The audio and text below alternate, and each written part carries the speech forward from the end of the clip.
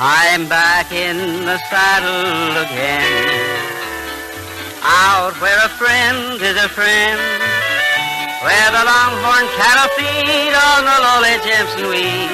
I'm back in the saddle again. That's right, folks. It's another visit with all the gang here at Melody Ranch. There's Pat Buttram, the Cass County Boys, the Gene Autry Blue Jeans, Carl Cotner's Melody Ranch Hardway 6, and yours truly, Charlie Lyon. Right now, though, meet the boss man himself, America's favorite cowboy, Gene Autry. I'm riding to Tennessee, Tennessee, because my true love just waits for me in Tennessee. I've saved up a bushel of kisses, saved up a mountain of love. Soon we'll be Mr. and Mrs., closer than a hand in a glove. I'm riding to Tennessee, because my true love just waits for me in Tennessee. I saved up a bushel of kisses, saved up a mountain of love. Soon we'll be Mr. and Mrs., closer than a hand in a glove. That's why I'm riding to Tennessee, because my true love just waits for me in Tennessee, in Tennessee. Well, greetings, friends and neighbors, and welcome again to Melody Ranch. Friends and neighbors, it's unlikely today that we give much thought to the development of cross-country travel. The slow and cumbersome pack trains gave way to the prairie schooner. Then came the smaller wagons, buggies, and the two-wheel gig. You know, when I was a very small boy, I can remember seeing the last version of the old prairie schooner with 5-inch tires, 8 wheels, not more than 40 inches high, pulled by 8 pairs of oxen, called log wagons. And you know, even in those days, all the new public roads seemed to be pointing westward. Covered wagon, roll me westward home. Covered wagon, o'er the plains we go. Dry and dreary, weak and weary, roll me westward home. Reeling, rocking, rolling, covered wagon, over the prairie we roll. Reeling, rocking, rolling, covered wagon, over the prairie to home. Covered wagon, roll me westward home. Covered wagon, o'er the plains we go. Dry and dreary, weak and weary, roll me westward home.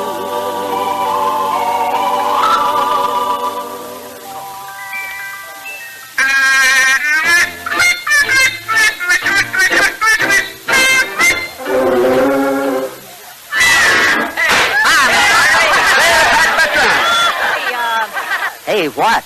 You ain't seen my old scout manual around any place, have you? Your old what? Scout manual. Don't tell me you didn't know I was once a aspirant scout. You were a Boy Scout? No, a Girl Scout. I had more experience than you think. Well, I might have known. What patrol were you in? Well, now, tell you, in my day, if a guy could howl like a wolf, he was put in the wolf patrol.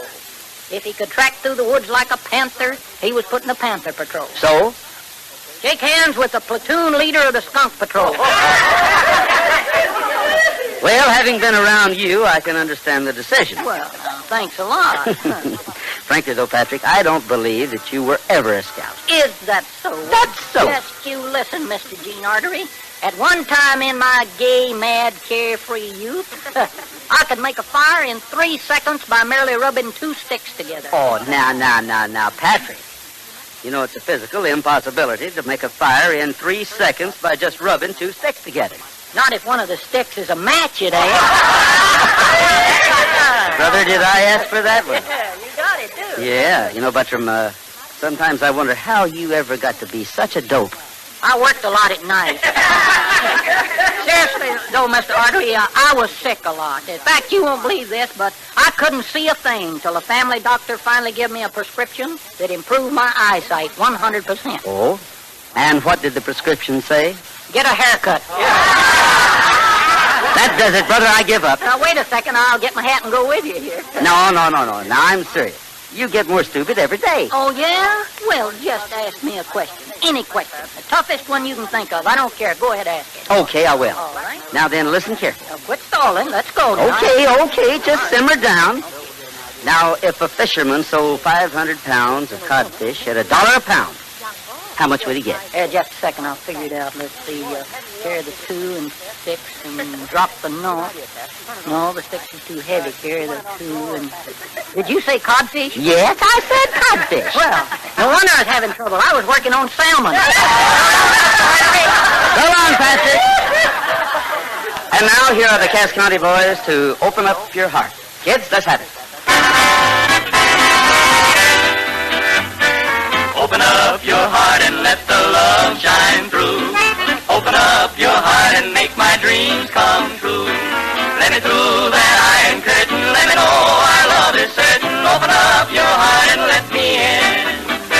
Baby, I've been mighty lonesome. Baby, I've been mighty blue.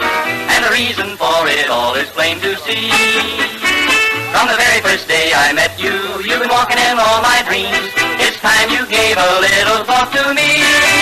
Why don't you open up your heart and let the love shine through? Open up your heart and make my dreams come true. Let me through that iron curtain. Let me know our love is certain. Open up your heart and let me in.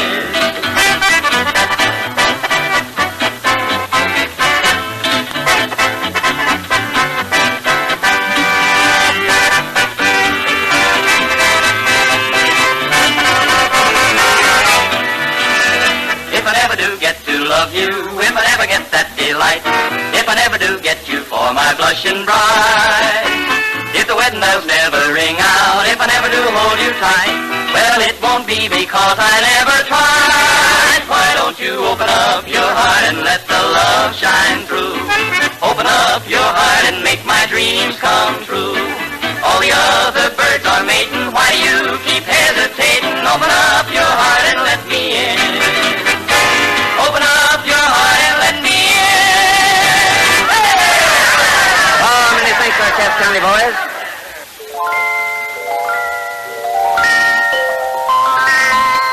I wonder what's become of Sally, that old gal of mine. The sun shines missing from our valley ever since the day Sally went away. No matter what she is, wherever she may be, if no one wants her now, please send her home to me. I'll always welcome back my Sally, that old gal of mine. No matter what she is, wherever she may be, if no one wants her now, please send her home to me. come back, my Sally, that old gal of mine.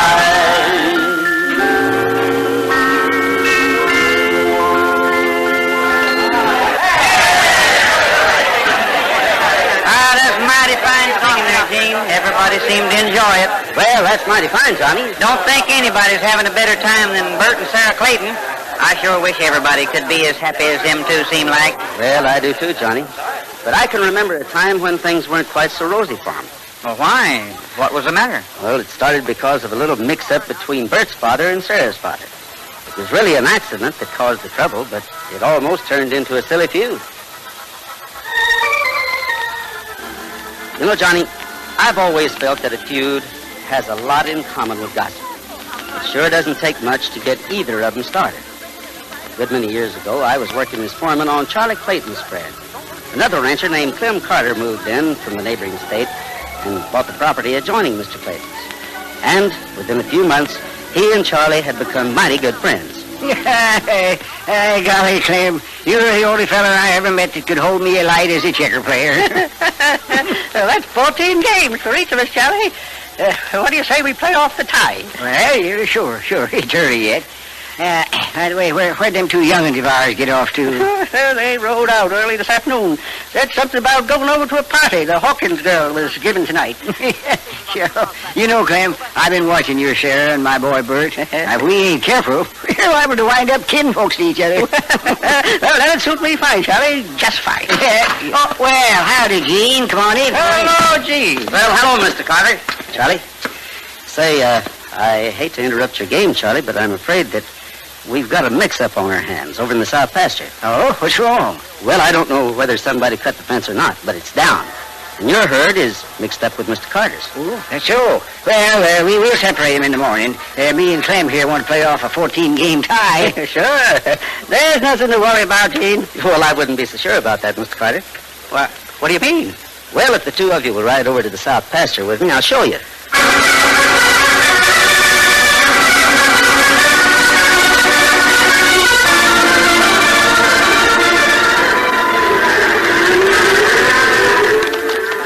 Well, there you are, fellas.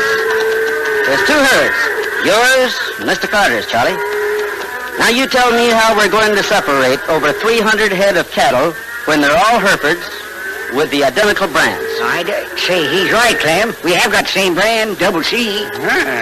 Well, I could always check my books. But offhand, I'd say I had around 130 head there. How about you, Charlie? Well, I figure I got an even 200. Okay, that takes care of the size of the herd. But how are you going to tell which is which? Easy, Gene. You take, for instance, them steers over there by the oak tree. I can tell you right off, they're mine. Oh, except them two scrawny ones, that is. Wait a minute. Well, I'd recognize them steers a mile away. The patterns are mine. No. Hold on, Charlie. It's all right to joke. Yeah, well, who was joking? Why, only yesterday, me and my boys was commenting how much fatter my herd was than yours. Fair. Yeah. Why, you ain't got a head on your whole place. That'll measure up to any of mine, and you know it. Why, you see it, you old skin flint. What'd you say? You old skin flint. Say it again. I will, you old skin flint. I just decided my herd was rustled in the first place. You accusing me of cutting that there fence, Clayton? I wouldn't put it past you. No, now wait just a minute here. Now wait a minute. Hold on, you two.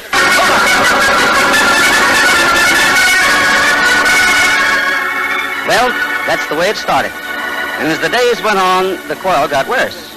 Not only did Charlie and Clem stop speaking to one another, but Charlie ordered his son, Bert, to stop seeing Sarah. And Clem ordered Sarah to stay away from Bert.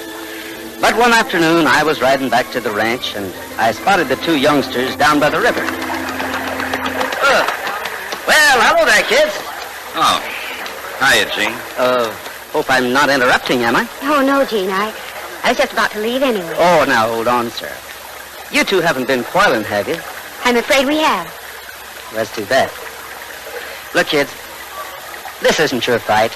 We know that, Gene. We've been trying to stay out of it, but, well, it's kind of hard not to take sides. Sure. I could understand that. After all, my dad isn't entirely to blame. And neither is mine. Nor is he as stubborn. Sarah, I didn't say he was any more stubborn than Please, my dad. Bert. I'd rather not talk about it anymore. I think I'll ride back to the ranch now. Well, I'll go a ways with you. No, don't bother. I'd rather go back alone. Bye, Gene. Bye.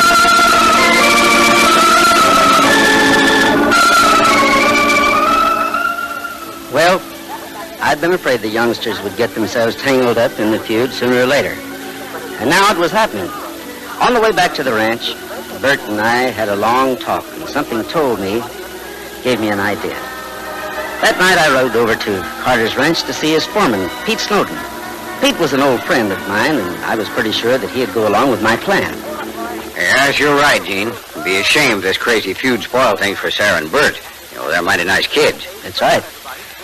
Well, you think you can talk Carter into falling for our scheme? Well, you just leave it to me. I've been with Clem for a long time, and he usually listens when I got some advice to hand out. Good. And be sure you let Sarah know what we're up to. Well, I'll go on back to the ranch and have a talk with Charlie.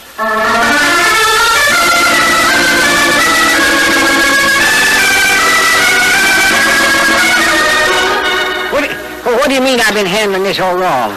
You've told Bert a dozen times to stay away from the Carter girl. But it hasn't done much good, has it? Well, no, it ain't. Mm-hmm. Well, I figured things would work out by themselves if you tried a different approach, Charlie. Like what? Well, you've been aiming to give Bert a herd of his own, haven't you? Yeah, that's right. Then why not give him the one in the south pasture? The one that's all mixed up with Carter's. What good would that do? Well, the youngsters are trying not to take sides in this feud. But if you were to give your part of the herd to Bert... I see what you're driving at, Gene. Yes, it'd be his fight against Carter. And you can bet my Bert wouldn't let that rustling old skinflint put anything over on him either. Well, he'd be mighty proud of owning a herd like that. Well, sure he would. Now, come on, Gene. Let's go find the boy and tell him.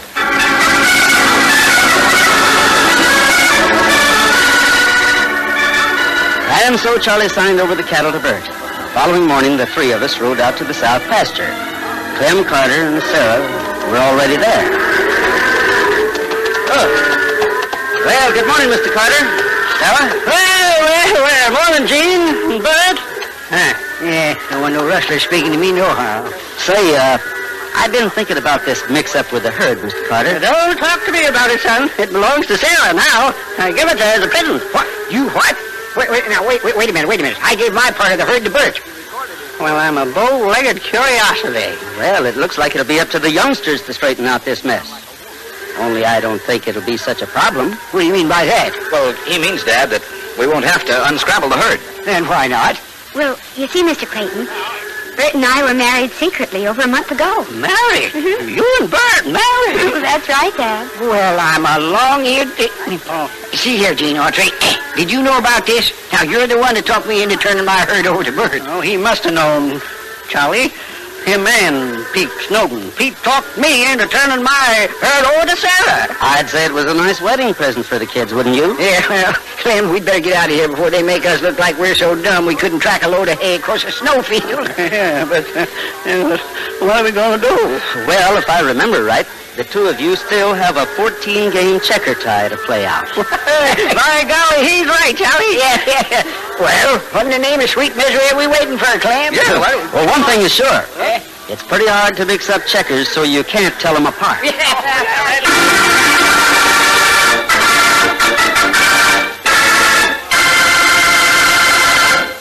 Folks, we've come again to the time you've all been waiting for. Cowboy Classic time. What more could we all want than a home in the West and let the rest of the world go by? With someone like you, a pal good and true, I'd like to leave it all behind and go and find some place that's known to God alone. Just a spot to call our own. We'll find a peace where joys never cease. Out there beneath the kindly skies, we'll build a sweet little nest somewhere in the West and let the rest of the world go by. With someone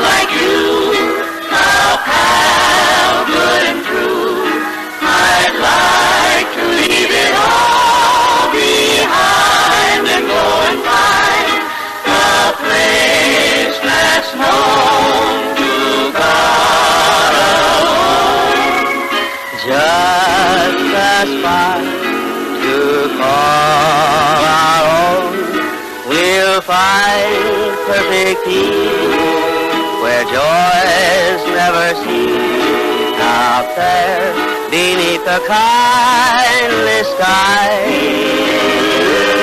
We'll build a sweet little nest somewhere in the west, and let the rest of the world go by.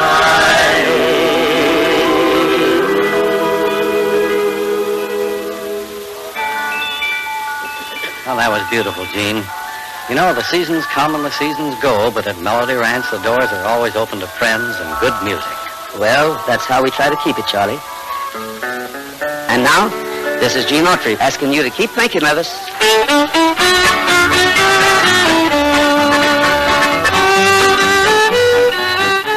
Next week at this same time, Gene Autry and all the gang from Melody Ranch will be heard over these same stations. This is Charlie Lyon inviting you to be tuned our way. This is the United States Armed Forces Radio and Television Service.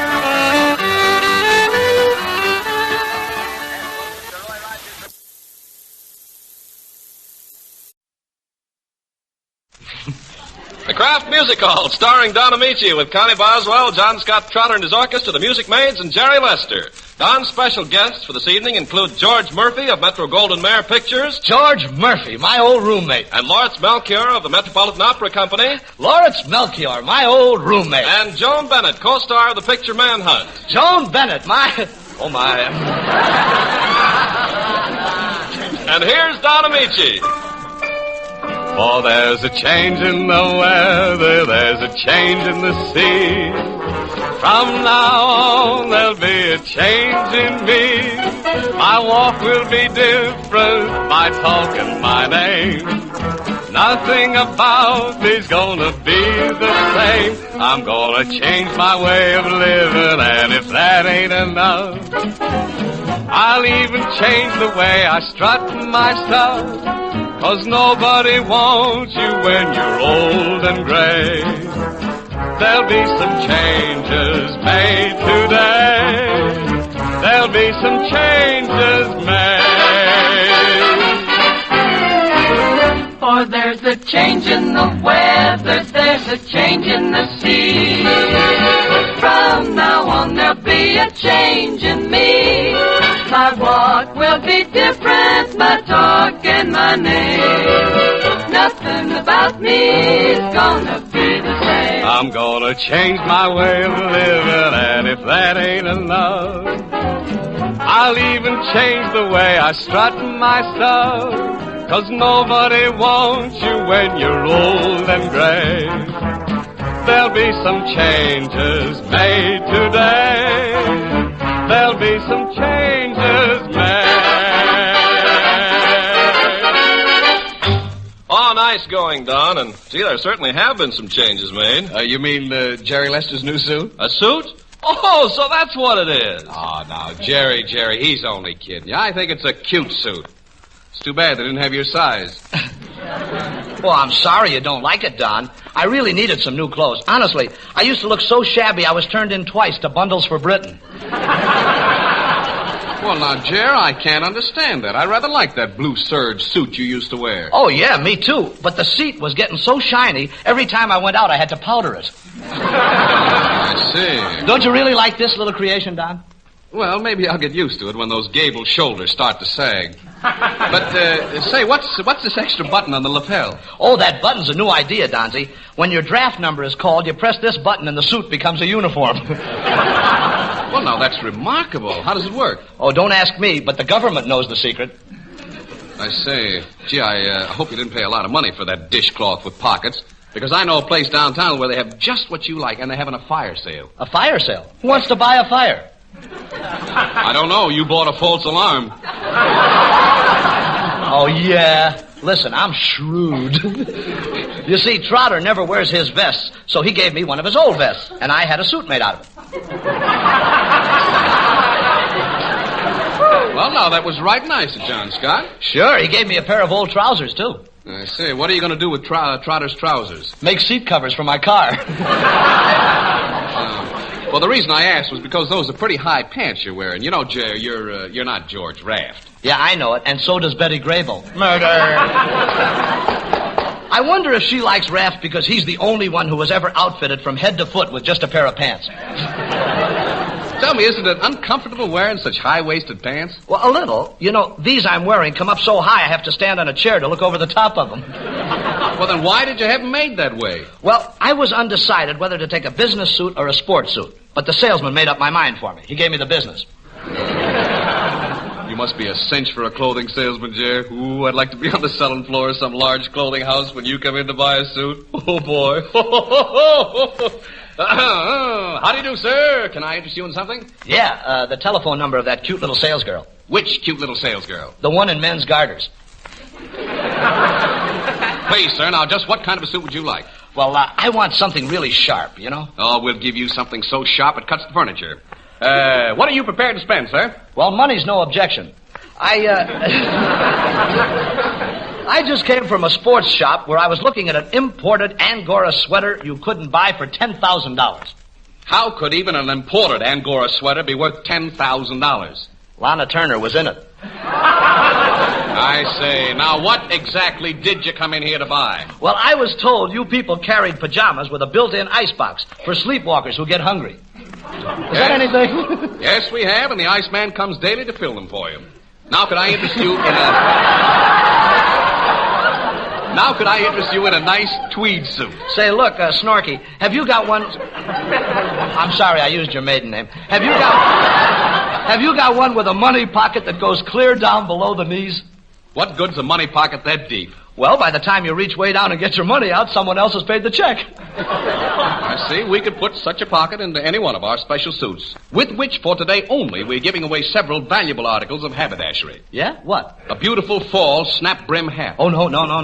No snap-brim hat for me. Why not? I had to get rid of my last one. It snapped to 3 people. Well, then, we'd be glad to let you try on one of our new shirts, if your neck is clean. Oh, gee, I'd love to, really. It might be fun trying on a shirt without taking out the pins. Well, if you're anything like I am, when you're putting on a new shirt, you generally miss a few pins. Yeah, that's what makes it so exciting. You never know where it's going to strike. Now, tell me, are you going to buy a suit or aren't you? Got anything cheap? Now, listen, Bud. Doesn't pay to buy cheap clothes. You know as well as I do. You wear a cheap pair of pants in the rain and you come home in a pair of breeches. You're right. And speaking of breeches, I once wore a pair of cheap riding breeches in the rain, and when they shrunk, they nearly choked the horse. Must have had a kind of a tough job getting you off that horse. Tough? They had to drive the horse from under me with a croquet mallet. Now, listen, Bob, I've spent enough time on you. Just what kind of a suit do you want? Well, sir, I want a fiddle and flute, that's the suit, that's sharp as a tack, neat as a pin, bright as a button, and hot as a $2 pistol. I wouldn't know where to get such a suit. Well, then follow me if you can, and I'll take you right to the spot, bub.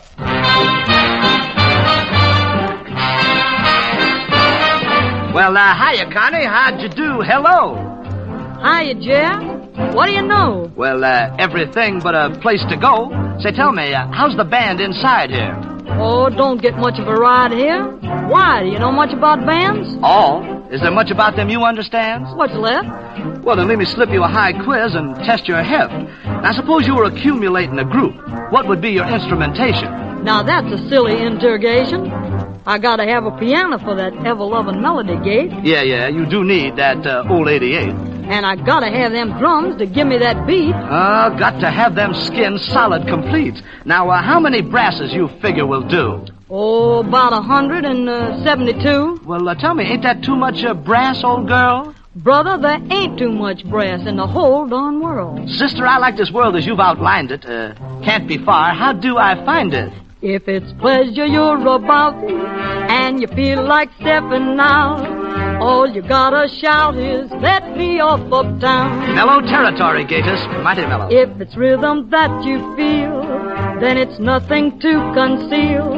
All you gotta spiel is, let me off uptown. Oh, shoot the A-train to me, Mama. Rib joint. With that barbecue sauce? Juke joint. Well, Mr. Crosby's the boss. Hep joint. Well, of course. Where could a fella go to top it? Nowhere. Where you wanna pitch a ball, and you can't afford a hall. All you gotta call is, let me off uptown. Oh, grease the rails and send me sliding. when it's pleasure I'm about. And I feel like stepping out. What did you say I got to shout? Let me off uptown. That's it, that's what I meant. Now then, when it's rhythm that I feel, and that's the thing that I can't conceal. What did you say I got to spiel? Let me off uptown. Tell me up there, have they got any of those rib joints? Oh, hot groceries. They got any of those juke joints? Well, they play my records. Solid, they got any hip joints? Hip and happy. Well, then tell me, where could a fella go to top it? Stop it. Oh, no, you can't stop now. I'm sailing. I'm flying and I'm ready. There's just one thing. Have you got a nickel for the ever-loving subway trip uptown? Have I got a nickel? Brother, I not only got one nickel, I got 2 nickels.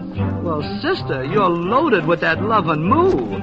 Let's go. Let's ride. Really, let's go and let's ride. Conductor, let us off town. Ah, that is swell, swell. And let me tell you this, whether they let you out uptown or downtown, in town or out of town, wherever you are, wherever you go, here's something you ought to know. When thrifty homemakers shop at the grocery store, they consider food value as well as price. On both of these scores, the 2-pound Velveeta loaf is a real buy. It's a money saver, and that golden loaf is chock full of important food values. For this delicious cheese food is rich in milk calcium, milk phosphorus, milk protein. It's an excellent food source of vitamins A and G. It's pasteurized and digestible as milk itself. Right here, homemakers, is your cue for nutritious, economical main dishes with a wonderful cheese goodness. Plan a meal around a Velveeta rarebit, smooth and gold and tempting. Make glorious cheese sauces the easy way with Velveeta, and serve them on eggs, seafood, and vegetables. Have a swell macaroni and Velveeta casserole. You'll be delighted to find how this cheese food can help the budget. And with the 2-pound Velveeta loaf on hand, you'll have plenty for snacks and sandwiches, too. So order this thrifty loaf tomorrow. Kraft's tempting, nutritious cheese food, Velveeta.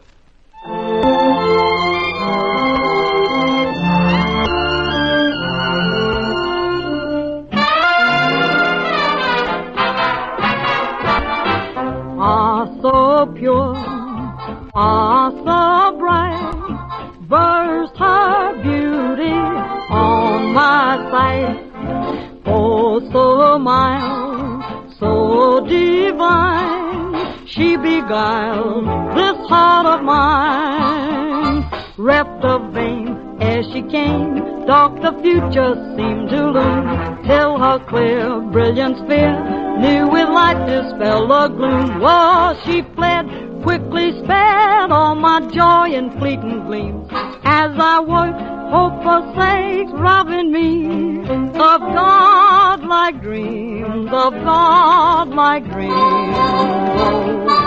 Oh, so pure, so bright, burst her beauty on my sight. Oh, so mild, so divine, she beguiled this heart of mine. Martha, Martha, Martha, Martha, Martha, Martha, Martha, Martha. Canst thou leave me thus forsaken? Come and share thy boon with me. Share thy boon with me, yeah, with me. So pure, so bright, burst her beauty on my sight. Oh, so mild, so divine, she beguiled this heart of mine. Martha, Martha, thou hast taken every bliss away with thee. Canst thou leave me thus forsaken? Come and share thy boon with me. Share thy boon with me, yeah, with me.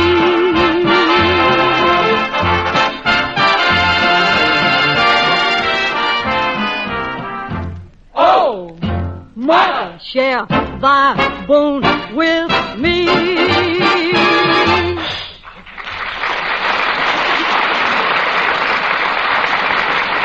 Oh, that is really, really grand, Connie. That is wonderful. The way you handled that aria from the opera, Martha, had George Murphy tapping his feet. Yeah, and I bet we had our friend Lawrence Melchior tapping his head. Oh, now, don't worry about Lawrence Melchior, Connie. He's on our team.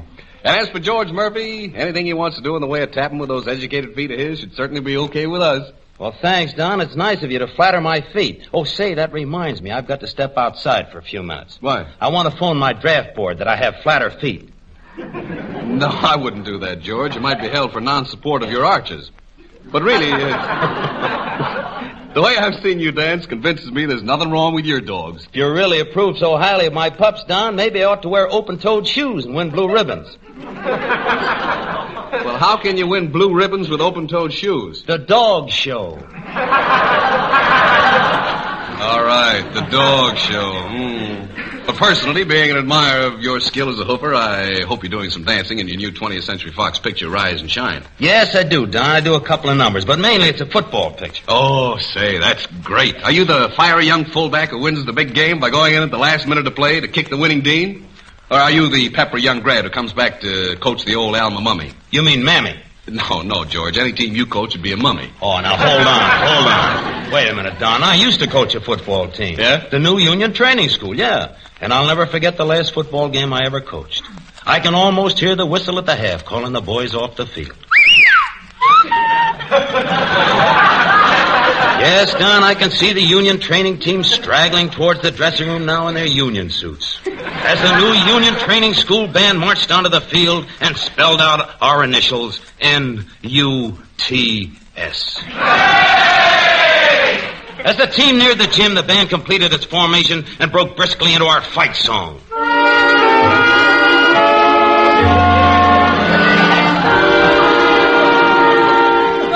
Yes, the boys were tired that day. They were very tired. They threw themselves exhausted on the concrete floor of the gymnasium. Hey, wait a minute. Somebody didn't sit down. Oh, yeah, it's okay. I let the team get its breath before I followed them in. I slammed the door. For a moment, they wouldn't face me. And I looked. Tears were in their eyes. Oh, gee, Coach. On that last play, they ran in an onion for a ball. Yeah, and their line kept shaking us off. They were using a conga line defense. No need for excuses, men. You played a great game. Right now, you look like the greatest football club in the Poison Ivy League. You played the first half great. You hear me? Great. What if they have got us 85-0? We haven't had the ball yet. Now you, Captain Amici. That was a beautiful catch you made. A beauty. Sensational. I mean that one you got on our own 5-yard line. Too bad you dropped it, lad. But don't worry about that. I'm writing the rules committee to ask if next season they can't put handles on the ball. Oh, gee, Coach, the moon was in my eyes. Yeah, I know, lad, I know. That's the trouble with these night games. And let's time out next half, men. They'll have to call this game on account of daylight. You there, Lester. You. Yeah? That 70-yard pass of yours, one of the finest things I've ever seen on a gridiron. Try it again next half, will you, Bub? Yeah. Only this time, do me a favor. Throw it to one of our men. And Trotter, lad, tough you didn't score and you picked up that fumble. Nice run. Beautiful run. But next time, try running towards their goal. Oh, gee, Coach, we did as well as we could with one man short. What do you mean one man short? Who's short? Jerry Lester. Well, sure, the only reason he's on the team is because he's short. Whenever anyone tries to tackle him low, they fly right over his head. I don't like the game. My folks make me play it because they think football is intellectual. Intellectual? Why? It's played by so many college men. And besides, they think that training will get me a movie contract like Harmon and Kimbrough. Oh, fine. Harmon and Kimbrough. What kind of a picture team is that? Abbott and Costello with muscles. Oh, that's funny. Hold on there just a moment, Carpenter. Don't open your mouth like that during the game. You might swallow the ball. Why, sure. That's the hidden ball play. My pop invented one. He used to play for Bale. Bale? You mean Yale? No, I mean Bale. Pop was on the squad at Sing Sing. I see. Maybe you'd do better if the stripes were on you instead of on the field. Now then, Trotter, what was wrong with you, lad? Instead of making hash out of their line, they're making hamburger out of you. I'm hungry, sir. So's the whole team. Why, you pinball players can't even remember the signals. Say, Coach, I got a friend who's a regular elephant at remembering signals, a bear at open field work, and a tiger on the defense. How is he on the offense? A skunk. That's done it, Lester. That's done it. You go to second squad. Captain Amici, maybe you'd like to explain to me why you didn't run with that ball when we had that chance to score. Well, you see, Coach, just as I got the pass from center, the ball sprung a leak and all the air started to escape from it. Ah, that's it, huh? So you just stood there and let the breeze cool you off as the air escaped from the ball. Yeah, and I was left, holding the bag. Mm-hmm. That wasn't tough enough. The umpire penalized us 15 yards for hissing. Now let's get together next half, men. Let's get in there and fight. Use the plays I've taught you. Do the things I've told you to do because, well, why do you think the old school pays me good money? Why do you think they got me to coach you? Why do you think I'm here? What good am I? Don't answer that. All right, gang. Let's get together now for dear old New Union Training School. Hep, hep. On the field we never yield. We're the team with all the steam. We are striving very hard, so we'll reach our goal in the oatmeal bowl. Fight, fight, fight, fight, fight like a fool for good old New Union Training School. N-U-T-S, N-U-T-S, N-U-T-S, N-U-T-S, N-U-T-S.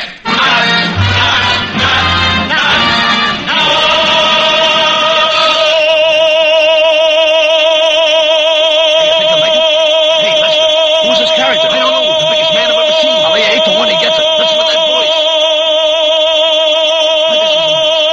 I never would believe it unless I saw it. Hey, hey. Hold it, Captain Amici. That man could have scored 4 times while he held that note. Who is he? That's Lawrence Melchior, the world's #1 heroic Wagnerian tenor. We got him off the Metropolitan Opera stage. Just in time, too. I understand it was ready to collapse. Is this one of the quiz kits? So you're Lawrence Melchior, eh? You're quite a robust kid. Where did that say with a bill like that we could fill up that hole at center? Are you kidding? He could fill up the hole at center and have a backfield left over. How much do you weigh, Melchior? 260 pounds. That's done it. Let the squad go. We've got a new team. What do you usually play, Mel? Oh, I played Sigmund, Siegfried, Lohengrin, Parsifal, Tannhäuser. Uh-huh. Been mixed up with that Notre Dame crowd, huh? Easy, Murph. That's the lineup Lawrence Melchior sings at the Metropolitan Opera House. But if I'm not mistaken, Lawrence, you forgot to mention Tristan. I'll bet he had him ringing in Tristan. Now then, Lawrence, I heard Don call you a heroic tenor. Just what's the technical difference between a heroic tenor and Kenny Baker? I think being on the air every week with Fred Allen makes Kenny Baker heroic. But technically, most tenors have light voices, so the accompaniment has to be light.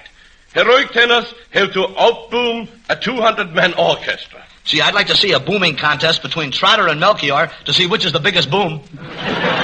Well, that's what you'll hear as John Scott and the orchestra accompany Lawrence Melchior singing the beautiful Norwegian song, Jeg elsker deg, by Grieg. It's a love song. Yes, it is a love song, but not a hot one. And may I add, the lyrics is by a fellow Dane, dear to all our hearts, Hans Christian Andersen, you know, with the fairy tales.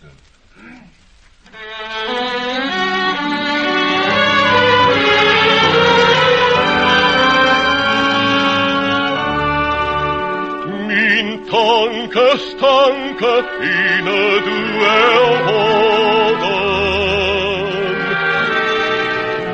Du mitt hjertes første kjærlighet.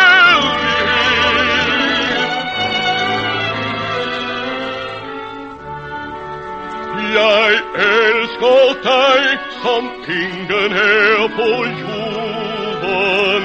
Jeg elsker deg, jeg elsker deg, jeg elsker deg i tid og evighet. Jeg elsker deg i tid og evighet.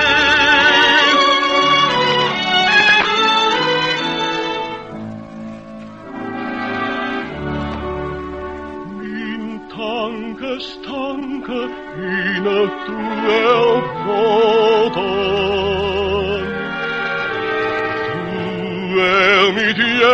das höchste Königin.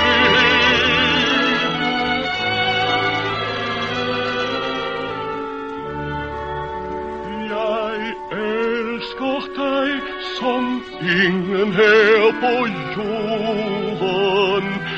Jag älskar dig, jag älskar dig, jag älskar dig i tid och evighet. Jag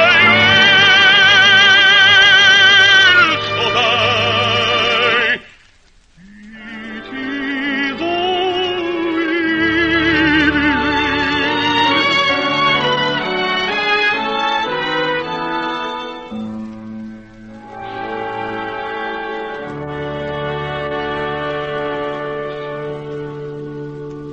That is magnificent, Lawrence.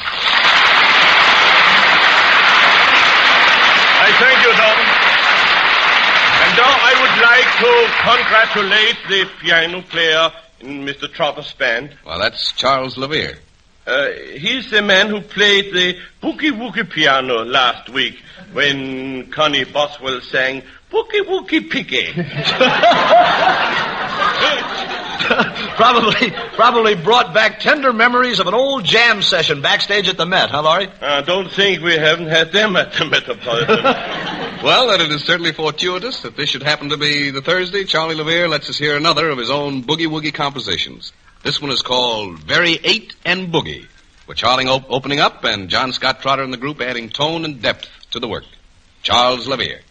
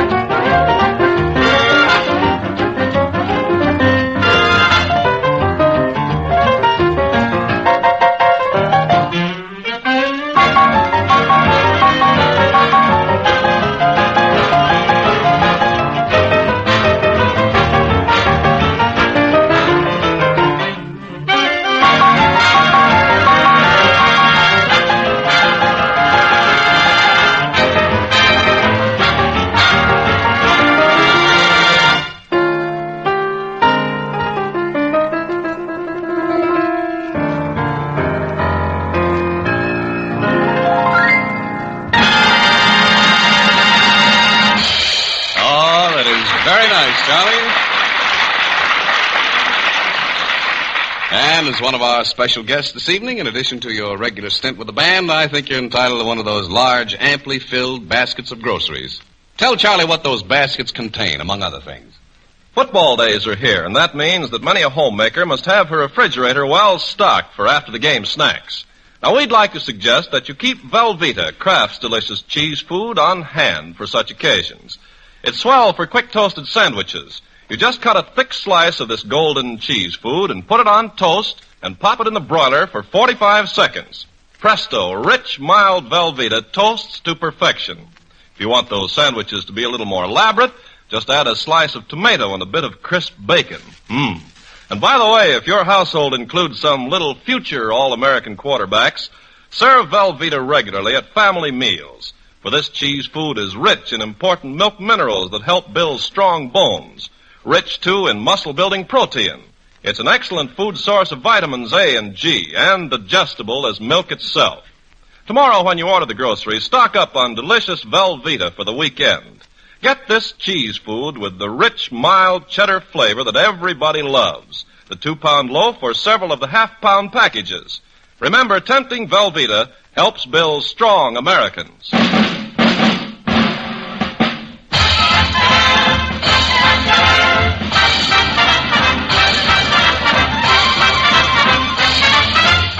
Say, Professor Amici, would you be interested in putting a few paltry pennies into a poultry farm? Why should I put money in a poultry farm? As long as you're around, it doesn't cost me a cent to hear a cluck. Yeah. But Dr. Crosby was always interested in my proposition. Well, then talk to Dr. Crosby about it. He'll be back here in the hall next Thursday. Well, I most certainly will talk to Dr. Crosby next Thursday. But in the meantime, you wouldn't want him to outsmart you, would you, Professor Amici? I mean, well, now just think, what part of a chicken do you prefer? The wing. There you are, the wing. So, naturally, at your house, every time chicken is served, what part do they give you? The neck. As I thought, I come from a large family, too. But the reason you'll be particularly interested in this poultry farm is that we're breeding chickens with 3 wings. Oh, 3 wings? That's right. Why, that's preposterous. Where would the 3rd wing be? Well, if you're lucky, it'll be on your plate. No, I mean on the chicken. I just simply can't imagine 3 wings. You can't? Really? Well, get this. Here they are, 3 wings.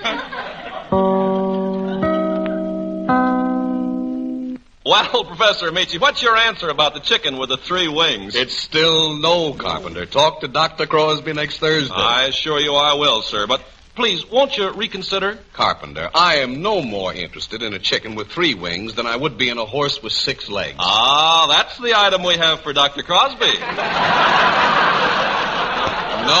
No, Carpenter, please don't tell me you also breed horses with 6 legs. Why, sure, every one of our horses has 6 legs. Oh, that's impossible. Oh, yes? Well, now get this. Now, there's nothing surprising about a horse with 2 hind legs, is there? No. And it's perfectly usual for a horse to have 4 legs. Of course. Well, 2 hind legs plus 4 legs makes 6 legs. I'll see you later. Make it so late I can't wait, will you, Carpenter? I have all I can do to keep me occupied with Kraft Music Hall matters involving important people like Joan Bennett, George Murphy, Lauritz Melchior, Jerry Lester, John Scott Trotter and his orchestra, and Connie Boswell. In fact, here's Connie now. Shall we get out there in the rain, Connie? I got my boots on, Don.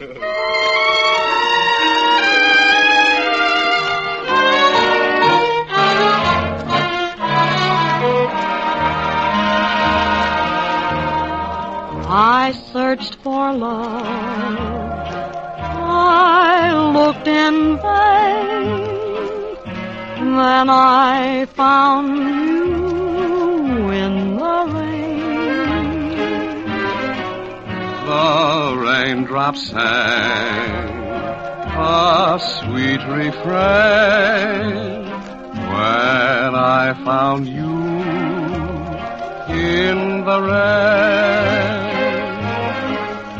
I stood nearby with anxious eye. The raindrop drenched me through and through.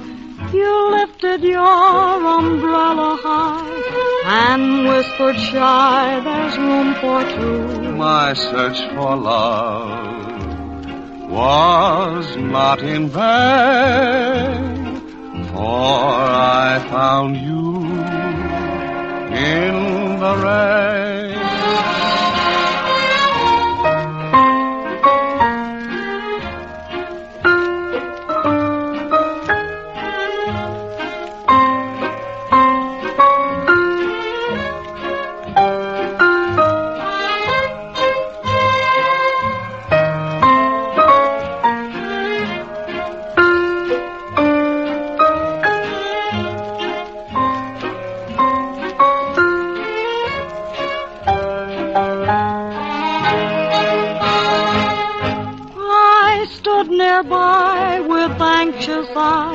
The rain had drenched me through and through.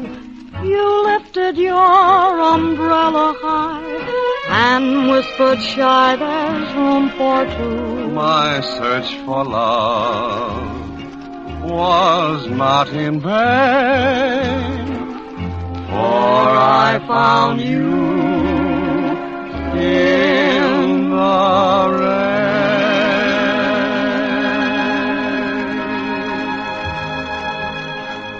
That was swell, Connie. In fact, I might even put it the same way the movie critics did in commenting on Joan Bennett's performance in Manhunt. That would be, to coin a phrase, excellent. And if you missed Joan's fine work in Manhunt, you may see her soon in Twin Beds. That is the picture. And even sooner in the 20th Century Fox release, Confirm or Deny. We had a lot of fun making Confirm or Deny, didn't we, Joan?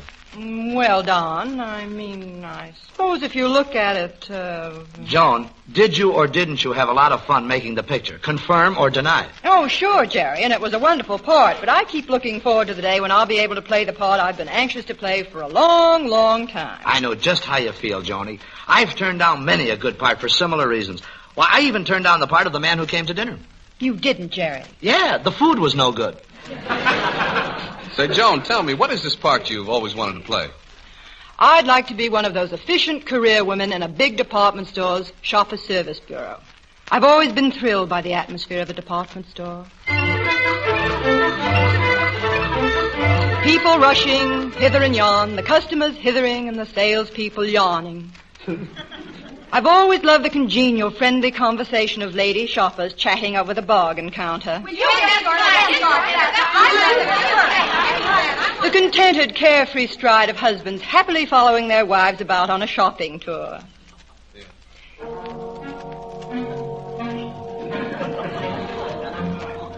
The approving comment of the men shoppers watching attractive salesgirls display their merchandise.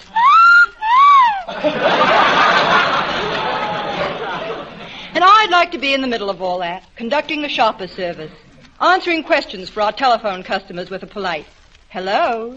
Yes, this is the shopping service. No, madam, we haven't had any for a long time. Goodbye. Miss Bennett, as manager of the store, I'd like to know just what kind of salesmanship you call that. Did I just overhear you say to one of our customers, we haven't had any for a long time? You did, Mr. Amici. Miss Bennett, we have everything in this store. Everything. And what we haven't got in the store, we've got in our warehouse. Do you understand? I understand, Mr. Amici. Now, just what was it you told the customer we haven't had for a long time? Snow. I'll order some, right? Miss Bennett, please don't irk me. I'm here to see that everything goes all right in this department. Oh, you'd be surprised how well everything is going. And if the store detective doesn't catch that shoplifter pretty soon, everything will be gone. The store detective happens to be very efficient, Miss Bennett. Only yesterday he caught the biggest department store crook in town. Really? Who was it? The guy that owns this store. And by the way, have you seen the cashier? No, he's gone to the races. The cashier has gone to the races during business hours? He said it was his last chance to make the books balance. Here comes a shopper, Miss Bennett. Please see that he gets every attention. Good afternoon, sir. What can I do for you? I'm always having trouble getting fitted, ma'am. I was told you all carry large sizes. Do you all have anything ready-made that would fit me all? Oh, indeed. Second floor. Handkerchiefs and umbrellas. I thank you, ma'am. I have a complaint to make, miss. I bought these shoes here yesterday, and today I just had to bring them back. They're too narrow and too pointed. Oh, but they're wearing narrow-pointed shoes this season. Well, maybe, but I'm still wearing last season's feet. The foot comfort department is on the second floor. I'm sure they'll be glad to fix your feet so they fit the shoes. Pardon me. I've been saving my pennies for years and years. Did you ever see so many Indian pennies? I've got to be very careful how I spend these lovely Indian pennies. Ooh! Ow! I'm sorry, you'll have to stop pinching those pennies. Yeah, I will, if you'll suggest something I can buy for my girl. How would she like something in the way of a necklace? Oh, she'd like it all right, but who'd see it underneath her beard? Well, if you're in love with a bearded lady, how about a nice shaving set? Oh, I got her one last year. She's a doll. She eats the shaving cream. Maybe I better take care of my men friends first.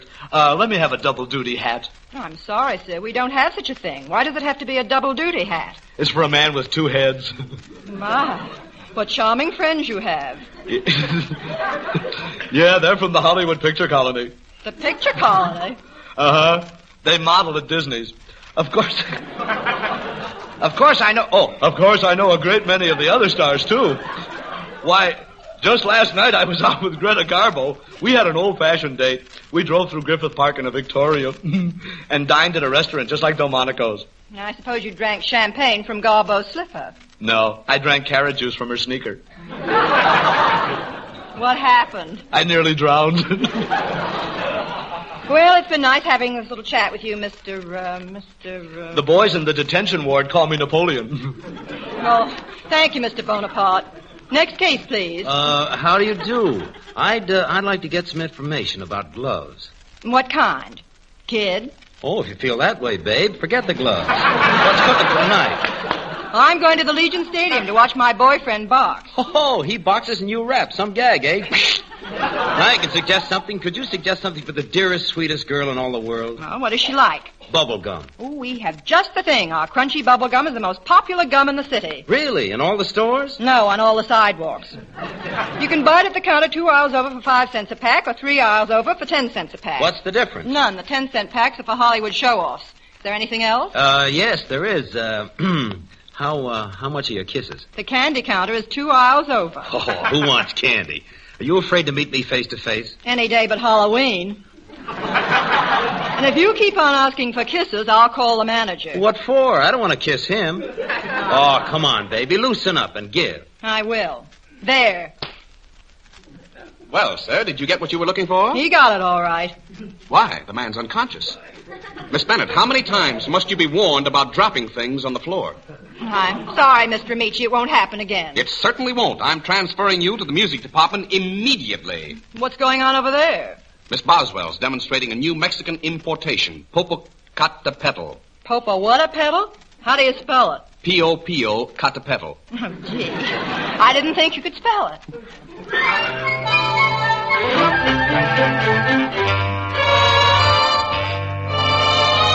Popocatépetl, mountain of flame. Popocatépetl, tell me her name. You and the moon watch discreetly. That night she whispered so sweetly, meet me. Popocatépetl, will she return? Popocatépetl, when will I learn? Am I left waiting as you were for her? Popocatépetl, sleeping flame of love. Popocatépetl, mountain of flame. Popocatépetl, tell me her name. You and the moon watched discreetly.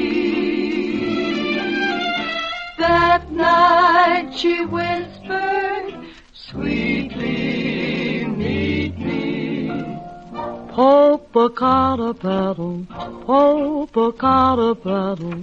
will she return? Will she return?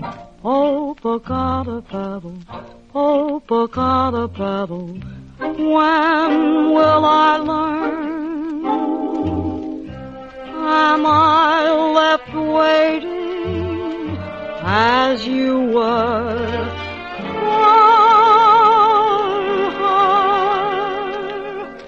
Popocatépetl, sleeping flame of love.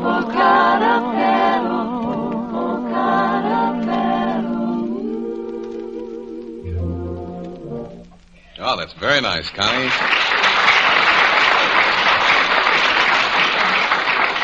Popocatépetl from the volcano of the same name. That's right, Don. Down in Mexico. Ever been there? No, but I wouldn't be surprised if our friend Lawrence Melchior, the Metropolitan Opera, had been down there on a hunting trip. You're still making those hunting trips, aren't you, Lawrence? Oh, every chance I get, Don.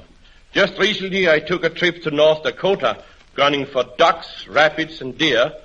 I brought along all my equipment. and half a dozen ducks. Well, did you shoot anything? Oh, yes, 2 ducks. You're going to have a hard time convincing us of that, Lawrence. According to the magazine Time, you like to go up to New Brunswick to shoot bear. Shoot bear? Oh, no, not in New Brunswick. It's too cold to shoot bear there. No fooling, Lawrence. You did get a bear, didn't you? Oh, yes, I had it dressed and smoked and brought the meat back to my New York apartment. But I'm afraid the desk clerk didn't like it. Then why didn't you let him eat something else?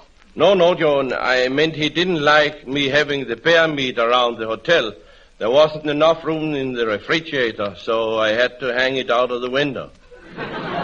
Fine place to stash the hash. Bringing home things like bear meat must be rather surprising to your wife. No, the things I do never surprise my wife. And the things she does never surprise me. Not after the way I first met her. I suppose the way all of us first met the woman we married seems kind of surprising when we look back on it. Oh, I don't know about you, Don, but my wife dropped into my garden in a parachute. I thought the stork had a monopoly on that kind of service. Imagine getting a wife by parachute. Oh, of course it wasn't her idea, Jerry. She was making a movie. Well, they make thousands of movies in my neighborhood, but nothing ever lands in my garden but the ashes from my neighbor's incinerator. Well, why don't you ask Lawrence what kind of bait he uses, Jerry? But not until after we hear him sing a song that is especially appropriate anytime he visits the old Kraft Music Hall. There Shall Be Music When You Come by Walter Bronson. Lawrence Melchior. There shall be music when you come. My lonely heart will rise to greet you. My eager soul will rush to meet you. There shall be laughter in the air. I cannot keep the secret longer. But you are mine, but you are mine. There shall be laughter, music, when you come.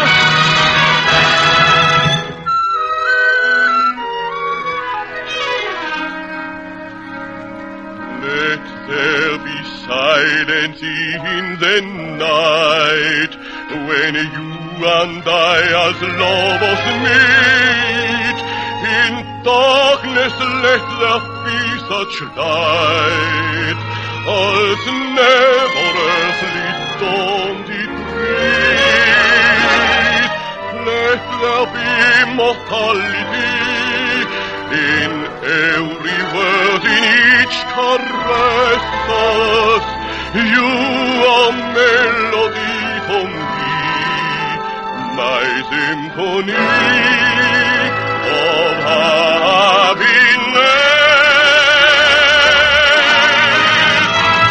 There shall be music when you come. I cannot keep the secret longer. You are mine, you are mine. There shall be laughter, music when you go.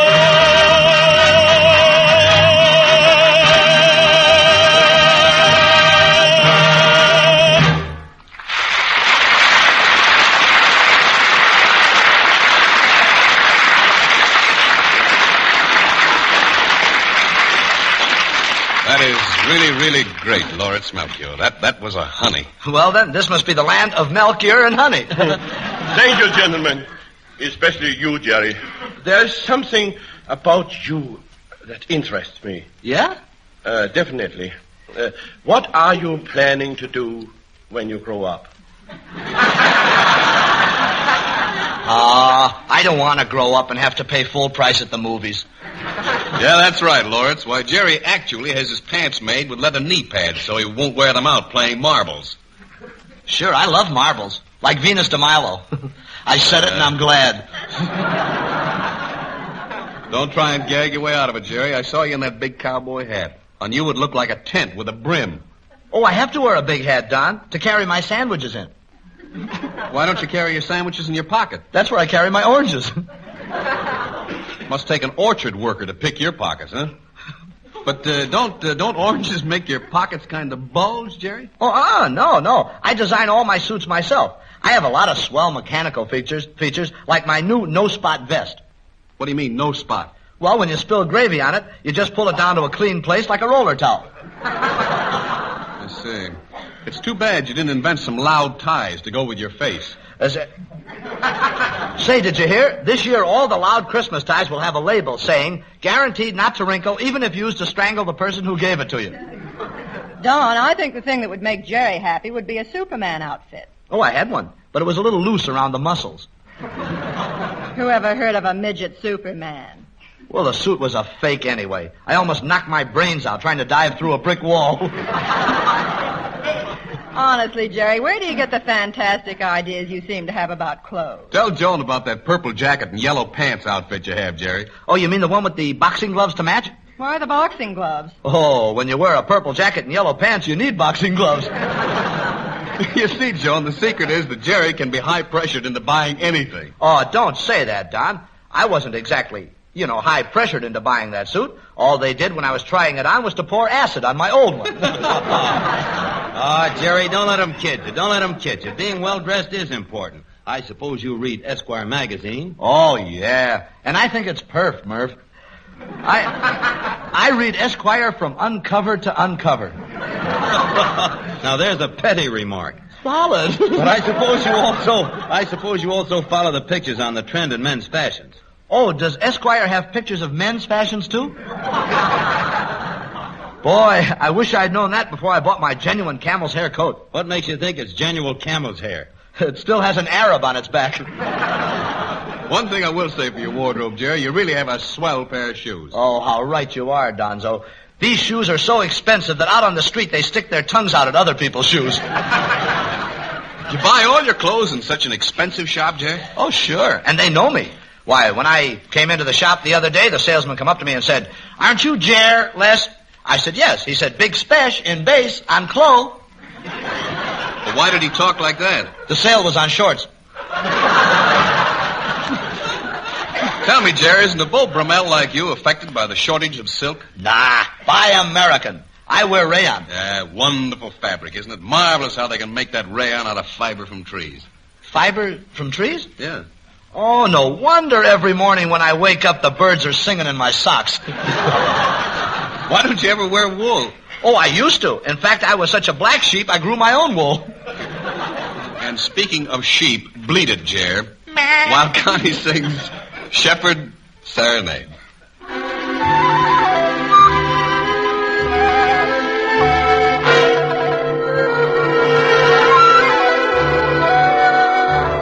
La-da-da-dum-da-dum, I heard a lonely shepherd playing. La-da-da-dum-da-dum, it was a haunting melody. La-da-da-dum-da-dum, I heard the music clearly saying. La-da-da-dum-da-dum, that he was happy as could be. He played and he played. The world was forgotten, like castles in air. My every care began to fade. La-da-da-dum-da-dum, if I would only play forever. La-da-da-dum-da-dum, his little shepherd serenade.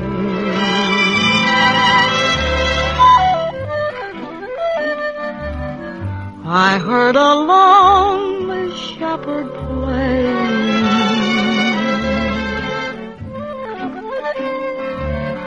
It was a haunting melody.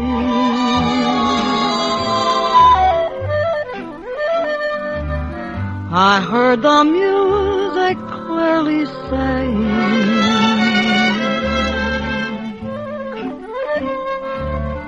that he was happy as could be. He played and he played. The world was forgotten like castles in air.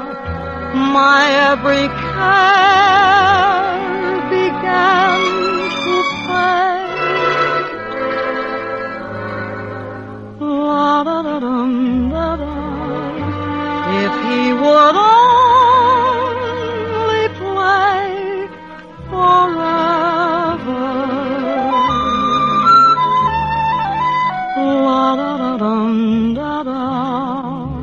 His little shepherd serenade.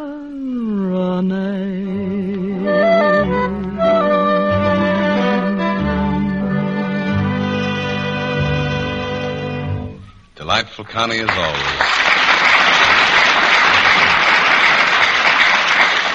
A very special kind of serenade. And here is something that is, in its own way, another type of serenade. Harvest time is time for lots of good vegetables, and here's a way to add extra zest to cauliflower, cabbage, string beans, spinach, grilled tomatoes, fried eggplant, and stuffed green peppers. Serve any of these fine fall vegetables with a rich golden cheese sauce made the easy way with Velveeta. You make the sauce like this. In the top of a double boiler, melt 1/2 pound of this famous cheese food from Kraft, and then stir in 1/3 cup of milk. Your cheese sauce is ready, rich, golden, and wonderfully nutritious. Now, of course, you can't be sure that just any cheese will do this double boiler trick. Depend on smooth melting Velveeta for a perfect sauce every time. Why not try that easy recipe for one of Friday's meals? Get Velveeta tomorrow, the 1/2 pound package, or the thrifty 2-pound loaf that gives you plenty for tempting snacks, too.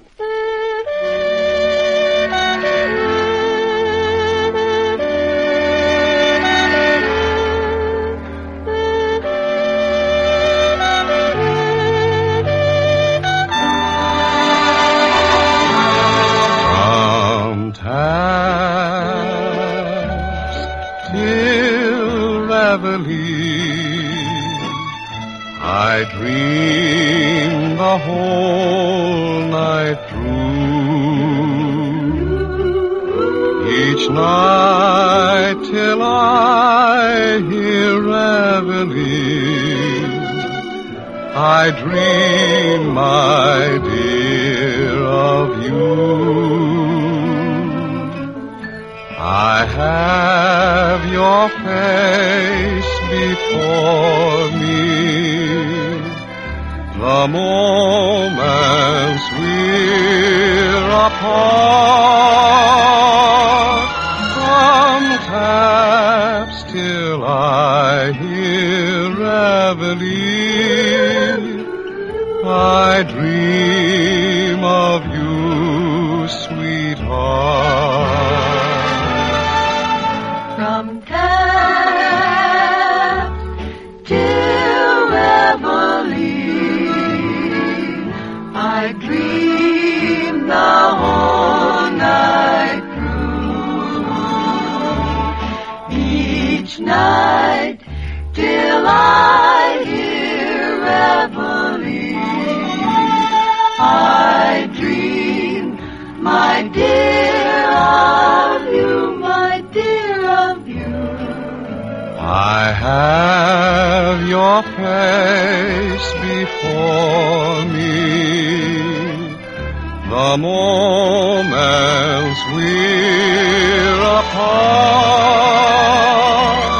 from taps till I hear reveille, I dream of you,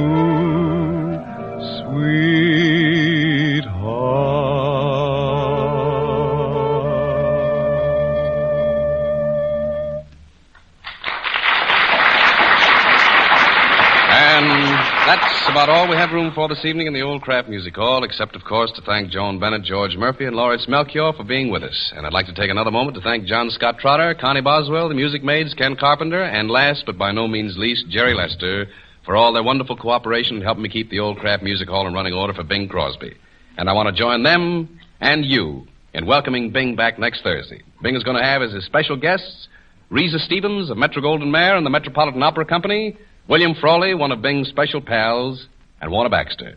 So, although Bing will be taking over the old Kraft Music Hall next Thursday, I'll be with you in spirit, as we must all be together in spirit, for these are times when, as Sophocles said, men of perverse opinion do not know the excellence of what is in their hands till someone dashes it from them. So let's not let anyone, anywhere, dash from us our ideal of one nation, indivisible with liberty and justice for all. Good night. The Kraft Music Hall comes to you from Hollywood's Radio City.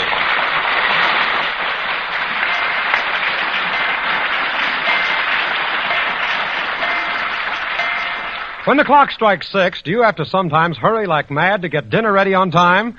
Well, what you need is a package of the product called Kraft Dinner, ready on your pantry shelf. With Kraft Dinner, you make delicious macaroni and cheese in just 7 minutes cooking time. Yes, ma'am, it's fluffy, tender macaroni, drenched in cheese goodness. Wonderful for luncheon, too, so be ready for hurry-up meals. Stock up tomorrow on Kraft Dinner. This is the Red Network of the National Broadcasting Company.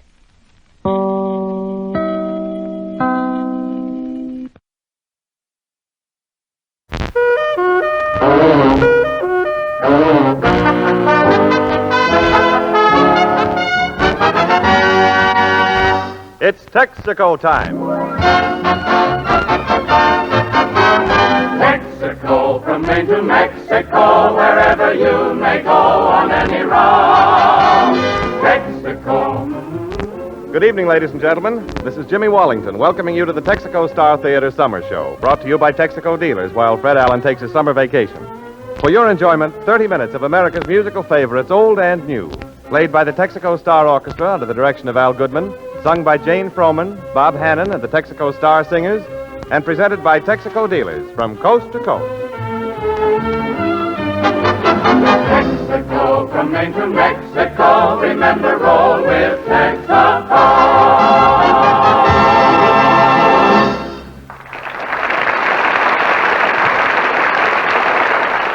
And as we roll with Texaco, here's a greeting to American fighting men around the world who will hear this show by shortwave.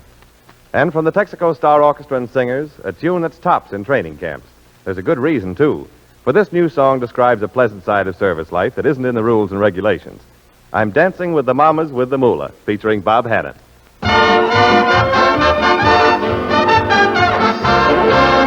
I'm dancing with the mamas with the moolah, moolah. Hip, hip, hooray for the army. Mickey McHugh from 3rd Avenue was put into Class 1A. The gang at Duffy's Tavern got a letter from him today. The army likes as he is okey-doke by me. Yous guys should see the gals that are building up my morale. I'm dancing with the mamas with the moolah. They must have drafted me into society. It took a uniform to show the dames my charms. You ought to see the babes I'm holding in my arms. There's Brenda and Cobina and Tallulah. They take me home for muffins and tea. I chauffeured for a guy for $30 a week.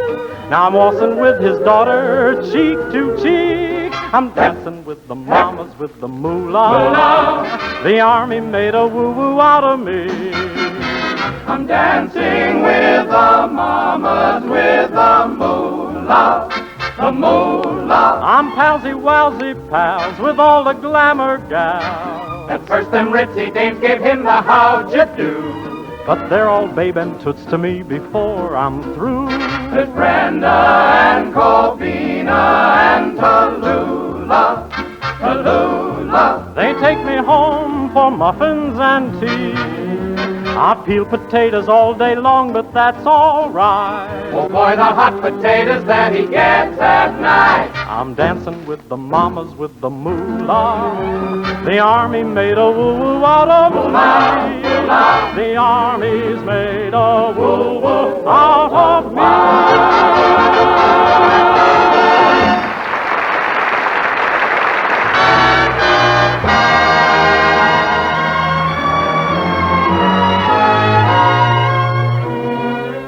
It's no military secret that we've lots of hot weather these days. But who cares about that when we've something as cool and refreshing as the voice of our Texaco singing star, Jane Froman? Watch the temperature in the Texaco Star Theater go down 20 degrees as Jane sings Stormy Weather. Jane Froman. Don't know why there's no sun up in the sky, stormy weather. Since my man and I ain't together, it's raining all the time.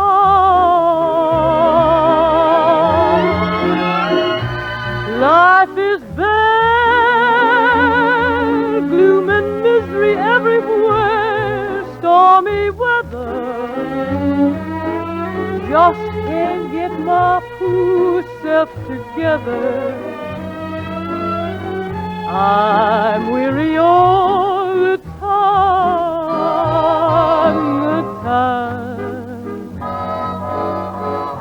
so weary all the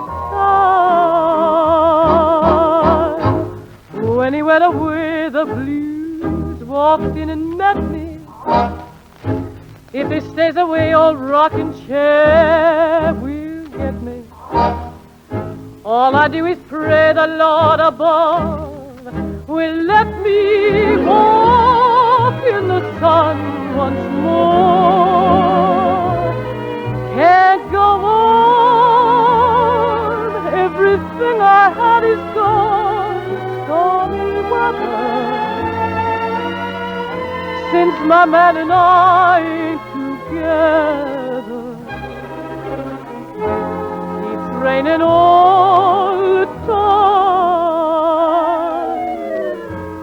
Keeps raining all the time.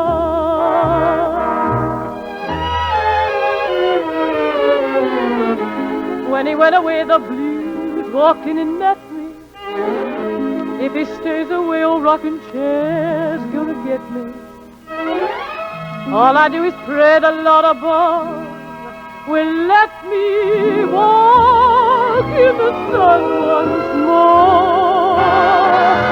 Life is bad, gloom and misery everywhere, stormy weather. Since my man and I ain't together, keeps raining all the time. Keeps raining all the time.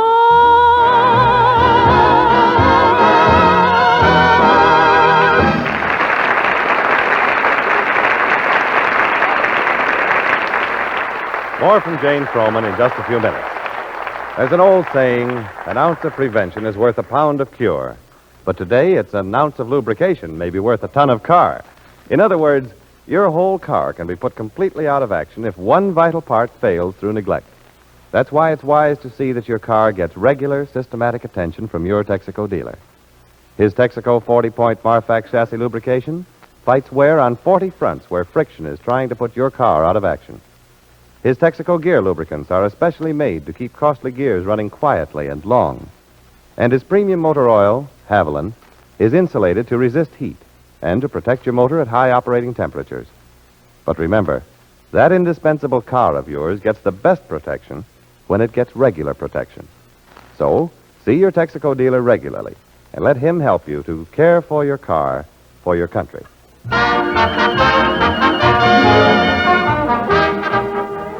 There's a charm in some of the simple melodies we learned as children that newer music never quite matches. Take, for example, Three Blind Mice, and see how charming it is in this new Al Goodman arrangement.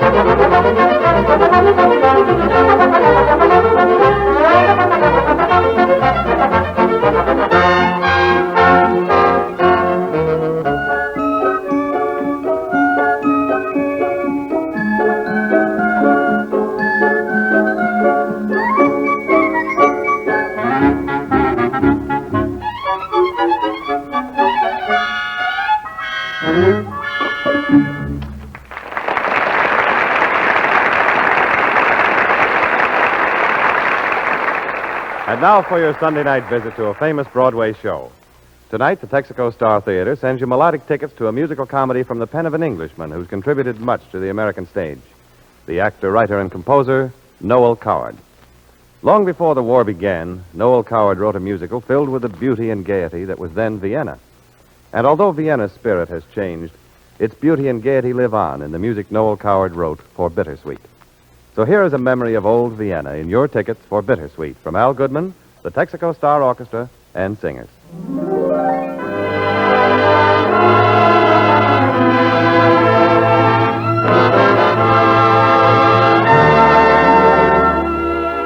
There's the sparkle of a vintage wine in this song, named for a famous wine of Hungary.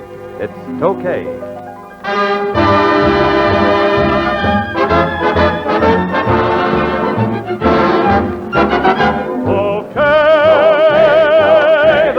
Sunshine of a summer day. Okay,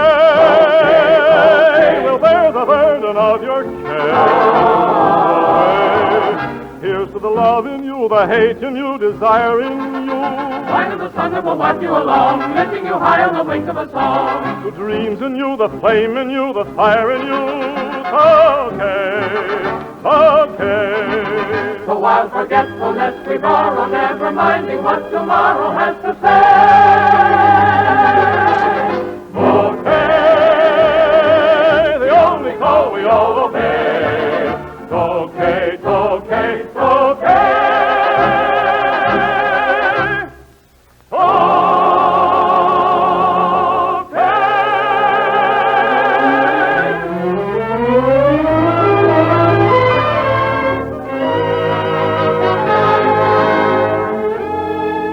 The gypsy tribes who roamed Austria and Hungary of old inspired this haunting melody from Bittersweet. Jane Froman sings Zigeuner. Play to me beneath a summer moon, Zigeuner, Zigeuner, Zigeuner. All I ask of life is just to listen to the songs that you sing. My spirit's like a bird on the wing, your melodies adoring. Sorry, 'cause me with some barbaric tune, Zigeuner, Zigeuner, Zigeuner.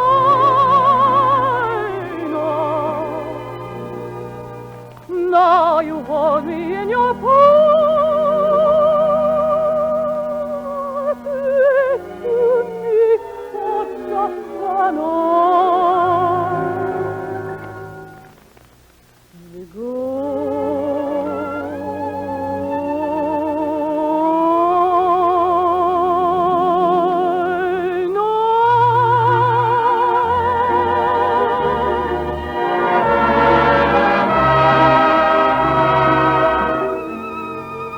A song whose title is the two words that can at times say more than many volumes. Kiss Me. Bob Haddon sings it for us. Kiss me before you go away. Miss me through every night and day. Though clouds are gray above you, you hear me say, I love you. Kiss me before you go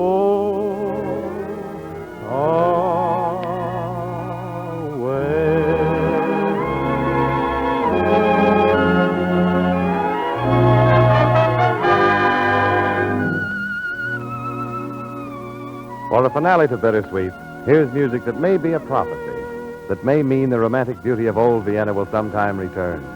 I'll see you again. I'll see you again whenever spring breaks through again. Time may lie heavy between, but what has been is past forget.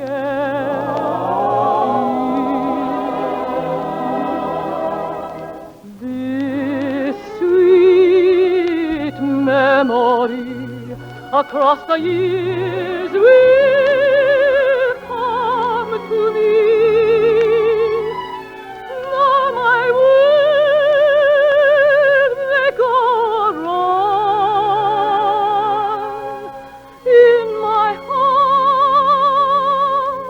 forever long, just the echo of a sigh.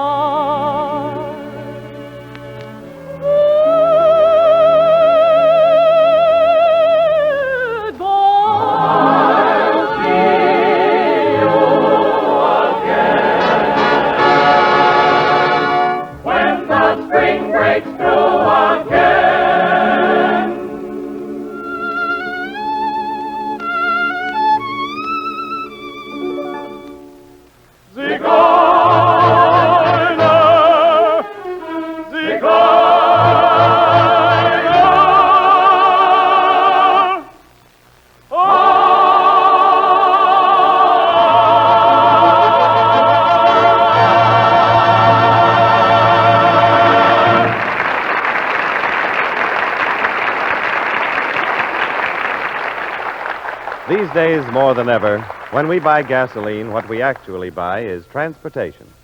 For gasoline represents essential miles to and from our jobs, the stores where we shop, and other places where we must travel on necessary business. Therefore, it's wise to make a Texaco dealer your personal car warden. His training, his experience, and his quality Texaco products can help you get the most transportation from every gallon of gasoline. In addition, his regular care of your tires, spark plugs, battery, and other items will keep your car running economically and keep it running longer. And now, when every mile counts, it's wiser than ever to use your Texaco dealer's high-quality gasoline Texaco Fire Chief, or Premium Texaco Sky Chief. So make a Texaco dealer your car warden and get every essential mile from every gallon.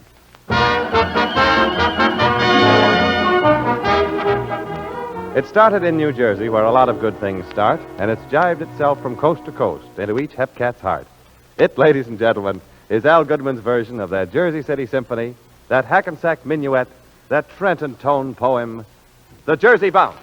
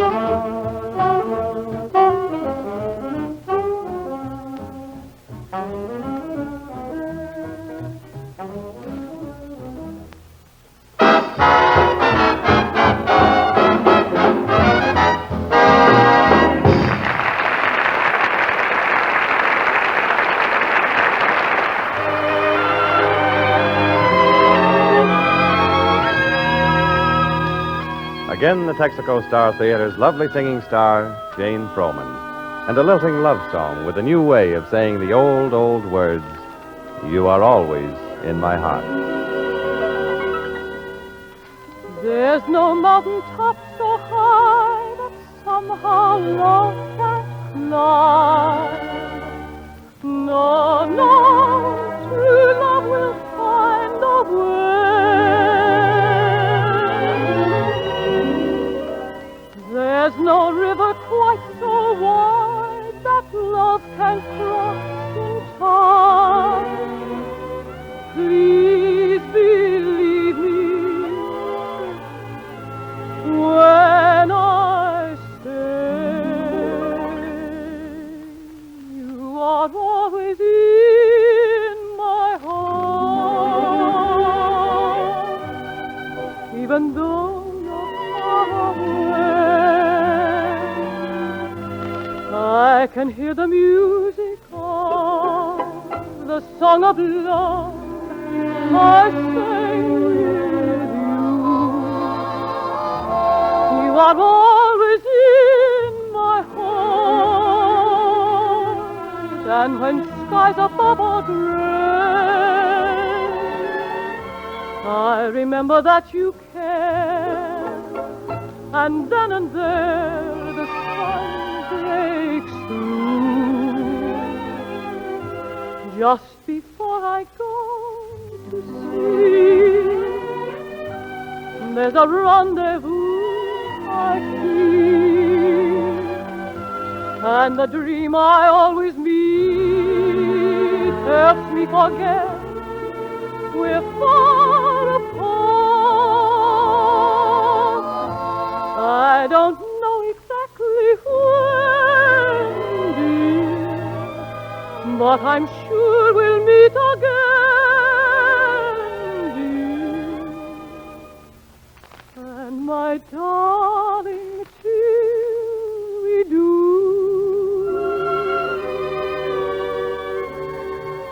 you are always in my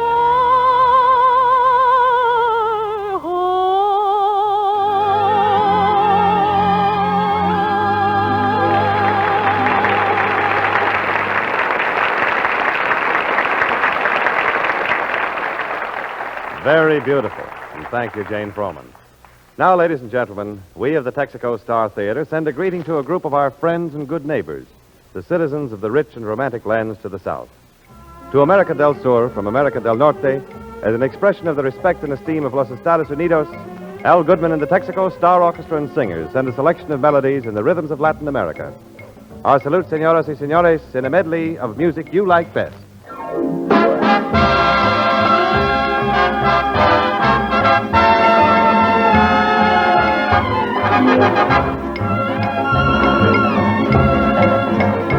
Siboney, that's the tune that they croon at you down Havana way. Siboney, that's the dance that they dance at the cafe. And that tune brings you dreams, so it seems underneath the silver moon. As they play Siboney, every care will fade away. Fascinating, captivating Siboney. When they want an encore, they ask for more Siboney.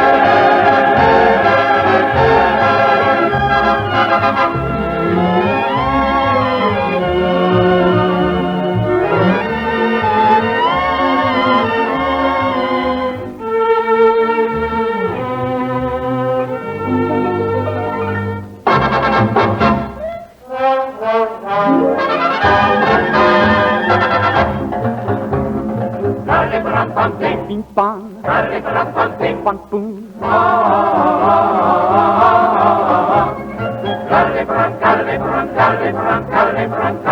E con te cara de paran pan ping, ping pong boom. E con te cara de paran pan ping, ping pong boom. Io te he visto con marea, ai en la puesta desolada. E te he visto con marea, ai de la puesta desolada. E con te cara de paran pan ping, ping pong boom. Con te cara de paran pan ping, ping pong boom. Ah, ah, ah, ping ping pong ping boom. Ah, ping pong. Egare kamau la pa pa la pa pidi widi widi widi widi widi widi widi widi widi widi widi boom. Ah, ping pong boom. Ai con te cara de baleno de paritja ping pong boom. Ah, ping pong boom. E con te cara de paran pan ping, ping pong boom.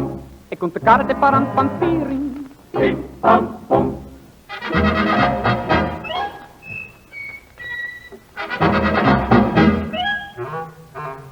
Yo te he visto con marea, ay en la puesta desolada. Yo te he visto con marea, ay en la puesta desolada. E con te cara de paran pan ping, ping pong boom. E con te cara de paran pan ping, ping pong. Cara de paran, cara de paran, cara de paran. Egare con maulava, cara de parando. Llego a fine.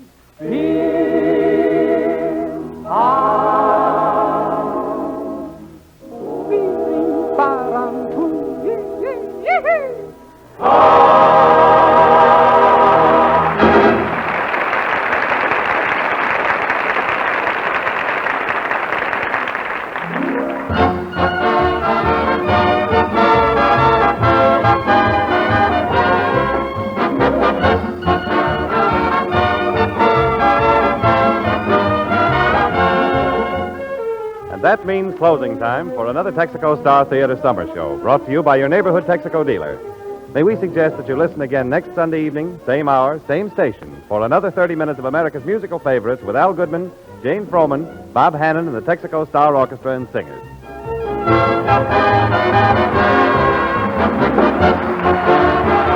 This is Jimmy Wallington saying goodnight for Texaco dealers from coast to coast and reminding you that when you burn up the road, you burn up your tires. Stay under 40 miles an hour to save rubber and drive into your Texaco dealer regularly to have your tire pressure checked. Remember, you're welcome. This is the Columbia Broadcasting System. New records for old. That's a promise from Records for Our Fighting Men Incorporated, a non-profit organization of recording artists. Give your old records to the American Legion, and they'll supply our fighting men with new records. Call the Legion today to come and get your old records. 10 p.m. BULOVA, Bulva Watch Time. WABC New York, 880 on your dial. Dear Adolf, a letter to Hitler.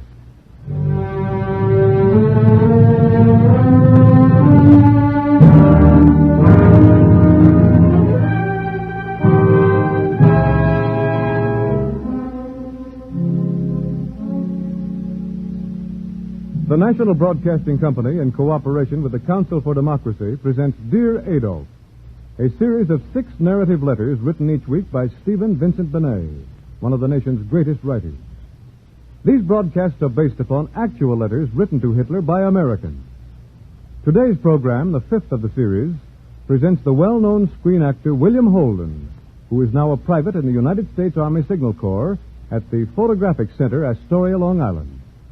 Private Holden will relate the views of an American soldier as he addresses a letter to Hitler.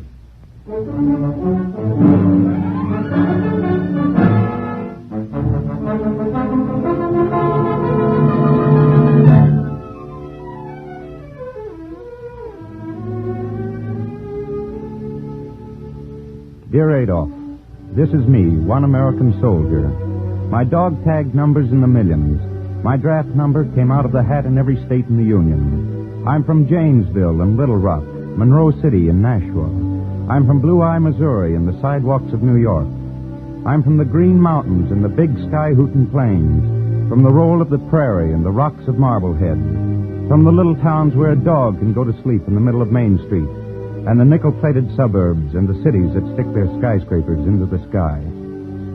I used to be a carpenter and a school teacher, a soda jerker and a mechanic.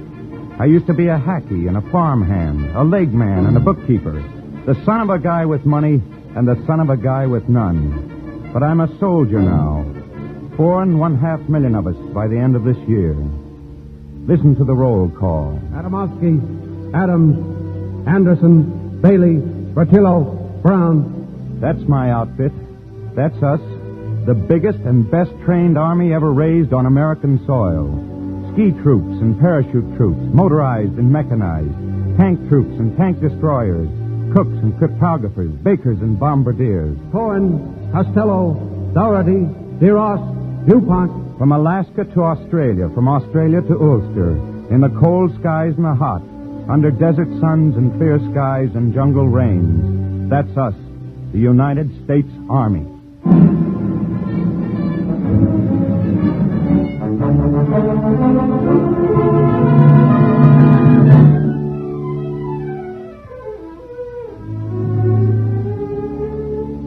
And we're not writing letters, Adolf. We're on the job. We weren't picked out for our looks or Nordic names. We weren't picked out to hile heels or chew up small countries that never did us any harm. We weren't picked out to sit around on our parking spaces and wait for you to be nasty. Let me tell you a few things about us, about the kind of army we are. They won't make you happy. When my bunch first went in, we had a drill corporal from upstate Georgia. He didn't read the papers much. He'd rather go to town and pick a scrap with the MPs. But he drilled us well. Hut, hip, hip, warp. And every day he kept saying... Now, you boys damn well better pay attention here. This business is for keeps. That was March 1941. But he knew what was coming, and we listened. But, well, most of us had left good jobs, and that seemed pretty important. We had a bunch of Italians, and they missed their spaghetti and conversation. We had a bunch of Maine lads, and they sweated under the Georgia sun and thought about the lakes beginning to melt back in Maine. We had some Poles. They knew the score. Their folks had heard from Warsaw. But they didn't argue much. They just kept humping. Yes, it was all pretty new. But when most of my company, at the end of 13 weeks, marched off to join a new division, well, some of them were bawling like kids. Because somehow, without lectures and orders and editorials, there had gelled a sense of comradeship that would make your well-advertised Gemeinschaftgeist look sick.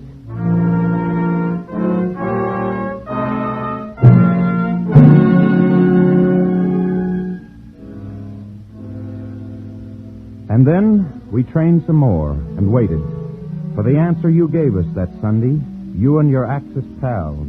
It's about time, one soldier said. Dalton, Davis, Dombrowski, Edelson, Edward, Parra. Like to hear from some of them? Here's one from Ohio. Used to drive a bus. Now he's mechanized infantry. In the part of Ohio I come from, lots of people have religious convictions against war. Well, I keep these prayers at the back of my mind every day and believe these prayers. I pray for peace. But I'm not so much like those people in Ohio as I used to be. My convictions are that war is evil, and that the evil men are those who started it. When you ask me what I have personally to be angry against the Nazis and the Japs, that is my answer. They have hurt me and my people by making us fight a war that in our religion is bad. I don't know if I've made myself clear, but Hitler is my personal enemy, and I aim to stop him. And prayers don't make a soldier, Adolf? Not by your book? Well, ask about Lee's army, the Army of Northern Virginia. They prayed when they felt like it. Here's another from a Marine, just back from Atlantic Patrol, and sore. Sore because he's been made an instructor and isn't with his outfit. All I want to be is where I belong, in a mortar platoon of the Marines. Don't get me wrong. I'm not trying to wave the flag or become Joe Hero. But surely patriotism is something more than knowing the words of the Star-Spangled Banner. I'll admit that 10 years hence, nobody will give a hoot about what the boys in uniform did today. Those who die in action will be hardly a memory. And those who come back maimed will be an expense, a bore, and a nuisance. I've seen death many times recently and dodged it on several occasions. And if I get killed, oh, what the hell? Nobody ever left this world alive, and very few of us get to die for a cause. If I do get through, I will have had the satisfaction of knowing that I did try to do a man's job.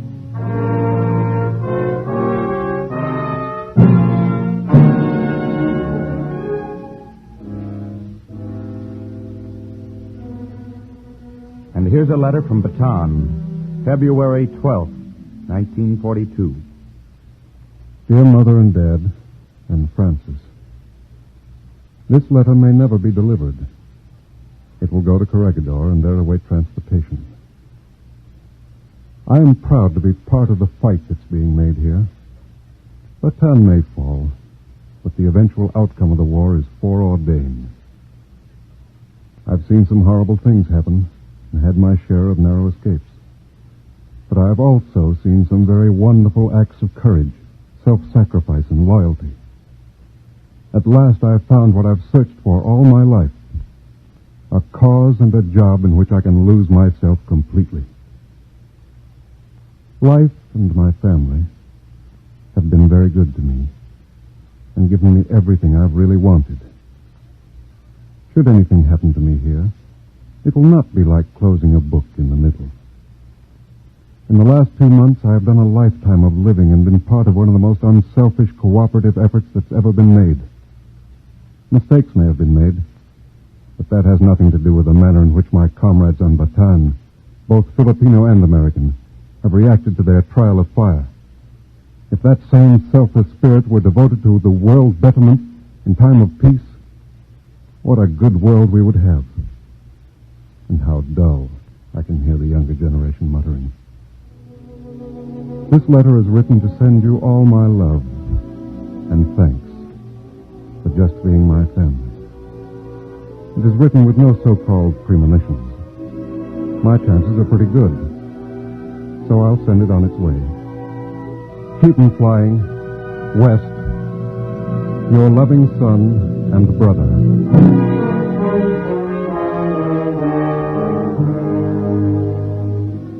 No, we haven't heard from that lieutenant.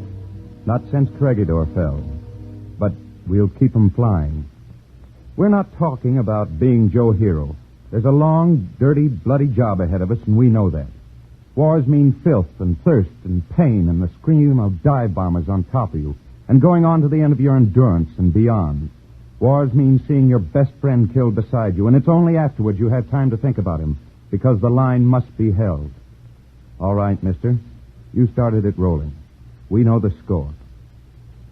We're the guys who take cars apart and put them together, just for fun.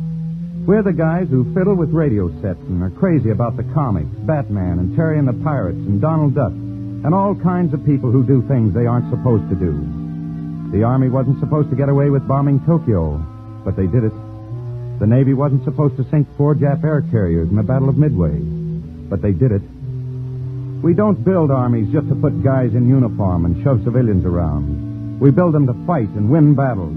We build them just the same way we built the Boulder Dam, and out of the same kind of stuff.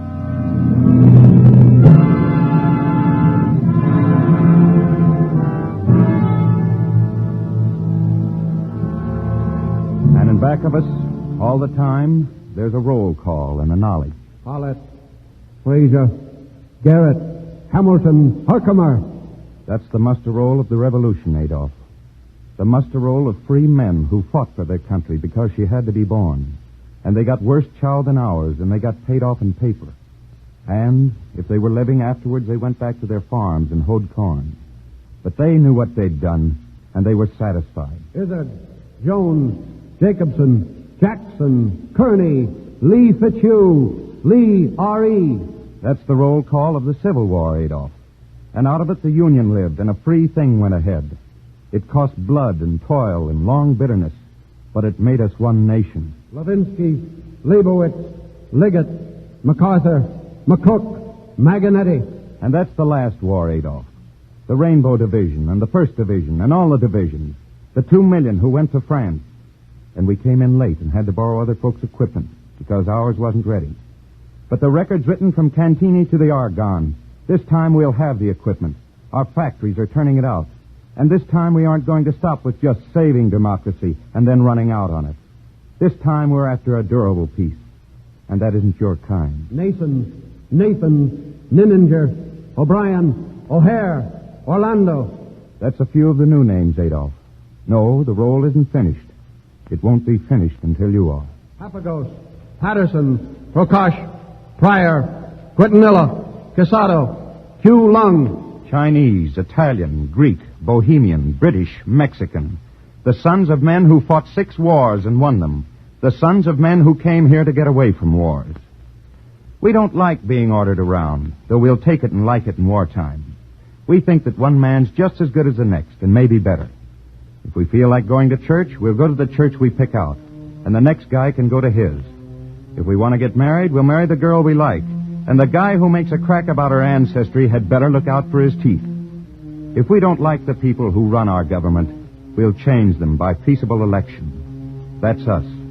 That's our platform. And behind us are 130 million Americans. Rakonski, Rattray, Rourke, Saltonstall, Sekapanowitz. All the funny names there are. Yes, Adolf, the old names and the new. The names that made America from Jamestown to the Cherokee Strip and back and forth and across and up and down. Only this time the building will be bigger than anything we've ever tried. This time the roll call will not end with the armistice. Camacho, Chiang Kai-shek, Churchill, Cripps, Curtin, de Gaulle, Litvinov, Kazan, Roosevelt, Stalin, Van Mock, Wallace, Wilkie. Yes, this time it's for a new world, but not for yet. Now it's the march in the mud and the heat on the steel box of the tank and the stutter of a tail gun from a bombing plane. And yet... the command is forward. Now it's fever and wounds and the stink of the slit trench. And yet, The command is forward. the command is forward, march!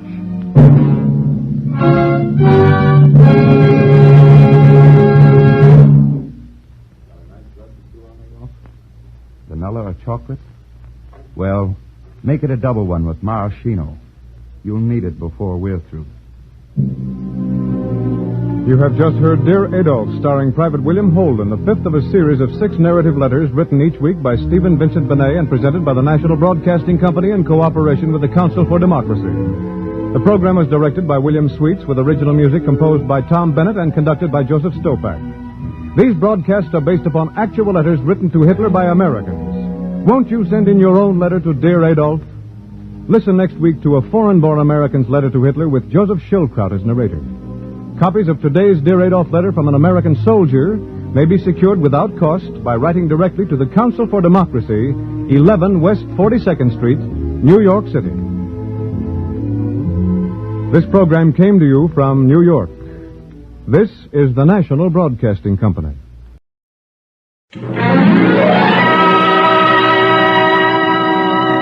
Starring Carl Swenson, The Cavalcade of America, sponsored by DuPont, presents the story of a great American inventor and mechanic, Eli Whitney, the Man of Design, an original radio play by Peter Lyon.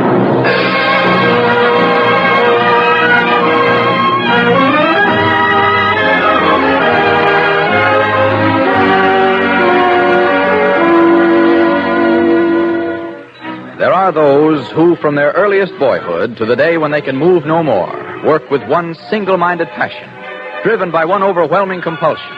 Ignoring hardship, their minds intent on the goal they have created for themselves, denying themselves all the amenities, companionship, leisure, comfort, relaxation. Those single-minded men are few. What they lack in numbers, they make up in intensity. Such a man may be a soldier, or a poet, or a financier, or a statesman. Or such a man may be a mechanic. Tonight, with Carl Swenson as the Man of Design, the Cavalcade of America pays tribute to Eli Whitney, whose inventive genius created an empire, whose inventive genius defended a dream.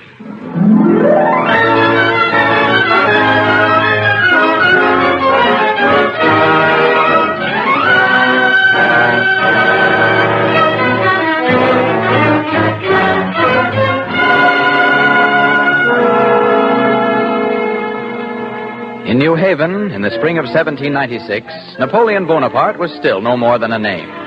The Americans were 14 years at peace, and their minds were turned to the accomplishments of peace.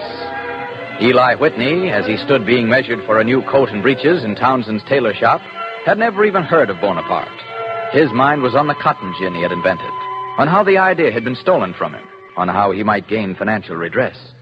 Hold still, please, Eli. Oh, I'm sorry. How you expect a man to tailor a good coat when you're forever fidgeting and waving your arms about? I was thinking of something else, Mr. Townsend. I'm sorry. Your mind's down in Georgia, I'll warrant, eh?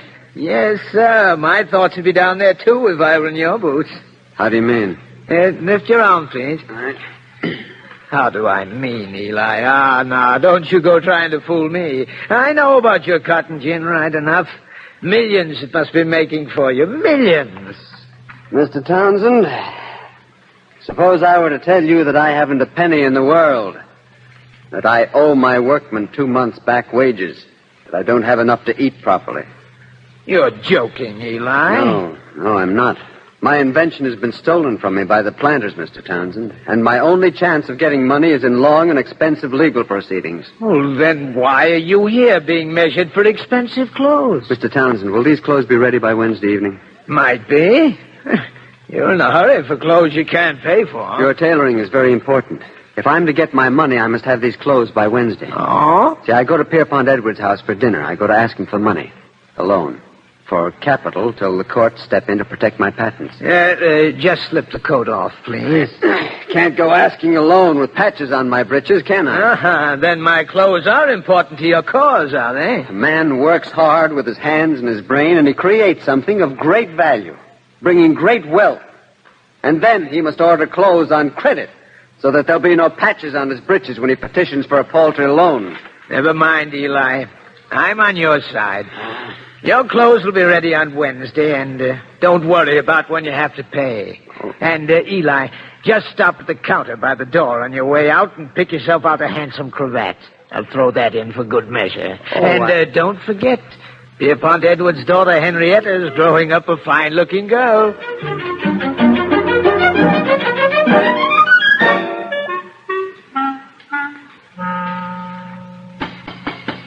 Who is it? Who is it? Run and see, Chucklehead. You're not likely to find out without opening the door. Why doesn't Caesar open the door? He's supposed to. Don't disturb Caesar now. He has more important things to attend to. He's mulling me some rum. You open the door yourself. Well. Oh, it's Mr. Whitney. Good evening, Henrietta. Oh, do I deserve such a beautiful curtsy? She's been practicing nothing else ever since she heard you were coming for dinner, Whitney. Oh, Father. An incorrigible hussy at the age of 15. She's a father's daughter, I'm afraid. I count myself very fortunate that Miss Henrietta finds me worthy of her attention, Mr. Edwards. Will you take me to your shop one day, Mr. Whitney? I should like to see the machine. After your curtsy, I haven't the heart to refuse anything. She wouldn't understand a minute of it, Whitney. I advise you not to let her trespass on your good time and your good nature. I'm too occupied to have much choice, I'm afraid, sir. You're fortunate. Come into my study, Whitney. There's just time for a little what Caesar's prepared before dinner. We can talk. Henrietta? Yes, Father? See that Mr. Whitney and I are not disturbed until dinner. I'll wait till dinner for your invitation, Mr. Whitney. You shall have it, Henrietta. Well, Whitney, here, this is Barbados rum. You should like it. Uh-huh.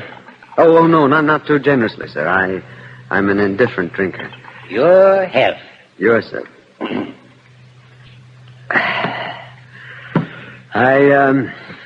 I expect you know why I accepted your invitation tonight, Mr. Edwards. I rather imagined it was to ask for money. You should wait until after I'm well fed, sir. Well, tact and patience are not among my virtues. Just as well. All right, we'll consider the loan. Frankly, Whitney, I don't know. Another rum? Wonderful, thanks. So unsettled. What do you think of this Frenchman, Bonaparte? Bonaparte? I don't believe I've ever heard of him. Well, you will, soon enough. And how does all this trouble find us? No guns, no ships, no army, no navy, nothing. We shall need a standing army and guns. Well, that all takes time. Time, yes. Tell me, isn't your cotton business pretty much in a decline? Oh, no, I wouldn't say that, sir. Especially not if I get a loan to tide me over until it's too late, eh? Too late for what? Eli, we need guns right now. I beg your pardon, sir? Bonaparte. Napoleon Bonaparte. He's showing his hand. He means to conquer the world, sir. But he's in Europe, Mr. Edwards. An ocean and more away. What can we fear from him? An ocean away. And on that ocean, his privateers are at work to blockade England and attack anyone who tries to run his blockade. Well, isn't the answer to mind our own business and stay at home? You ask that. You who depend on the cotton trade with England. And even if we could, with every passing month, more French are landing in Louisiana. Colonists, they call themselves. Visitors. Tourists. And what I hear, precious few of them land without a gun in their hand. We need to be prepared. Can you make guns in large lots? Well, that's heavy foundry work. No. I mean shoulder arms, muskets. Oh, muskets? Well, a good musket is a pretty complex machine, Mr. Edwards. Nobody has yet learned how to make one musket exactly like another. It's not something that you can turn out in large lots. You can't make them with interchangeable parts. You see, it's a question of whether or not they have a set geometrical pattern. Well, now, maybe I could explain it better if I could draw a diagram for you. Never mind. If you want money of me, Whitney, you might think over very carefully the chances of manufacturing muskets by the thousands instead of one at a time. I'd be interested in a scheme like that. Yes. Well, I'm afraid I'm committed to my cotton gin for the present, Mr. Edwards, and frankly, I can't seem to share your anxiety over this, what's his name? Bonaparte. You hear his name often enough and soon enough so that you won't need to be reminded again. And meantime, about the loan, Won't you help me? Not for any cotton scheme. No, sir.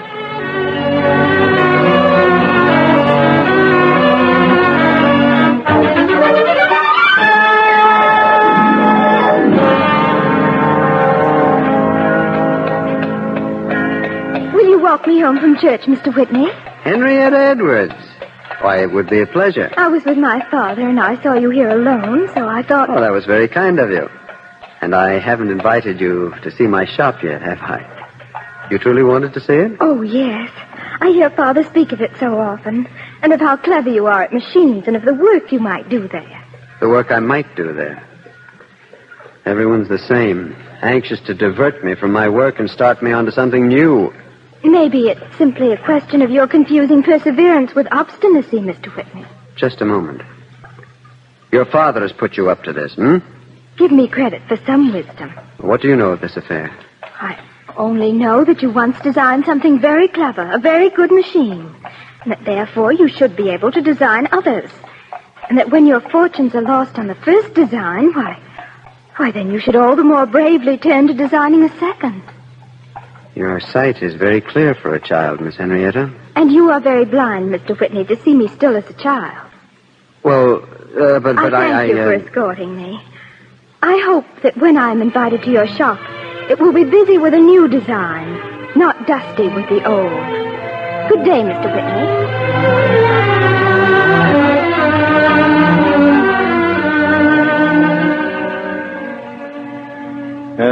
What's this, Eli, project for 10,000 stand of arms? Because you are my friend, Senator Goodrich, and because you're permitted to come here in the evening after the workmen have gone, is no reason for your prying into my personal papers. Eli, you're really out of temper tonight. I'm Eliza Goodrich, your friend, remember? Put that paper back. Well. Oh, I'm sorry, Eliza. I should control myself better. It's just that at times the thievery, the law, all the lawyers and the judges expecting bribes if they're to do anything. And all the time cotton, new cotton, more slaves, millions and millions of dollars, while I sweat and starve here. And now, Pierpont Edward refusing it alone, Eli, you're overworked. You're too much with your problems. You should practice relaxation more. I had thought to ask you to take me to the tavern tonight and buy me drink after drink until I staggered home and thought no more about this whole thing for at least a few hours, but I know how false a method that is. Always worrying, always working too hard, living alone. Maybe you should marry, Eli. There is a jest in bad taste. Oh, no, I'm serious. Serious? Yes. With what right? Under heaven, with what right? Of course I should like to marry. I should like comfort and relaxation and children about me. But sometimes I feel I'd settle for 3 meals a day and enough pay for my workmen. Get married. Well, Eli, I'd like to come back to this paper about the 10,000 stand of arms. Put it aside. It doesn't concern you. It does concern me. Am I not sent to Washington by this state? Is it not my concern what the safety of my country is? Guns. They're what we need for our defense.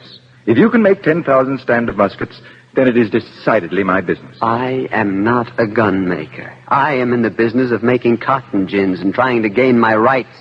Washington has done precious little about that. Well, I wouldn't underestimate what those in the federal government think of you, Eli. Huh? They know how wrongly you've been done on your invention.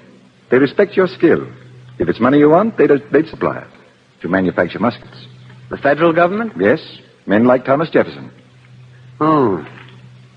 No, it's no good. It would mean hours and hours of thought and making over my entire plant. I could have had other work. Turned down contracts for scythes and for plows. Because as soon as I'd taken them, something would have happened in Georgia. You see, that's the thought that torments me. Eli, please listen to me for a moment. For the sake of our national defense, write to Wolcott, the Secretary of the Treasury. Everybody talks of this defense, muskets. All right, Goodrich.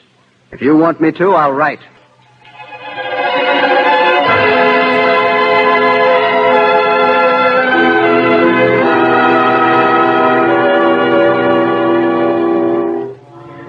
You are listening to Carl Swenson as Eli Whitney in Man of Design, an original radio play on Cavalcade, sponsored by DuPont, makers of better things for better living through chemistry. As our play continues, Whitney has contracted with the government for an order of 10,000 muskets and has started to work in a new plant in Connecticut just outside New Haven. Down the street, one of his workmen is now entering the town tavern. Well, Matthew, you're in early this afternoon. What'll it be? Strong drink. Strong drink, that's what I need. Oh, here's Matt. What's the trouble? Hey, drinking heavy for the afternoon, man. Black rum. Strong enough? That's what it takes. Another, please, Toby. Hey, what's up, man? Why the celebration? Boys, I've just been over working at the new Whitney plant. Yeah? Yes, sir, and I walked out. Yes, sir, I walked out not 15 minutes ago. Too much for me. Well, here's confusion to royalty. Well, now, hey, tell us, man, tell us. What's the trouble? Get the sack? Oh, not me, Tom, not me. I walked out on my own legs.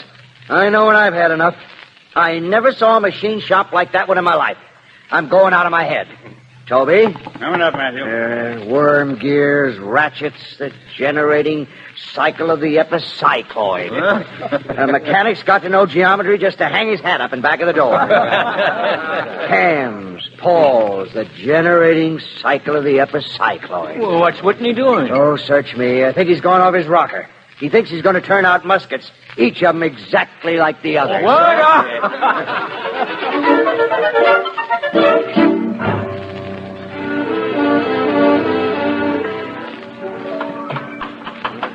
Mr. Whitney. Yes, Roger. About our wages, sir. It's been near 3 months now, Mr. Whitney. Yes, I know. I know. This shop's like no other shop in the state I know of, Mr. Whitney. We want to help all we can, but we feel the work has gone far enough, so we should get our back wages. Or else we quit. Boys, all I can do is ask that you wait a bit longer, as I'm doing. Sir, there's a man here to see you. He insists on seeing you right away. With so much to be done, why must visitors always be... is Eli Whitney. I'm Eli Whitney. Oh. I'm from Washington, from the War Department. I'm the government agent, come to inspect your muskets. Yes, muskets? Muskets? Oh, well, yes.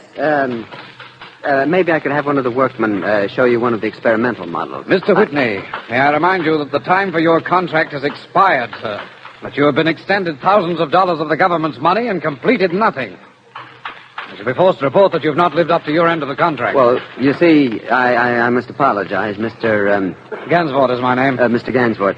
My time is so filled, I have so many Have problems. you the guns as contracted?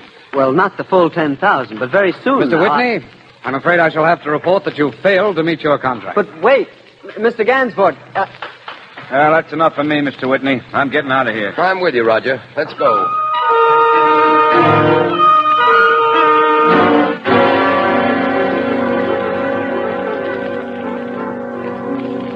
Eli? Eli, are you there? Who is it? It's I, Henrietta Edwards. I saw a lantern burning. Henrietta.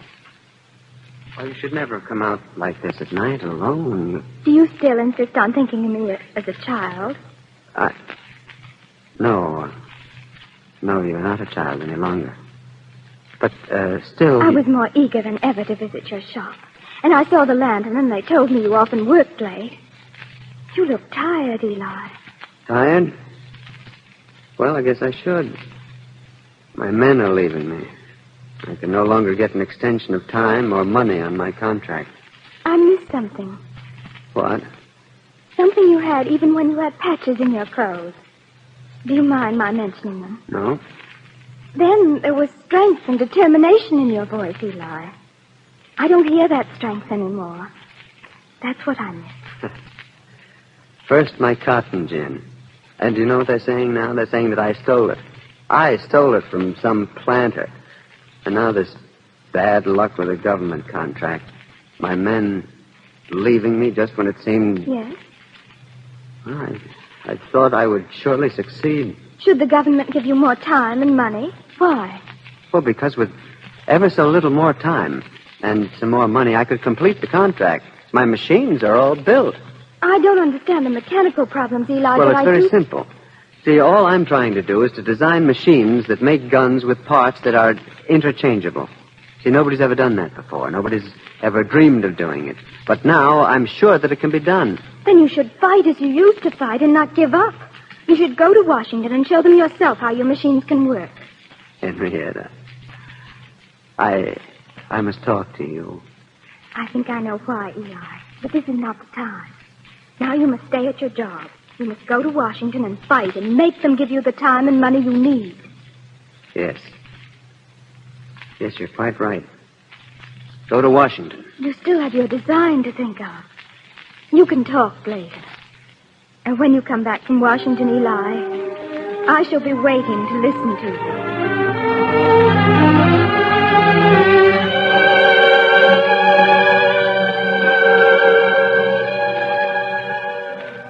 I don't think he has the... Gentlemen, the President of the United States. Good afternoon, gentlemen. Good afternoon, Mr. President. Alex, will you just shut the door to the hall, please? Mr. Jefferson, I didn't expect to see you this afternoon. Attracted by the same curiosity that brings you, I expect, Mr. President. Well, we mustn't expect too much. It's about Eli Whitney, gentlemen.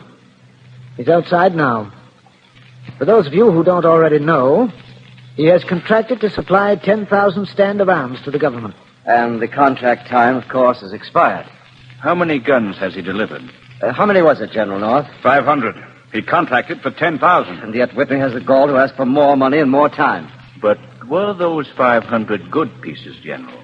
I have a special interest in asking. Yes, sir, they were, Mr. Jefferson. Like it's made by a watchmaker. I should think they might be after 18 months. Well, I'm in favor of canceling the contract, Mr. President. Mr. President, I suggest we ask Mr. Whitney to come in. I think we will all form a fairer conclusion by talking to him. Have him come in, Senator Goodrich. Certainly, sir. Come in, Eli. No. Mr. President, I should like to introduce my friend, Mr. Whitney. He needs little introduction. We've all been talking of no one else. I've not forgotten you, Mr. Whitney. You're from my state, Massachusetts, aren't you? Westboro, Mr. President. General North, you I know, sir. Perhaps you wouldn't mind describing very briefly how guns are made. Are made by a gunsmith.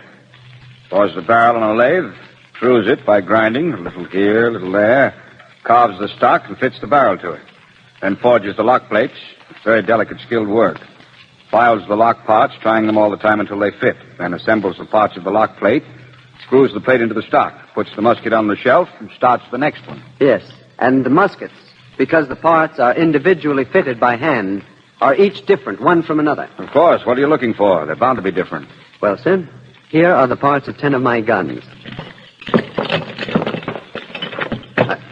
You understand armor's work, sir? Young man, I was fixing muskets before you were born. Would you assemble one from any of these parts, then, please? You expect me to be able to assemble a musket from the parts of these 10 assembled pieces here? Yes, sir. And you'll need no file for truing, General. Blasted nonsense. And never mind taking off your coat, sir. You won't need to use force. Let's see here. It's an exhibition of magic. No, Mr. Jefferson. Simple mechanics. Every part is machine-made, not handmade. And the skill is in my machines. Each gun is exactly like each of the others. Well, I've done it. But it's not possible. It's trickery, sleight of hand. Quiet, gentlemen, quiet. This meeting is not to be conducted in an orderly fashion. You may go. Proceed, Mr. Whitney. Well, there you are, gentlemen. You've seen it. And I have the machines to turn out 10,000 of these faster than guns have ever been made before. The skill is in my engines. And all I need is your cooperation, more money, and a very little more time. You shall have all three, Mr. Whitney, because my name is John Adams.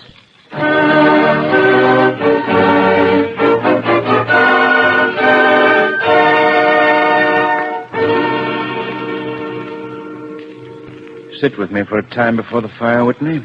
It'll be a pleasure, Mr. Jefferson. This Bonaparte in Europe. It is well we have your muskets, Whitney. In other lands, they will be made badly for a time yet. But can you think what would happen if these muskets were to fall into the hands of a Napoleon? Well, these muskets are for the defense of something very dear to our people. They'll not be used for anything else, I thank God, when you're president, sir. Yes. There is a difference here in this country, where we alone in the world have achieved at least a measure of equality. Yes. And from invention will come still greater equality. With your invention, Eli Whitney, we shall protect that equality. The future of our country depends on it. The future of our country depends on more than a musket, sir. It depends on our knowing, as Americans, why we're making that musket and why we're firing it. It depends on men and women with faith in the thing for which America was born.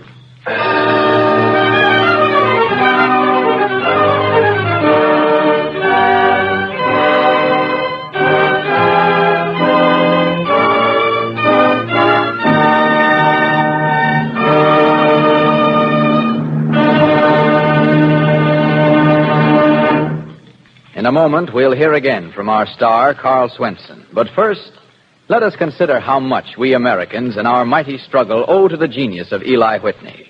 For Eli Whitney, great inventor that he was, created the first assembly line. He was the father of mass production in which our hopes of victory finally rest. Americans have every reason to be proud of American manufacturing achievements and of American research. For this research has been and is on a sound and thorough basis, yielding a constant flow of new developments.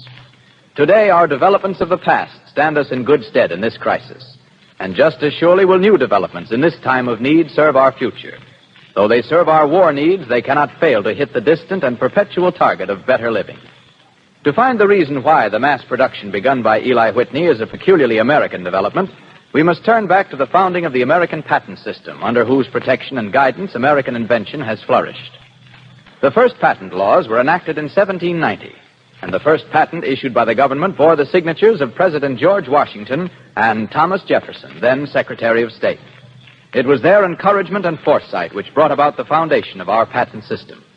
In addressing Congress in 1790, President Washington said, "I cannot forbear intimating to you the expediency of giving effectual encouragement as well to the introduction of new and useful inventions from abroad as to the exertions of skill and genius in producing them at home." And today, as never before, the skill and genius of American industry is at work producing the tools needed for victory. Some bold idea hatched in the mind of an American may well write the final pages of the history of this war. No one yet has beaten the inventive American mind, and no one ever will. Remember, the telegraph was invented by an American artist. The airplane was invented by a couple of American bicycle repairmen. The electric motor was invented by a blacksmith. The roll film camera was invented by a bank clerk. In the long tradition of Eli Whitney and the American patent system, we may call out a few honored American names. There was Alexander Graham Bell with his telephone. There was Thomas Alva Edison. There was Hyatt with his original plastic. Goodyear with rubber vulcanization.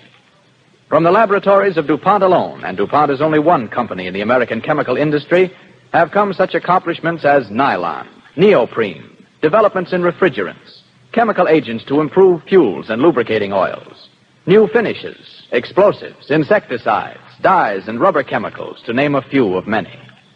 So, thanks to the faith and foresight with which American industry encourages inventors and inventions, scientific minds today are helping in our war effort which will bring us into a peace well won, to which DuPont will again, as in the past, contribute better things for better living through chemistry. And now, ladies and gentlemen, the star of tonight's program, Carl Swenson of the Cavalcade Play.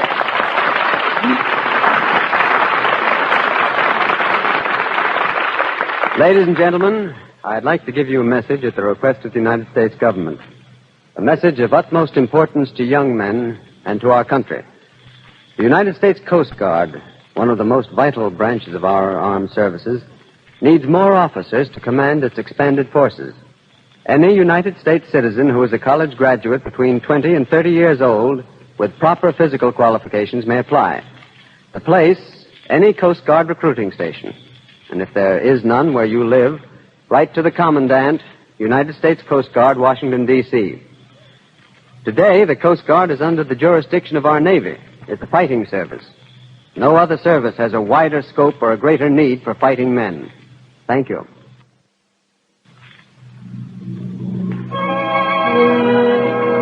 Next week, ladies and gentlemen, Cavalcade will be happy to welcome to its playhouse once more the charming screen player, Madeleine Carroll, who will be heard in a new play, This Our Exile, based on the classic story of Evangeline.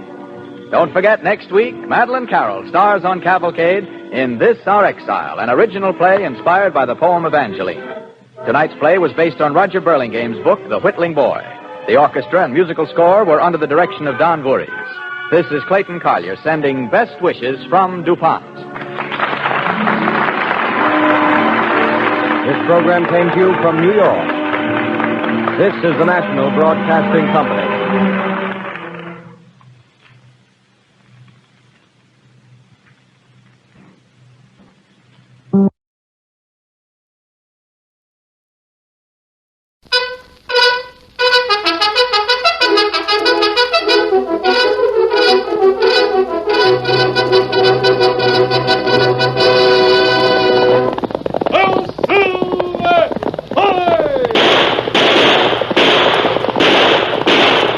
Fiery horse with the speed of light, the cloud of dust, and a hearty hi-yo, Silver, the Lone Ranger.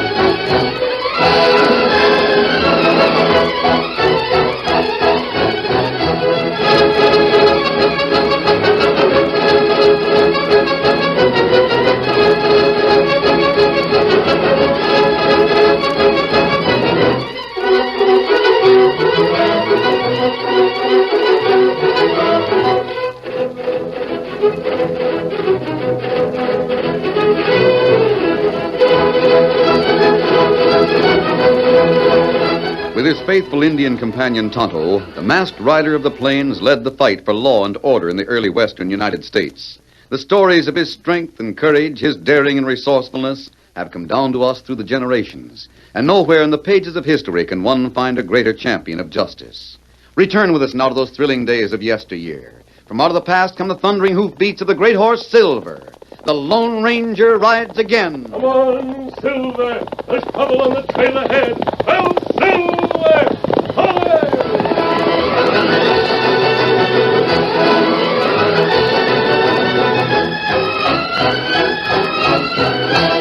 In the days of the Old West, homesteads dotted the vast stretches of the prairie and the mountain slopes. Land granted to the pioneers provided they did the required work on their acreage. About 100 miles west of the Sagabo Trail, two men rode along one side of a homestead fence which ended at a high bluff. This here's Josh Cranfield's homestead, isn't it, Bradley? Yeah, I guess he's still proving up on it. Last time I was here, there was no fence. Yeah, I guess he did that last year. He's been working down at the Circle Square as a cowhand for quite a spell lately. Sure. Law says all a man has to do is spend 2 months out of each year on his homestead for the required years. He works 10 months at Circle Square, and he comes up here after roundup time for 2 months. Well, the man's got to put in a certain amount of improvements, too. Yeah, he uses the money he makes for that and to live on. I reckon he's just got one more stretch of 2 months to put in, then his homestead becomes his for life. It's not a bad spot, either. You're not thinking of taking it, Silas. Who, me? Nary a chance, Bradley. Yeah, I'm not interested in anything as small as a homestead. You think I'm loco? Yeah, I didn't figure you'd be interested in 160 acres of nothing, Silas. Sure. If I'm going to steal anything, I want to steal something big. You savvy? We just come this way because it's shorter. Yeah. I got no more interest in Cranfield's homestead than a buzzard has in a wagon full of corn. As far as I'm concerned, this land can... Hey, what's eating you, Silas? Your jaw's hanging open like a corral gate. Bradley, look at the foot of that cliff. Huh? Come on, get up there. Get up, boy. Yeah, what on thunderation? Stop your gabbing. Go, boy. Get off your horse. Here, take a look at this shale. Yeah, what about it? I reckon Josh Cranfield don't know much about silver, does he? Silver? Yeah, this is silver-bearing ore. Why, this cliff is full of silver, Bradley. Chock full of it. reckon it will be worthwhile to steal this homestead, huh?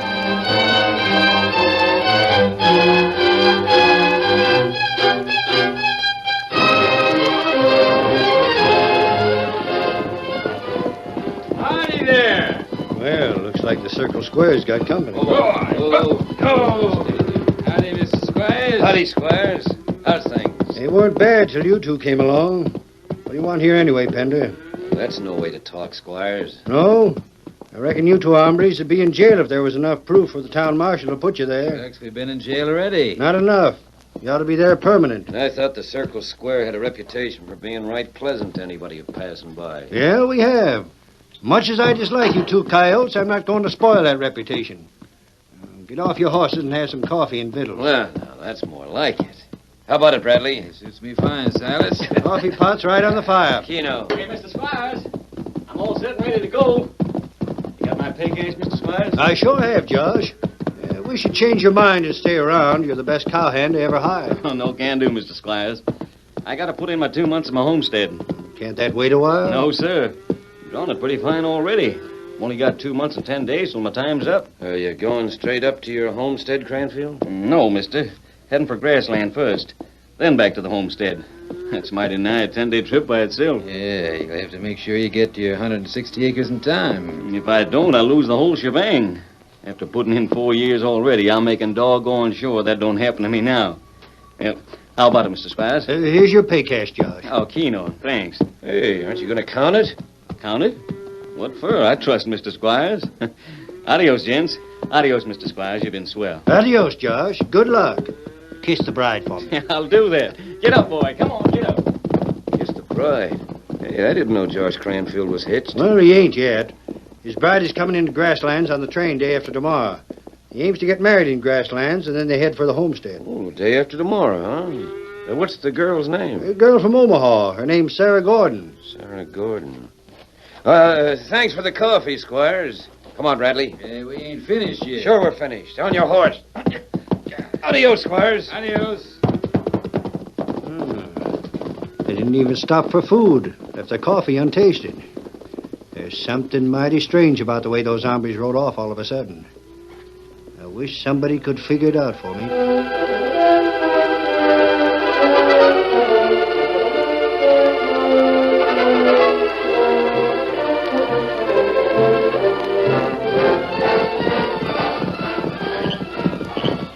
Easy, Silver, easy. Easy. Otto, there's a campfire up ahead. That looked like chuck wagon. Must be the Circle Square chuck wagon. This is their range. This place we looked for? Yes, Toto. There are only one man at campfire. Yes. The others must be out riding night herd on the cattle. Aye. Is this the Circle Square? Howdy, gents. That's what it is. My name's Squires. What can I do for you? You have a cowhand named Josh Cranfield? Josh? Not anymore, mister. He packed his war bag, drew his pay, and ambled out around noon. Say, are you two gents looking for work? I need a couple of cowhands. Sorry, Squires. No, we've just got a message for him. From a woman named Sarah Gordon over near Omaha. She wanted to tell Cranfield she'd be on the train for Grasslands day after tomorrow. Shucks, he knows that already. We take plenty time getting this way. Maybe let her come afore us, huh? I reckon so. Say, you sound like an Injun. That's right. I can't make out who you are. Step up a little closer so I can see your faces in the firelight. No, better we... All right, Toto. Come on, Silver.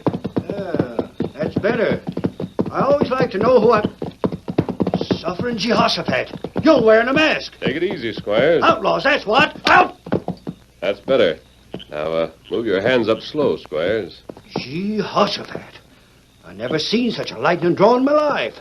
Why, my hands weren't more than halfway to the gun butts when you had two guns out and pointing at me. If Josh Cranfield's bride trusts us, we can't very well be outlaws, can we? Why, I reckon there's something to be said for that, mister. Still and all, If you're worried about this mask... Sure I am. Then there was a couple of hombres rode by here this afternoon. A couple of awful mean skunks named Silas Pender and Lem Bradley. After seeing them, I just can't help staying suspicious. Pender and Bradley? You know them? Toto and I have helped put them in jail before. Helped put them in jail? This is getting too deep for me. Since when do a masked gent and an Injun help the law to put a... Here, perhaps this will explain it. A bullet? You take good look at bullet. Well, I'll be... It's a silver bullet. And your horse is named Silver. I heard you. Do you mean to say you're the... That's right.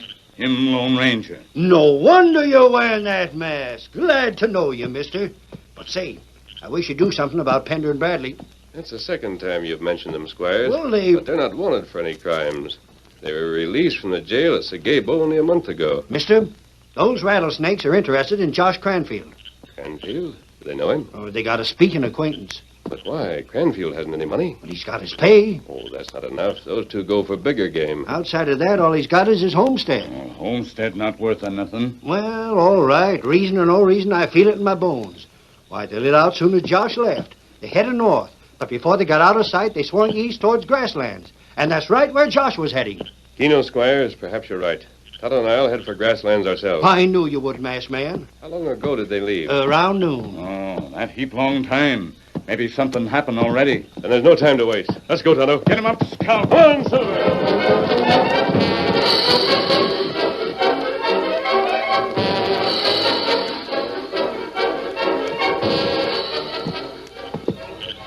Keep that kerchief up close to your eyes, Bradley. Doc Silas, he won't recognize us. Well, there's a moon, isn't there? It's better to be safe. I don't hanker to go to jail again. Certain Cranfield will come this way? Well, it's the only trail to grasslands, isn't it? Yeah, but maybe he suspected Yeah, something. don't be loco. There's nothing for him to suspect. He don't know there's silver on his homestead. Silas. That's him, Bradley. Come on.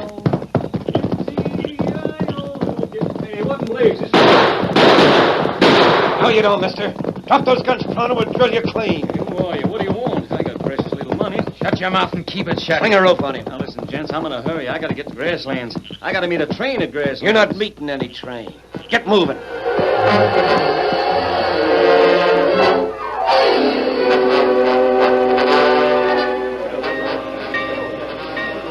Miss Gordon? Yes, I am. But I don't know you. Oh, I'm one of the cowhands at the Circle Square, coming to town for some chicken wire. From the Circle Square. Oh, Josh sent you for me. He couldn't get in himself? Well, not exactly, Miss Gordon. I don't understand. It's hard for me to say, but Josh left the Circle Square. Yes, I knew he would. Well, he was going to... We were going to get married and... Josh headed west, Miss Gordon. Left the Circle Square and headed west. West? But Grasslands is east of the Circle Square. Yes'm. Josh headed west. But he knew I was coming on this train. He knew we were going to get married. Are you trying to tell me Josh has changed his mind? I don't believe it. I won't believe it. Mighty sorry, Miss Gordon. I reckon that's what he done. Why didn't he write and tell me? I'm mighty sorry. Maybe you'd like to come out to the ranch and rest up after your train ride anyways. Mr. and Mrs. Squires would be glad Go out to the have- ranch where Josh worked? Oh, no, I couldn't. Thank you very much. But please leave me. I'll be all right. But, Miss Gordon... I'll be all right.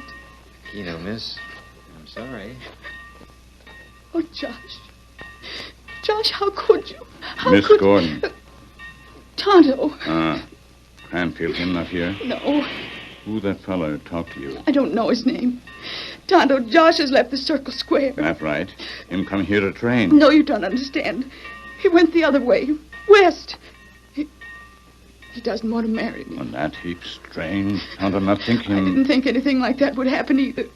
Miss Gordon, fellow who talked to you. Where he come from? From the Circle Square. Huh?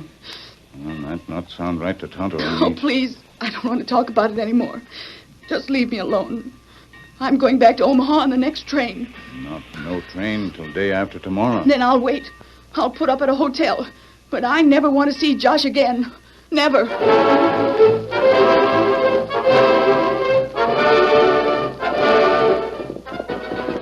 Aye! Something's wrong, Silver. Tonto's in a hurry. Oh, Scout, oh, fella, oh. Kimasabi. Josh Cranfield, not in grasslands at all. What? Why, he was to meet Miss Gordon. Wasn't she there either? She get off train, but no Cranfield. Go on, there's something else, Tonto. Girl, she think Cranfield not want to marry her. Fella who tell her that, say him from Circle Square. But him not have brand mark on horse. No brand on his... Pender and Bradley. What Bradley and Pender got to do with it, huh? Stay in the saddle, Tonto. We're riding. Huh? Josh Cranfield meant to come to Grasslands. He meant to meet Miss Gordon. Something interfered. I think it was two rattlesnakes named Pender and Bradley. On the trail, Silver. Get him off the scout. Oh, Silver! Away!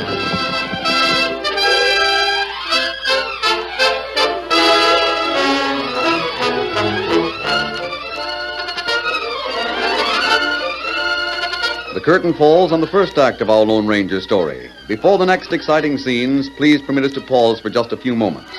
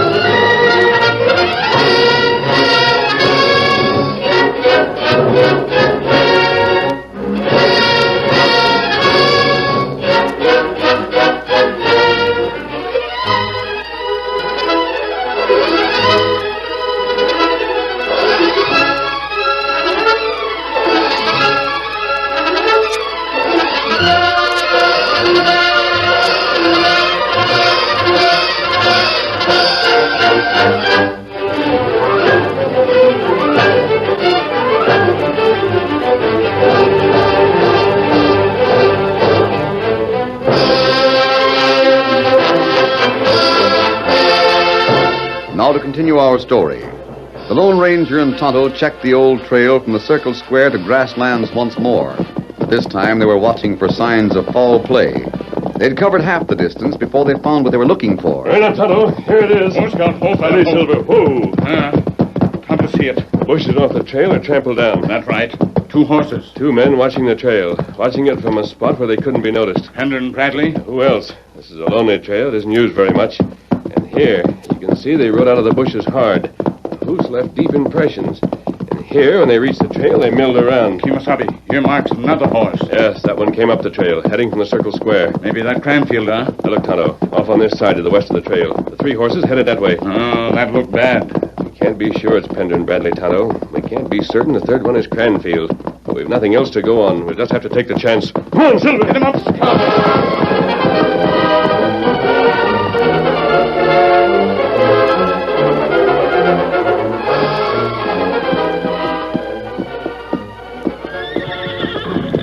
What are you waiting for, Bradley? We got Cranfield tied up good and tight. He won't be able to get free for a couple of days. And that girl at Grasslands won't start inquiring around to ask where he is. We fixed that. Yeah, Come on, get on your horse and let's vamoose. Remember, we got to get to Sagabo so as to be ready to register on Cranfield's homestead. Maybe we ought to set his horse loose, Pender. Well, why bother? If he does get loose in 2 days, well, that'll still be too late for him to get to that homestead in time for his final 2 months of residence. Yeah, but maybe we shouldn't take chances. Well, Keno, Bradley, maybe you're right. Now, you go over there and cut his horse loose. Give it a good slap and send it hightailing into the hills. It's halfway wild anyways. He'll never get a rope on that pony. Yeah, just be doggone sure Cranfield doesn't know who you are. Yeah, we've been careful so far, ain't we? And we'll keep right on being that way. I don't hanker to lose that silver on his homestead. Now, go ahead. I'll get our horses ready. Be right back. Who's that? Howdy, Cranfield. Who are you? Take this bandage off my eyes so I can see who you are. That's what it's on for, so she can't see. I tell you, I've got precious little money. I got to get to my homestead. What good's a homestead? It ain't worth nothing. Yeah, steady horse. Hey, it's about time one of you hombres gave my pony food and water. Yeah? 2 days now. I don't mind you starving me, even though I can't savvy your reasons for tying me up like a steer for barbecuing. But it ain't human to torture a poor, defenseless animal. I'm not giving him food and water, Cranfield. Huh? I'm letting him forage for his own. Vamoose, you four-legged mule. Hey, what in thunder? You cut his rope. Now I'll never get him back. You wanted him to get food and drink, didn't you? But he's the only horse I got. He'll turn wild. I'll never get a rope on him again. You yellow-backed toner. That's for you, Cranfield. Adios. And personally, I hope the buzzard gets you. I never saw your face, mister. But I won't forget your voice or what you did. I won't forget. And someday I'll get you if it's a... Get up there! Come on, get up there! Gone. Rode off and left me alone. Oh, I gotta get free. There's Sarah waiting for me in the homestead. I got to get free.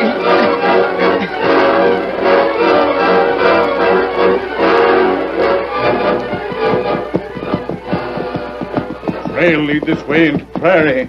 All night and part of day. Where'd it go to? Not heading toward any regular trail, that's certain. Maybe they robbed Cranfield, huh? No, it meant to do that. They'd have done it at the Grasslands trail. I'll need to bring him way out here, Tonto. That's right. Oh, they must have some other reason. Kimasabi, look at horse. He's half wild, Tonto. But him wear marks from saddle. Tonto, look. There's a brand on his shoulder. There, you can see it now. That's Circle Square brand. Circle Square, Josh Cranfield's horse. That's right. What we do, Kimasabi? We get horse first or follow trail? Never mind the horse, Tonto. Keep on the trail. Canfield can't be far away. Get him up, Scout. Come on, Silver.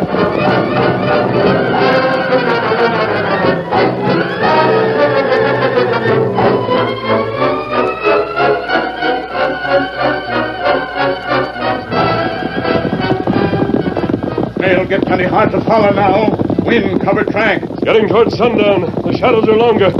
Keep your eyes wide open, Tonto. Wait. Kimasabi, what's that? I heard it, too. Tonto, over that way in the shadows. I can't see him, but it must be Cranfield. Faster, Silver. Hello! There, Tonto, see him now. Yes, near those Judas trees. Right up, Tonto. Here he is. He's tied up. Steady, Silver. Whoa. Steady. Easy, Cranfield. Let me get to those ropes. I heard your horses. It didn't sound like wild horses. It was a steady gallop. Here, water. You drink.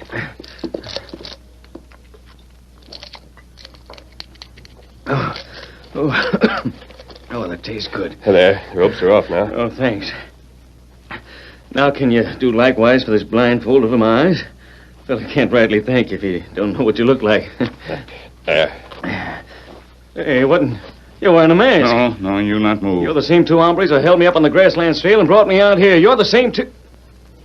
No, you can't be. Your voices are different. We are different. Don't you know who they were, Josh? No, I never caught a glimpse of them all the time.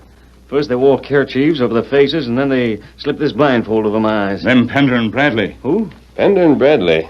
Never hear of them? No, I never have. Who are they? Outlaws, Josh. You don't have to tell me that. Yes, but what puzzles me is what they're after. It puzzles me, too. They never took a thing from me. Just tied me up and let my horse wander. Didn't even touch my pay cash. Go ahead. You were going to say pay cash. Still don't know who you are, mister. I'm a friend. It's mighty easy to say. Why, true. We stop at Circle Square with a message to you from girl. Girl? What girl? You needn't be suspicious, Josh. From Miss Gordon. Sarah? Girl in Grasslands now. She think you not come there at all. She thinks... What's that? That's right. Some fella say you changed mind. Why, that's a lie, and I can... Who's the ornery hop-toad who spread a yarn like that? Show him to me, and I'll take him by the throat and turn him inside out. We're not sure, but we think it was Bradley or Pender. Bradley? Oh, I savvy. The two hombres who marooned me out here. I wonder why. Me, too. Does either one of them know Miss Gordon? I can't guarantee it, but I'm sure they don't. And what else could it be? Search me, mister. All else I got is my pay cash and the homestead I ain't even proved up on. Oh, the homestead, huh? Oh, shucks, nothing but 160 acres and nothing. Nobody would want that but a young married couple that's looking to the future, maybe, and trying to get... You'll not have much future pretty quick. What do you mean, Injun? Miss Gordon, she heat man. She ready to take next train from Grassland. What? The next train? That's what she say. Oh, thunderation, where's my horse? How am I going to get there in time? You're not going to Grasslands, Josh. I got to get... Huh? What's that? I said you're not going to Grasslands. Not going?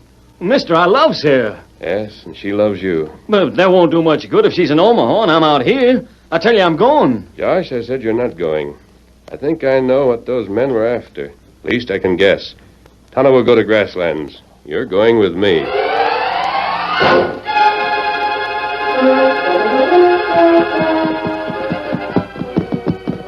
Yep, Bradley, we sure pulled a brainy move this time. In a couple of minutes, we'll be riding into George Cranfield's homestead and feasting our eyes on that silver we're going to have. How long's it been since we left Cranfield tied up and blindfolded, Silas? Oh, let's see. Oh, I reckon it must be all of 2 weeks. We headed for Sagabo, first of all. Yeah, to file claim on that land. Yeah. Then we had to wait a couple of days. It was past time for Josh to be on his homestead for the 2 months legal residence. We did that just to be safe. And you told the government land agent Josh had left the homestead, huh? Yeah. And by not being there, he vacated title, savvy? That's how come the land agent gave us a new title. Seems he'd check up on it first before taking our word for it. Oh, he did, Bradley. The title he gave us stated it was legal only if and providing he found out for certain that Cranfield wasn't on the homestead at the proper time. How'd you find that out? Well, he came out himself. I mean, is at the homestead now? Why, sure. He left Sagabo a couple of days before we did. Maybe he's still there. You mean maybe we'll see him? Oh, now, don't get wall-eyed, Bradley. There's nothing to fear. He comes out here, he finds the homestead empty, and our claim is perfect. Yeah, we sure whipsawed Cranfield out of a... Bradley, that sounds like somebody working on that silver. Yeah, somebody using a hammer. There he is yonder. See his back? Yeah, it don't look like the government agent. No, it looks like... By thunder, come on. Get up there. Get up over there. Oh, there. Well, I'll be a wall-eyed pike. Josh Cranfield. You must be Pender. I recognize your voice. What are you doing here? It's my homestead, Bradley. I'm working this vein of silver. The land agent told me about it. The land agent? You mean you was here when he arrived? Yep. Well, you couldn't be. We left you bound and without a horse. You couldn't have gotten here in time. So happens I did. No, you couldn't. Wait a minute, Silas. Where's the land agent now, Cranfield? Well, he left yesterday. Heading back That's all I want to know. That means you're alone. Should have killed you before, but we'll make up for it now. We can't get that silver one way, we'll get it another. He's not wearing guns, Silas. Shoot him down. Yeah. All right, Cranfield. Down, Silver. What thunder, my hand? Your hand isn't hurt, Bradley. I shot the guns, not you. Are you a masked man? Who are you? I'm here to take you two men back to jail for trying to cheat Josh Cranfield out of his homestead. Silas, this gent's a Lone Ranger. Lone Ranger? How did I found Cranfield where you'd left him? I brought him here just as fast as Silver could travel. So that's how he made it in time. That white stallion can beat the wind. Silver got me here just in time. I put my 2 months in, and this homestead will be mine. But there's just one thing. I'm herding these men to Sagabo, Josh, but don't you worry. Sarah will be here. Hey, how'd you know it was Sarah I was wondering about? She's all you mentioned the whole time. Tell Tonto to follow after me, Josh, will you? Well, where is Tonto? He went to Grasslands to get your bride. Look there, Josh, at the crest of the hill. At the crest of... Sarah! It's Sarah and Tonto! Sarah! Sarah, this way! Josh, darling. Whoa, boy. Whoa, fella. Oh, Josh. Tonto got to Grasslands just in time. I was all ready to go back to Omaha, but he told me what happened. Sarah, honey. Is the homestead safe? Everything is safe, honey, everything. There's a preacher coming along any minute. He couldn't keep up with us. So that's why the masked man sent Tonto to Grasslands. Meanwhile, he came with me and got me here in time to keep our homestead. Oh, Tonto, I want to thank you for... Well, I'll be doggone. Tonto's gone. Where is he? Tonto went right ahead to join the masked man, Josh. There they are. Why, sure. Reckon I didn't have eyes or ears for anyone but you. Didn't even notice. Yeah, but look at him, honey. If it weren't for the Lone Ranger, I might have lost everything in the world.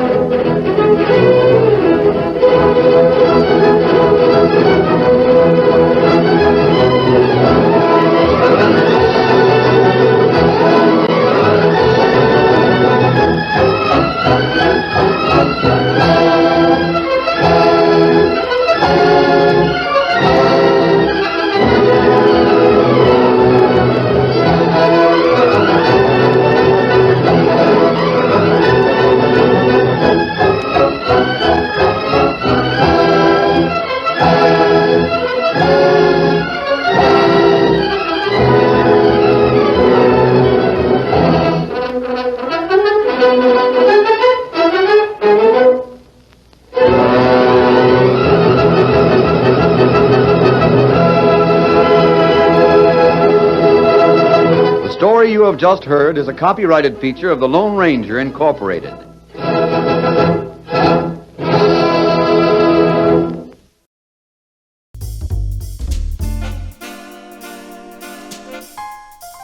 Welcome to The Victory Kitchen, the podcast all about American food rationing during World War II. I'm your host, Sarah Creviston Lee, author, historian, and vintage foodie.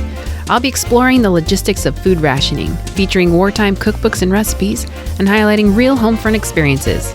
We're going to be learning exactly what our grandmothers had to do to get their food to fight for victory. Hello, welcome to another episode of The Victory Kitchen. This is episode 15, Keeping Trim for Uncle Sam. We are going to be talking about weight loss in wartime. And when I was scheduling out all my podcast episodes, I promised that I did not purposely put this episode coming out at the first of the new year when everyone, or at least a lot of people, make some kind of goals or resolutions to start off the new year, and many of them have to do with weight loss. So I just realized that's how the schedule turned out, but I promise I didn't do that on purpose. But I guess it works out. Now, before we get into today's episode, I have a few caveats because this episode is about losing weight, or what they termed reducing in wartime. So I'll be sharing a few personal thoughts and experiences, but that in no way means I think you should feel that way or do those things too. Also, this is a big one. There might be some language referring to individuals who are overweight that we would definitely find offensive today. So keep in mind that this is how they spoke about it in the 1940s. And it also does not reflect how I personally view the subject. And finally, it's very tempting to try some of these wartime methods for losing weight. And if that's an experiment you'd like to try, I strongly suggest going over it with your doctor first. Like we talked about in the canning episode, science has improved since the 1940s, and the knowledge about how bodies function and how they interact with food is much better understood than it was back then. All right, so reducing in wartime.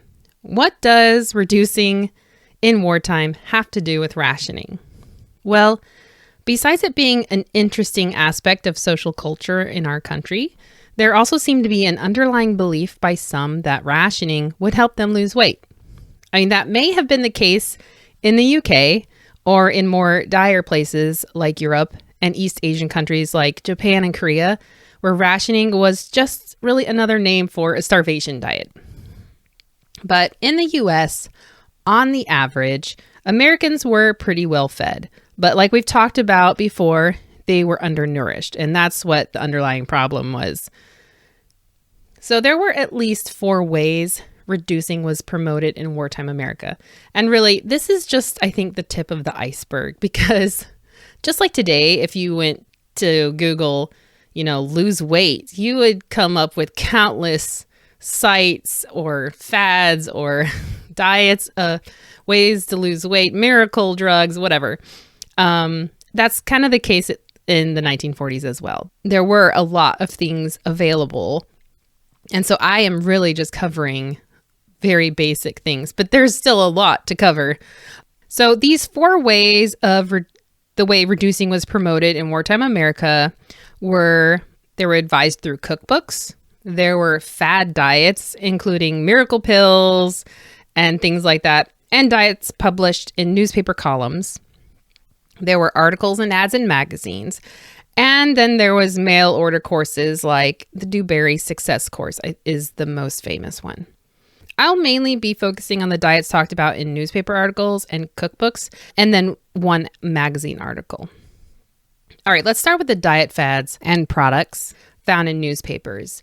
And I found a lot with just a few search terms in a very short period of time, if that tells you anything. But first, I wanted to start out with this interesting article from the Independent Record, 7th of October, 1941. So this is just a couple months before the U.S. entered the war. It was called General Fatigue May Be Fifth Columnist of Home.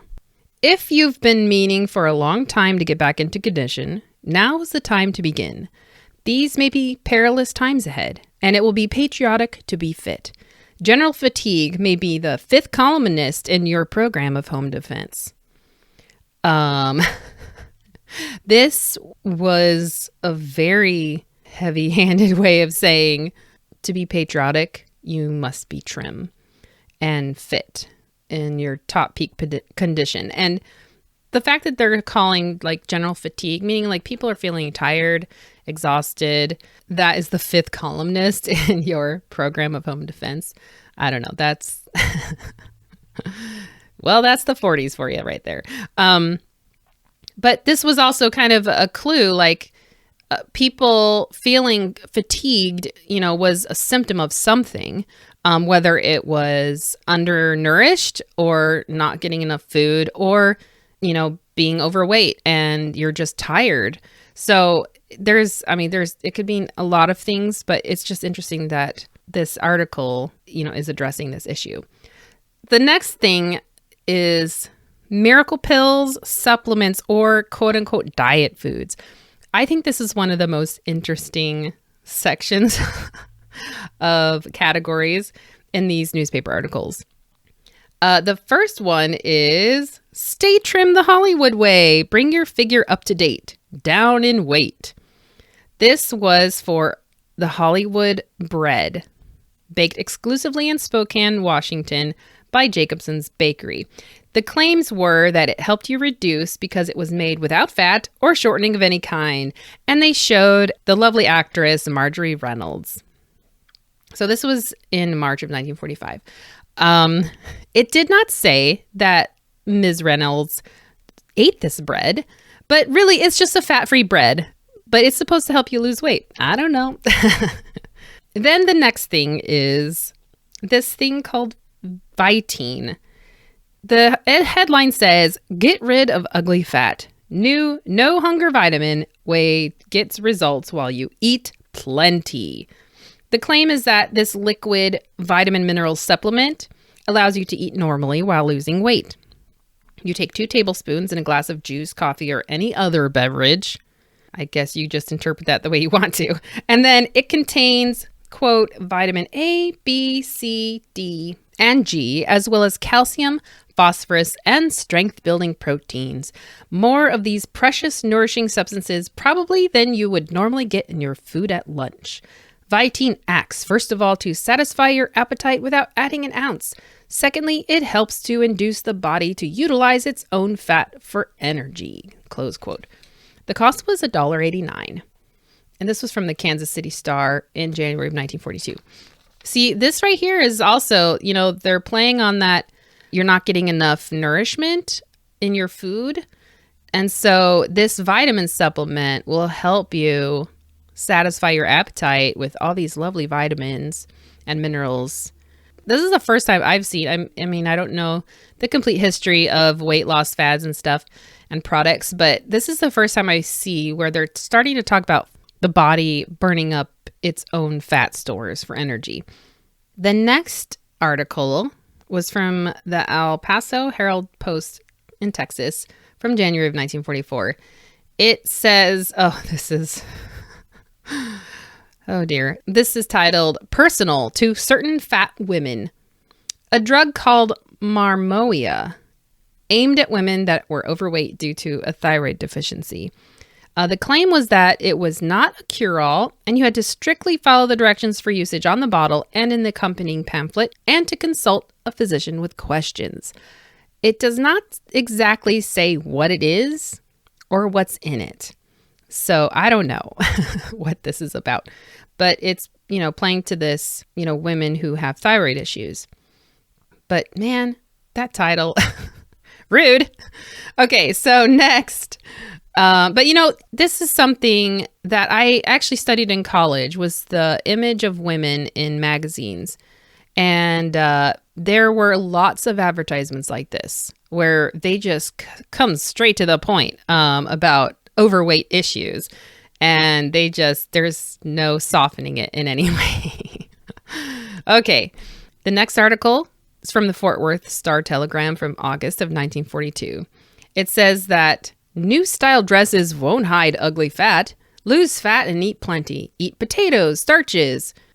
And that's actually one thing that was blamed on rationing, that the potatoes and starches were part of the reasons for weight gain.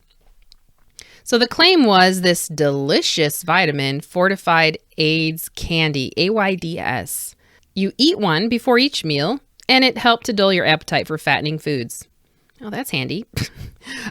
Quote, with this new AIDS simple plan, you eat plenty, not too much. You don't cut out any meals, even potatoes, starches, meats, or butter. You simply cut them down, which is easy when you enjoy delicious AIDS before each meal. Close quote. No laxatives, no exercise, no drugs. They called it, quote unquote, absolutely harmless. You could obtain it at Fort Worth's largest cosmetic center. I find that interesting. You can get a 40-day supply for $2.25. Now, I wanted to know how much this actually cost. So I did my little handy calculation to find out what it was in today's money. And I actually found a really cool, new to me, inflation calculator online via officialdata.org. And I will have a link for this on my blog. It was very easy to use. So no math on a paper or your own calculator needed. So in today's money, $2.25 was $35.68. That is nothing to sneeze at.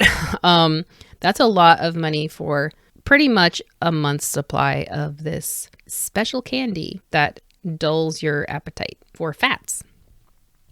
All right, the next one is also from the Fort Worth Star-Telegram from October of 1944. It says, try this amazing Barcel recipe to take off ugly fat right in your own home. You can lose pounds of excess weight without starvation, diet, or strenuous exercise. The claim is that, quote, it's easy, no trouble at all, and costs little. It contains nothing harmful. Just go to your druggist and ask for 4 ounces of liquid Barcel concentrate. Pour this into a bottle and add enough grapefruit juice to fill the bottle. Then take 2 tablespoons twice a day. That's all there is to it. If the very first bottle doesn't show you the simple, easy way to lose bulky fat and help regain reducible pounds and inches of excess fat, don't just seem to disappear almost like magic from neck, chin, arms, bust, abdomen, hips, calves, and ankles, just return the empty bottle for your money back.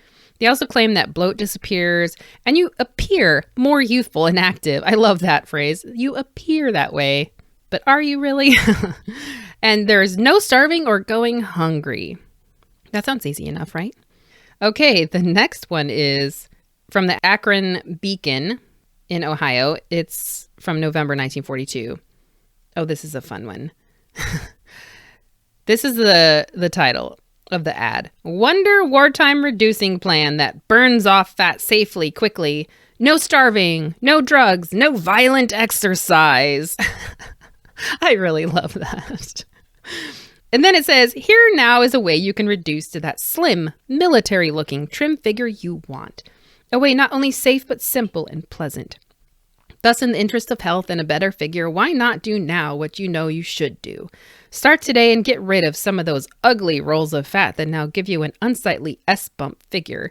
The whole idea of this plan is to provide good food in an amount which permits you to slenderize safely and easily. There's no dosing with racking salts or drugs you know nothing about, no pulling yourself to pieces exercising, and no fainting on a lettuce leaf. This way you even eat desserts. So what was this miracle food that they're talking about? I want to know. It's called the Wonder Wartime Reducing Plan. This is also the title of a book provided by your grocer. This diet plan essentially surrounded the eating of the new Wonder Wheat bread containing vitamin B1, which was the vitamin science had found at the time necessary for turning carbohydrates into the quote-unquote flame fat burns in. So this is another reference to your body burning off this excess fat by the help of something else. So in this case, vitamin B1. So you're really just eating whole wheat bread with vitamin B1. That's what the diet is. So yeah.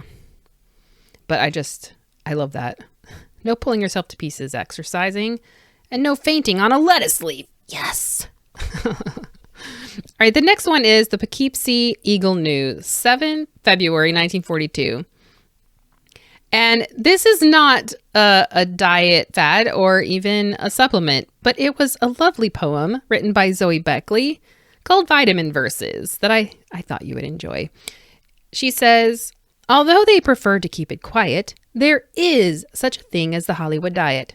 Here's what it is and nothing else, sir. Then vitamin B and Alka-Seltzer. Hollywood stars eat much what they please. I've watched them attacking spaghetti and cheese. So you don't have to feel obligated to try it, this frightensome thing called the Hollywood diet. For some of us humans are built like a hound, who never get fat though you feed him a pound. And some are like pugs, who could starve themselves sick, yet still have a waistline distressingly thick. Oh dear. Thank you, Zoe Beckley, for giving us that lovely poem. Like I said, there's so many products that were out there during wartime, and even before that advertised helping women to lose weight. But what's interesting, I don't know if you caught that reference to the slim military-like figure. That's something definitely unique to wartime. And I find that really interesting that they're appealing to that, because if I was a woman in wartime, I think I would be thinking about that. Like, I want to have that trim military figure, because that was just kind of the ideal. It's in all the women's magazines. All these romance stories featuring women in the military or dating a military man, they are all slim, all in amazing shape. And it was just this social kind of pressure to look that way. And I don't know if you also recognize any phraseology that is still in use today, like the phrase burns off fat.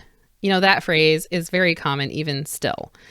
So anyway, it's a little eerie to see that some of these sound a little familiar still. All right, next we're going to get into food diets that are advertised in the newspapers via columns. The first one is from the Harrisburg Telegraph from January 1943. And the title of the article says, "One Day Liquid Diet May Help Control Figure." This was written by Antoinette Donnelly. The liquid diet was prescribed for once a week. It consists of at least 5 glasses of milk a day, together with several additional glasses of fruit juices. So back then, milk was considered a protective food and was an important aspect of this particular diet. The milk could be varied by means of a bit of chocolate, vanilla, honey, fruit syrup, or other flavorings. Vegetable juices, as well as beef broth and creamed soup, could also be taken. And then coffee or tea could be included if desired. So she recommends, because fluids don't stay in you very long, that you plan on taking in nourishment every 2 to 3 hours. The article says, a liquid diet of this nature, besides being reducing in itself, has a tendency to shrink the stomach. If you repeat the procedure every week over a period of time, it may help to cure you of a desire to overeat. And the claim was that many Hollywood movie stars, singers, and actresses of stage and radio practice this one-day weekly liquid diet. So for this particular diet, these are the credentials that, because many Hollywood stars and singers and actresses of the stage do this diet, that makes it good and okay. But it does say to consult your physician before starting any diet. So I do have to give that to them. I'm glad that they say that. So you can see a little bit of responsibility being taken there. The Independent Record from Montana in October 1941 has an article that says, "Here's what you've been asking for, a low-cost meat-reducing diet." So it's not reducing meat, it's using meat to reduce. And then it says, Francis Simmons, graduate dietitian, formerly nutrition specialist for the Farm Security Administration in California and nutrition consultant for 2 California hospitals, has cooperated on this safe 12-day diet. I think that sounds really funny. She's cooperated about it, but does she sound happy about it? I don't know. Then it goes on to say, any safe reducing diet should be balanced to include proteins, vitamins, minerals, and just enough carbohydrate to enable your body to, quote unquote, burn up your own fat. Meat, mainstay of most menus, is an important source of complete protein, vitamins, especially the vitamin B group, and iron, copper, and phosphorus. This 12-day thrift meat diet is based on the new National Nutrition Yardstick, close quote. So here, they're finally acknowledging the nutrition yardstick. And that's really important. But this is a very interesting diet. It kind of, I'm not an expert on the Atkins diet, but it kind of resembles that a little bit because it is focusing on meat and not using carbohydrates very much. So this is also October 1941. This is before the start of the war by 2 months, almost exactly. And I'm not sure how well this diet went down after the war, because once meat rationing started, I don't know how easy it would have been to keep up this diet. All right, so here are some simple rules for this diet. Drinking 8 to 10 glasses of water a day. Don't eat between meals. Don't eat more than 2 tablespoons of butter daily. No other fat is allowed or should be used in any form of cooking. So there was a lot of braising and broiling of meat. You don't use any flour in the diet unless specified. And this newspaper article was like a 6-day series that provided several days worth of menus. You trim all the extra fat from the meat before you cook it. Eat as much clear broth as you want, keeping your eating times regular. No sugar is allowed, but saccharin may be used for sweetening. Only lemon juice and mineral oil for salads. No mayonnaise or French dressing allowed. Use seasonings sparingly. So I know that saccharin, though, was one of those artificial sweeteners that, if used too much, had health impacts. So, but I think they're trying to say just keep the sweetening down anyway. Okay, so I wanted to give you an example of one of their the first day's menu. Okay, this is what it looked like. For breakfast, a large glass of unsweetened grapefruit juice. Woo, that's sour. 4 strips crisp, well-drained bacon, black coffee. For lunch, a sandwich made of 2 slices dry brown bread or toast, broiled cubed steak, 2 slices tomato, lettuce, 1 tablespoon butter, large glass of milk. For dinner, a clear broth, broiled shoulder veal chop, green peas, have grapefruit broiled, black coffee, or tea with lemon. So that's just one day. And so, they were claiming that they were following the nutrition yardstick. So making sure you're getting enough of all those food groups, except for the bread group. Yeah. So I don't know. Interesting. So that's that diet. Another diet was in this article called That Body of Yours by J.W. Barton, MD, from the Missoulian, which is from Montana, July 1941. So this is also pre-war. But I thought it was important enough to mention because of some of the concepts that we will be encountering in some other diets.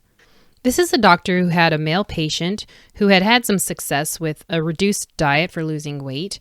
And so he suggested he go on a starvation diet, where 1 day a week, when the man wasn't very active, like a Sunday, he eat almost nothing. So this was the menu that was suggested. At 8 a.m., he has 1 large orange, 1 cup coffee, 2 tablespoons cream. At 10 a.m., 1 glass skimmed milk. 12 p.m., 1 large orange, 1 cup clear broth. At 2:30 p.m., 1 glass skimmed milk. At 5 p.m., 1 large orange, 1 cup clear broth. And 9 p.m., 1 glass of skimmed milk. And then tea and coffee without cream and sugar could be taken as he desired. And then the article says, aside from the fact that the overweight has the satisfaction of knowing that he has eaten practically no food for the day and has in his mind's eye just what the amount of food he did not eat looks like, there are 2 other points about this starvation diet which are important. So keep that in your mind's eye, I guess, of all that food you're not eating. These are the 2 things that are important about this diet. 1, the cells are like fish, so they need plenty of liquid to work properly. So I like that they acknowledge that. 2 is that reduced or starvation diets produce acidity in the blood, and this condition in the 40s was called acidosis. And the citrus fruits counteracted that by acting as alkalines in the blood and tissues. So in all, the liquids, oranges, lemons, and grapefruits were acting as protectors while on this starvation diet. I think that's really interesting science. So I'm not sure how things have changed now, if that's a thing or that citrus fruits counteract that, but I think that's very interesting. And I wonder if this is kind of the reason why grapefruit as a diet food became such a thing because of this way of thinking in science, that citrus fruits acted as a protectant from acidosis. I'm not sure, but it would be interesting to investigate. Another interesting diet was from Ida Jean Kane. She had a column in the St. Louis Globe-Democrat, and this was from March of 1943. She says, "A woman is apparently ready and willing to believe almost anything she hears about weight. One of the most persistent notions to go the rounds is that some certain food or combination of foods is to blame for the excess of pounds. But women who go for years without eating bread or potatoes or having sugar in their coffee are often the ones who never lose an ounce. Cutting out one food does not necessarily lower the calorie intake for the day enough below the energy needs to affect the weight. Usually that is not enough to make much difference in the day's total calories. If you are puzzled by what you hear about calories and pounds, don't imagine you are the only one. You have plenty of company. One lady wrote that, I know an apple and a potato each counts 100 calories, but my friends insist a potato is more fattening. When the calorie count is the same, one food couldn't possibly be more fattening than another. The calorie count is simply the measure of the energy furnished by a food. You either use the energy or you store it, but you only store it when the calories furnished exceed your needs. The liquid diet still has its followers, and it is hard to figure out why. You can get just as many calories in liquids as you can in solid foods, and nothing makes you hungrier for a good meal than 3 days on liquids. I think for the first time I'm feeling like this sounds kind of like modern thinking when it comes to dieting. In a healthier way, I guess. Kind of the calories in, calories out idea. And I kind of like the point that she makes that it's true. Like you can take in so many calories through liquid. Just look at soda pop. You know, there's so many calories in just, a cup of soda or even juice. So it's really, she's talking about that calories are just calories. And I think that is kind of a really forward modern way of thinking. She goes on to explain that quote unquote overweights. Why are they making that a noun? That's just what I want to know. Okay, overweights claim to eat one decent meal a day and still gain weight. She argues that one decent meal probably has a huge amount of calories in it. So the best strategy to keep the calorie count down is to eat 3 low-calorie, balanced meals. She also was against drinking a large glass of water at mealtime for a few reasons. One is that the water washes off the taste buds and whets the appetite for more food. Second is that a large quantity of water with food stretch the stomach. So she suggests limiting mealtime liquids to 8 ounces. And if you have a soup, hot beverage, or milk, to not drink any water. So this actually, when I read this, it really struck a chord with me because this is kind of how I think about when I eat. I don't drink a lot at mealtime. I try to keep it low. And I actually don't even drink water. I usually have something that has a little bit of calories in it, like a watered down juice or, milk or something like that. That's just what I do. And I don't drink very much of it because I prefer to get my calories through the food as opposed to what I'm drinking at mealtime. So I think this is really interesting. And I've never thought about how water washes off your taste buds and whets your appetite for more food. I've really never thought about that before. That's very interesting. And I have heard advocates in modern, like our days today, that drink water first before you eat so that you don't eat as much. But she's claiming, that liquids stretch your stomach. So actually that doesn't help. So I don't know. It's just an interesting concept. All right. The key thing about her strategy is that excess pounds should be used up by restricting the menus to the protective foods and the calorie intake to 2/3 the day's requirement. So if you're trying to lose weight, you need to be taking in 2/3 of the day's requirement of calories. Finally, she offers 3 things to bear in mind when you tackle reducing. She says that no food is fattening unless it tops your calorie requirement. No food or combination of foods is reducing unless your total calories for the day are below your needs. Your diet is only as safe as its protective food content. I think this is actually a really healthy way of thinking about losing weight. She's very no nonsense and practical about it.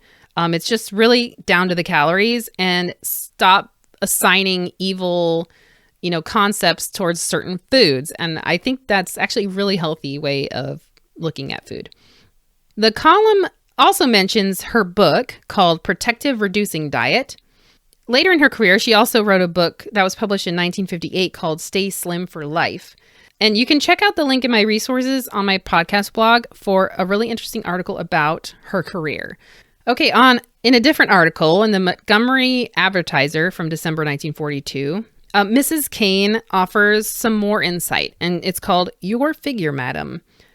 She says there is no strength in excess fat, and you really do feel more fit and have greater endurance with your weight at normal. But any reducing diet that leaves you tired and listless is a poor one to follow. Make your menus measure up to the nutrition yardstick, and you will be on a victory diet.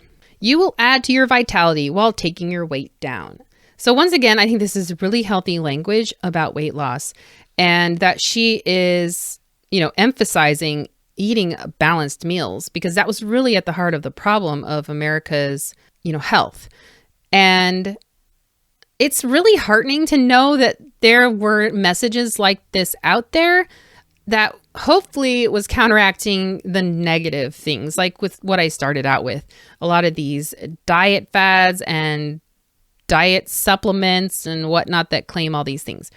She is offering a much more positive message about food. She also talks about how the craving for missing nutrients may be the main cause of your voracious appetite. This one really raised a flag for me, not in a bad way, but I was like, whoa, I have not, in all of this research for this episode, come across this way of thinking. This is also, I think, really modern way of thinking, that missing nutrients is the cause of why you're hungry. And that's also at the heart of, the malnutrition in the country. She says to cut down on calories, and stresses the protective foods.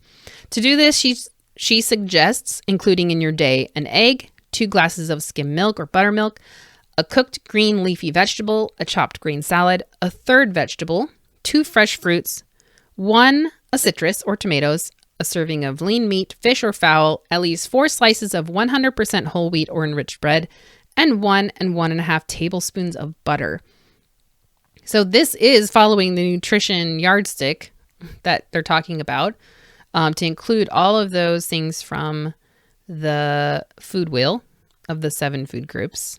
And she's offering you exactly what you need to do. And I think that's so helpful for anyone that was looking, for a way to slim down. She's telling you how to do it, and it's so simple.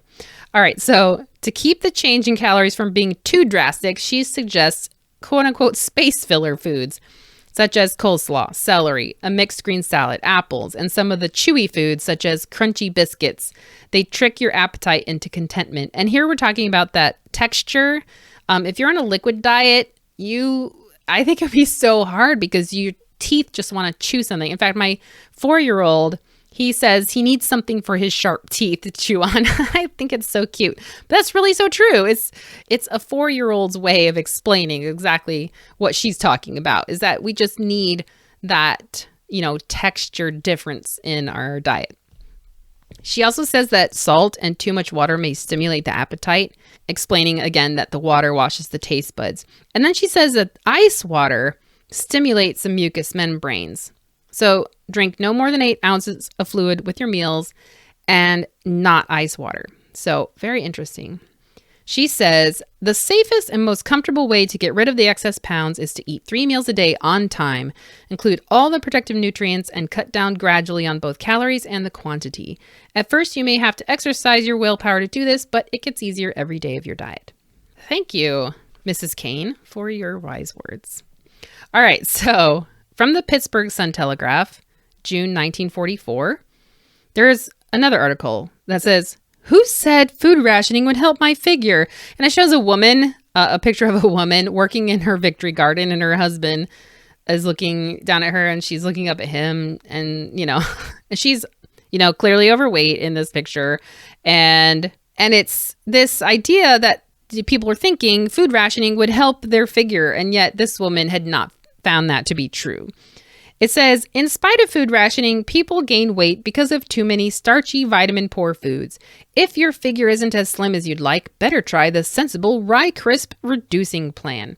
Now, the reason why I kind of included this in the section of the newspaper diets is because even though it's an ad for a food product, I don't know if you've heard of Rye Crisp. They're just like 100% rye crackers.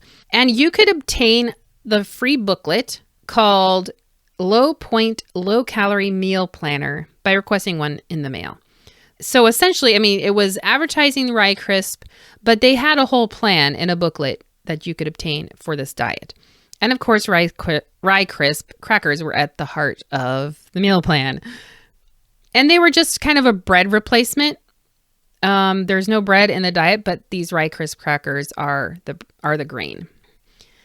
I personally wasn't able to obtain a copy in a search online. There just wasn't one available. But Erin, a lovely follower of mine on Instagram, messaged me with images of this amazing booklet that she just found. And she was so kind enough to send me pictures of the whole book for me to study. And I'll have a few of these pictures on my blog for you to take a look at, including some of the menus and recipes. And I just wanted to give a huge thank you to Erin Phillips. Sourcing original documents and books for this podcast isn't always easy and can be expensive, so she really helped a lot with that. And sometimes you just can't find things, so this was very awesome timing on her part.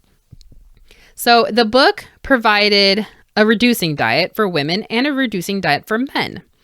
I like that they have the separate because men and women's body needs are different.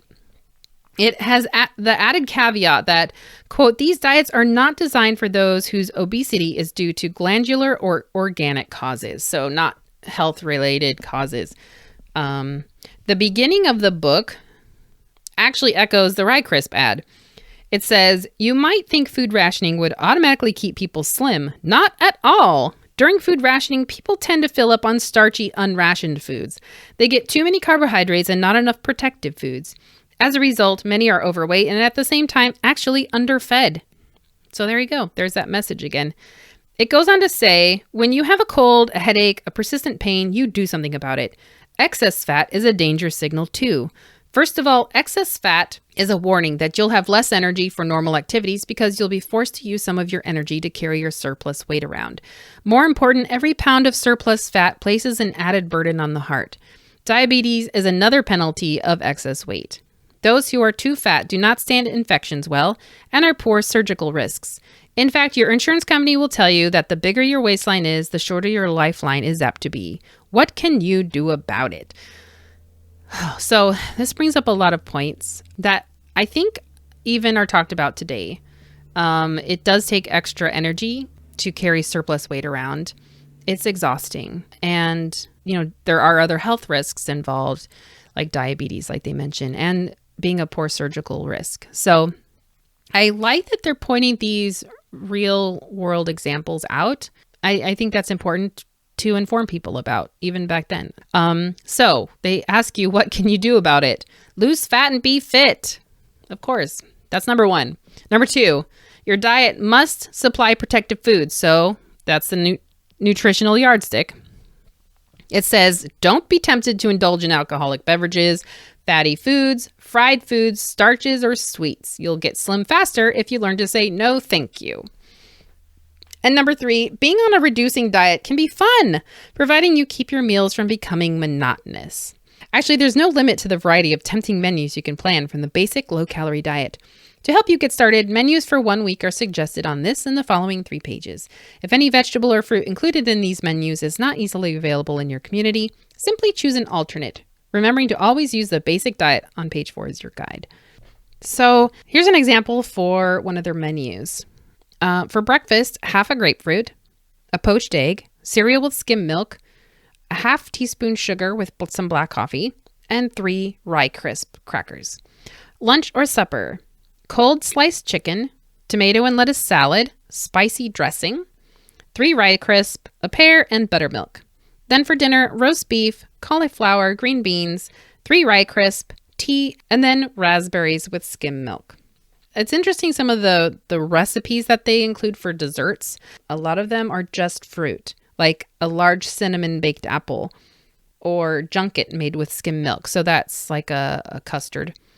And then they do have a few actual desserts, but it's angel food cake, which is very low in fat. In fact, I don't think it has any fat. It's just egg whites and sugar and flour. So really interesting. And I can see this as a, legitimate diet that somebody could follow. And they are following the nutrition yardstick. So good for them.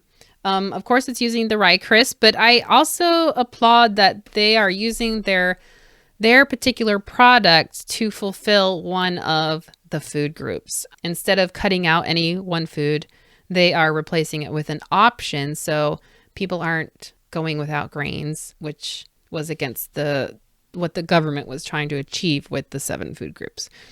There were also articles that warned people against diet fads and encouraged women to shun them. In the Spokane Chronicle from May 1942, it said, "Shun diet fads, put food value into your menu," by Forrest Williams.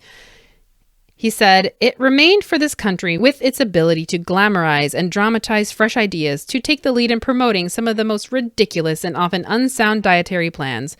From extreme vegetarianism to nothing but meat, from overdone Fletcherization to the Hollywood diet, charlatans and quacks, promoters and sincere but frequently misguided searchers have offered various plans to that gullible section of the public willing to try anything. No estimates are available on how much damage has been done to the national health through the adoption of harmful systems. It is a well-established fact, however, that millions of dollars have been wasted in following them." It also, in the article, emphasizes not eating too much, but not eating too little either. Any diet that leaves out any specific thing isn't healthy, and that all the healthful things in a balanced diet are needed to protect your health. A balanced diet included milk, eggs, meat, fresh and raw fruits and vegetables, and the right amount of bread is the quote-unquote only normal diet. So, there you have it. I'm so glad that people were speaking up against these diet fads and to put food value into your meals. So making sure you're focusing on nutrition and just being careful with your portions to help you lose weight.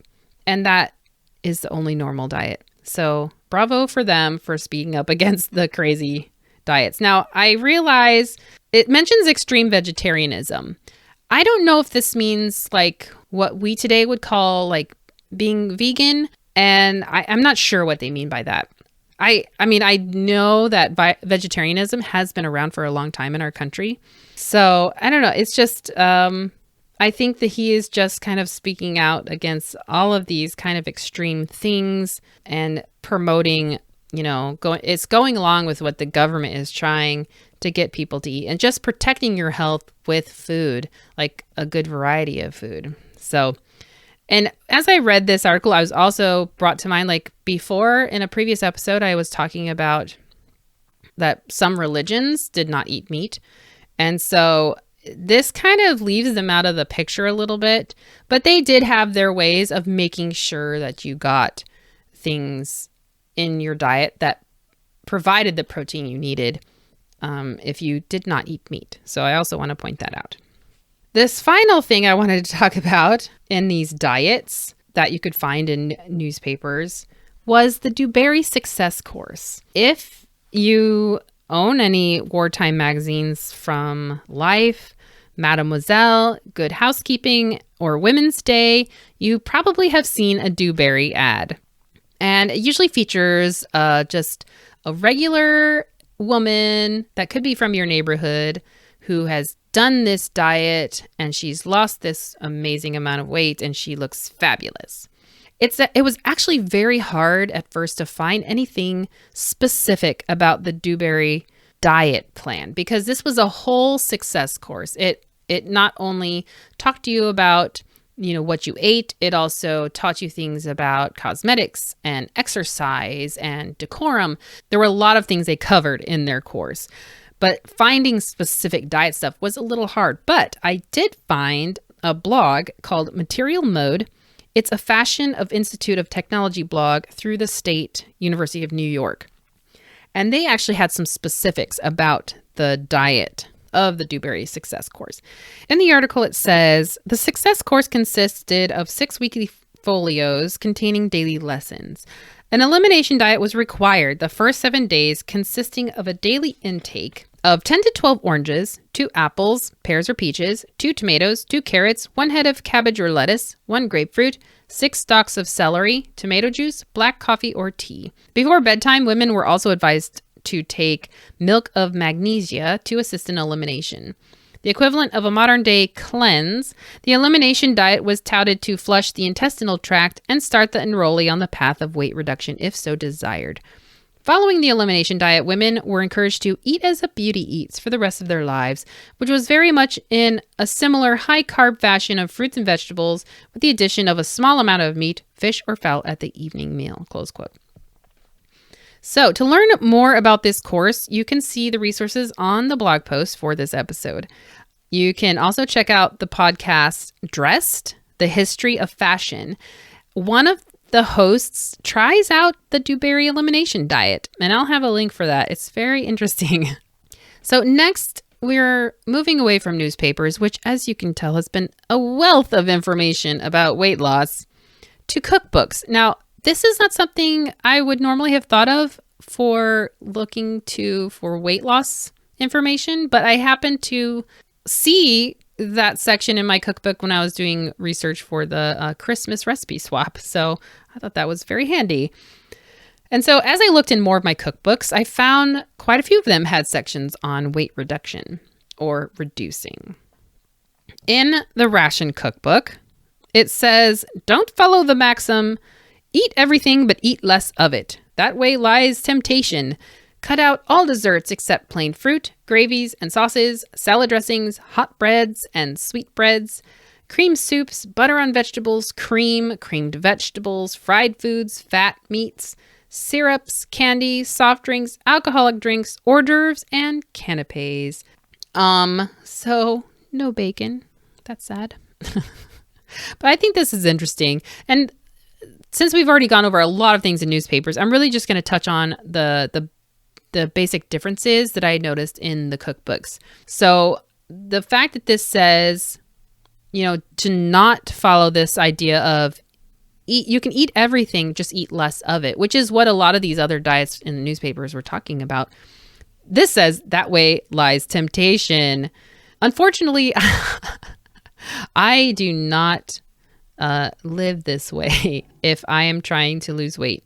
I believe in being able to eat anything I want, but just eating less of it. So sorry, ration cookbook. I deny everything that you say. So next up is the Good Housekeeping Cookbook. My issue's from 1944. It mentions that we tend to gain weight as we get older, so we should maintain a weight of what a normal weight would be for our height at age 30. I think that's very interesting. It says to weigh yourself each week, and if there's a tendency to put on weight, cut out high-calorie foods such as candy, sugar, cream, fats, starchy vegetables, and sweet or rich desserts. What other dessert is there except sweet ones? Then they propose a 9-day reducing diet, which was a low-calorie diet you could follow if you needed to lose a few pounds. Once you finished the 9 days, you were to take a break and add back a few of the foods you weren't eating during the diet, as long as you're able to maintain your weight. Then you could go back on the 9-day diet after a week's vacation from it. So I think that was very interesting too. Okay, so next to last is the New American Cookbook. Their section about weight loss is called Weight Regulation Through Diet. So their take is to eat as little fat as possible, limit the carbohydrate foods you eat, so avoid pies, pastries, preserves, candies, and ice cream. Limit bread and potatoes. Take ample protein in the form of skimmed milk, buttermilk, very lean meat, and cottage cheese. It offers menu examples for 1 day.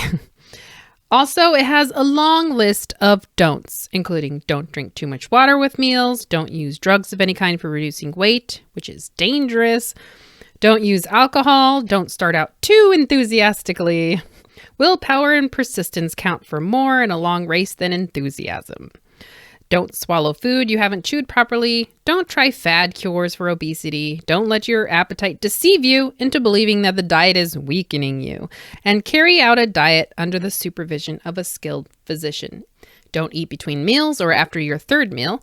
Drinking weak, unsweetened tea or a glass of real buttermilk should help hunger cravings. Don't think that because your parents were stout, you cannot reduce. Overeating and lack of exercise are much more potent causes. And don't take liberties with the diet table if you expect to get results. Adhere strictly to the general principles. So there you go.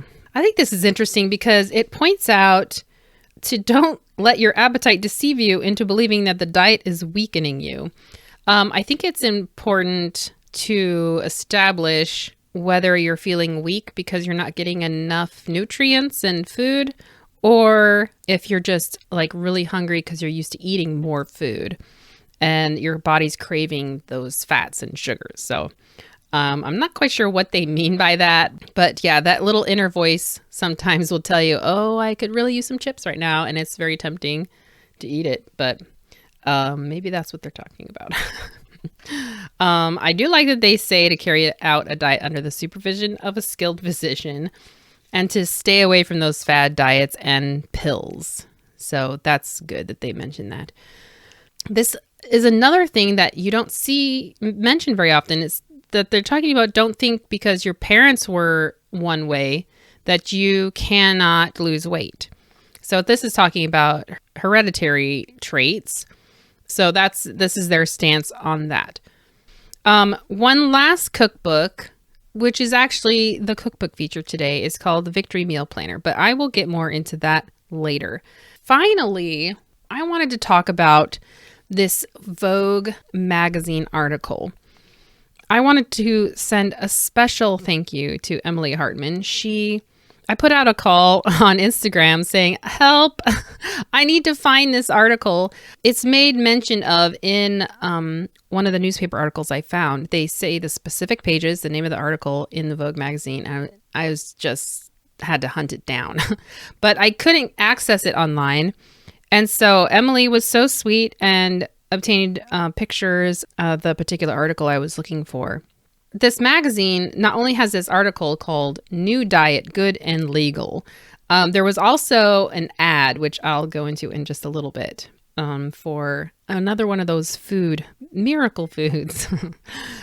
So the magazine's article called New Diet, Good and Legal, it says, checked for rationing by the OPA, checked for food values with charts of the government's Bureau of Human Nutrition, checked for skin beauty, checked for weight maintenance by a physician. And then it says, to feed your interest and foster your beauty, to keep your weight constant, to keep you fit. These 21 menus were devised with the ration points allowed a family of 4. This is the diet for normal adults. Children and hyperactive adults need 1 more pound of potatoes weekly, and the unhappily plump should check these menus against calorie charts. Oh dear.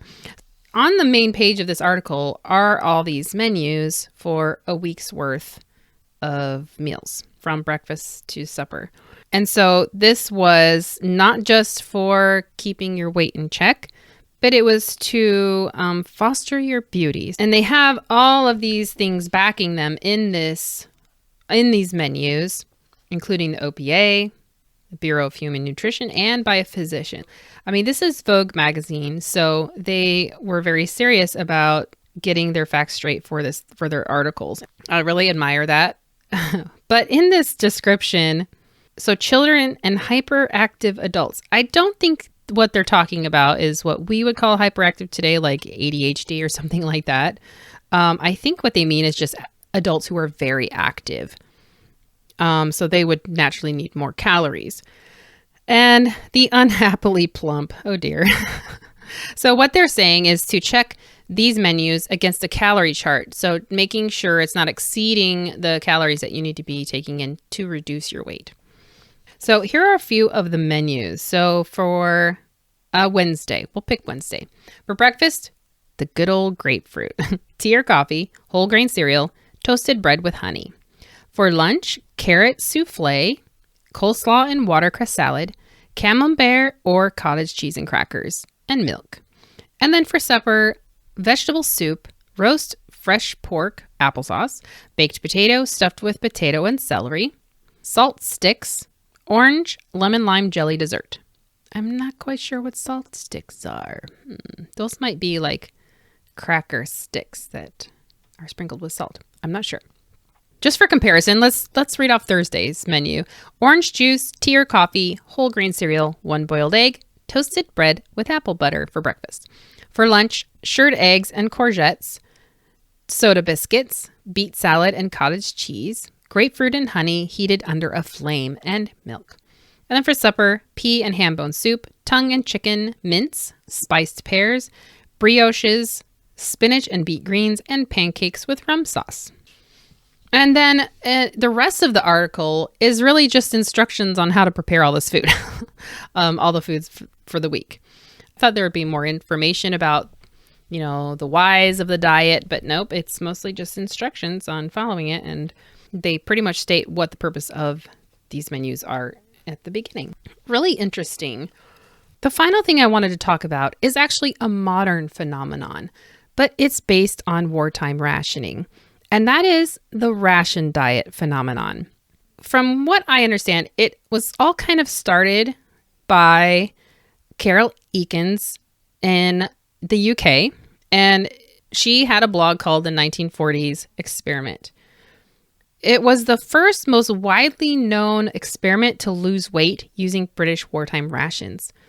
And you can still visit her website. She's still pretty active there. And it's at the 1940sexperiment.com. And while it's not about American rationing, I still think it merits mentioning because it's a modern way of losing weight, but using food and menus and recipes and the ration amounts from wartime England.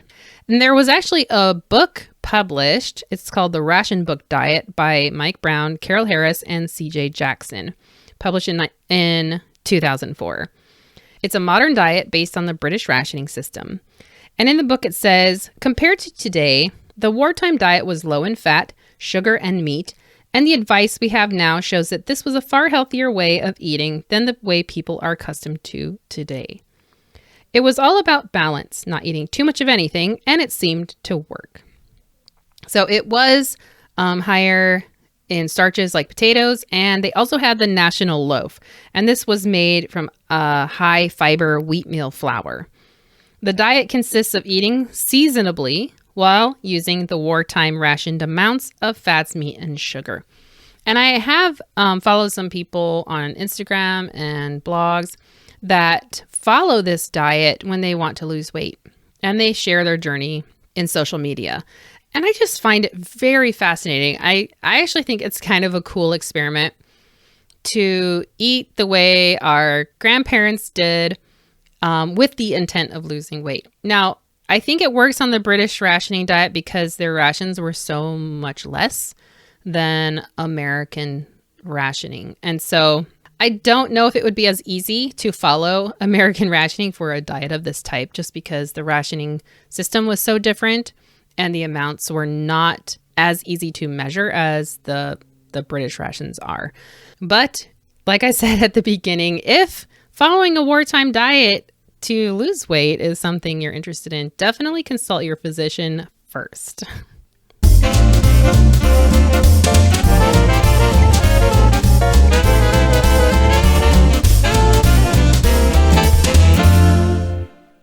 Today's cookbook feature is Victory Meal Planner. This was published in 1942 by the New York State Bureau of Milk Publicity. And their slogan is Satisfy Thirst, Fortify Health, Drink Milk. So you could probably guess what the basis of a lot of recipes are in this cookbook. In the introduction, it says, nutrition and meal planning are important to family and country. This meal planner has been designed to help you with one of your most vital problems, the preparation of daily meals. For planning well-balanced meals with utmost economy has become a patriotic duty. Your attention is especially invited to the meal planning chart. It is recognized by health authorities that proper food is essential to good health, and the health of every American is now more than his own personal concern. It is a matter of vital importance to the nation. One of the things stressed at the National Nutrition Conference at Washington, D.C., and in all government literature since, is the necessity of taking enough of the vitally needed foods to maintain health. Not just borderline health, but top-notch health. Tops on all official nutrition charts, indispensable to health, is milk. Health authorities recommend at least a pint a day for adults, a quart for children. Most people find milk a delicious, refreshing beverage. If you are one who does not, be sure your diet includes milk in soups, sauces, gravies, puddings, and ice cream. You owe it to yourself, your family, and your country to see that your daily meal planning includes sufficient milk to maintain top-notch health. And then it goes on to explain some of the vital, indispensable elements contributed by milk. Calcium, energy value, it says 170 calories in a cup of milk. Alkaline factor to help fatigue, vitamin A, vitamin B1, vitamin B2. And then it shows a very helpful visual chart to help you plan healthful meals. And this is the 7 food groups. Now, this cookbook is a meal planning guide. It covers 12 days of meals. And they recommend these menus as a way to kind of format your own menus.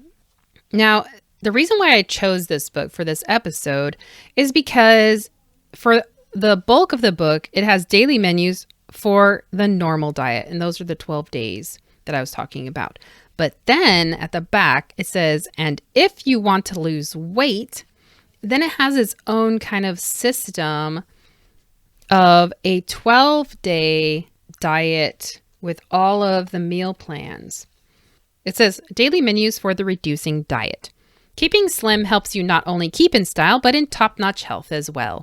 Getting slim is a matter you should approach with care. Cut down on fattening foods. Never cut down on nourishing foods.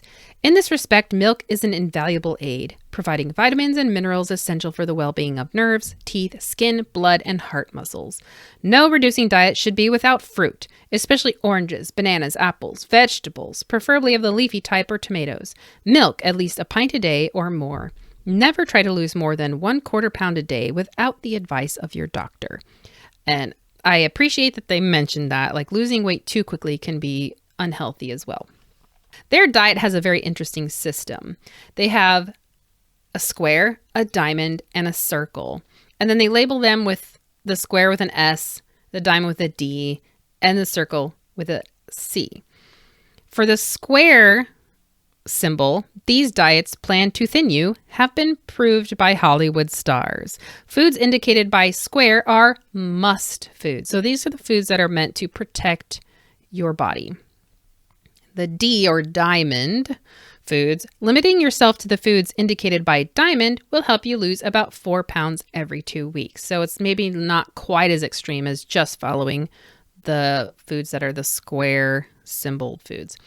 And then the circle foods, if you also include the foods indicated by circle, you should lose about 2 pounds every 2 weeks. So it's just depending on how fast you want to lose weight. To save time, instead of reading it all out for you, I will have a picture of this up on my blog so that you can see how this menu plan for dieting is put together with these symbols. And what's also interesting, at the back, they mention if you are underweight.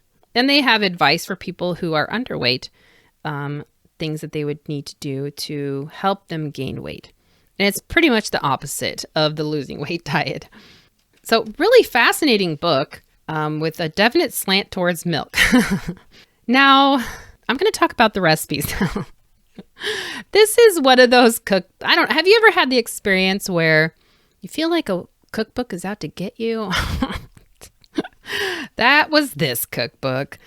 Flipping through the recipes that they provide, I was really fascinated with a lot of them. There's a lot of really cool looking recipes in here. So I had plenty to choose from. In fact, it was very hard to pick which ones I wanted to do. So I'm going to start off with the recipe that I had really great success with. That was the spinach and cheese casserole.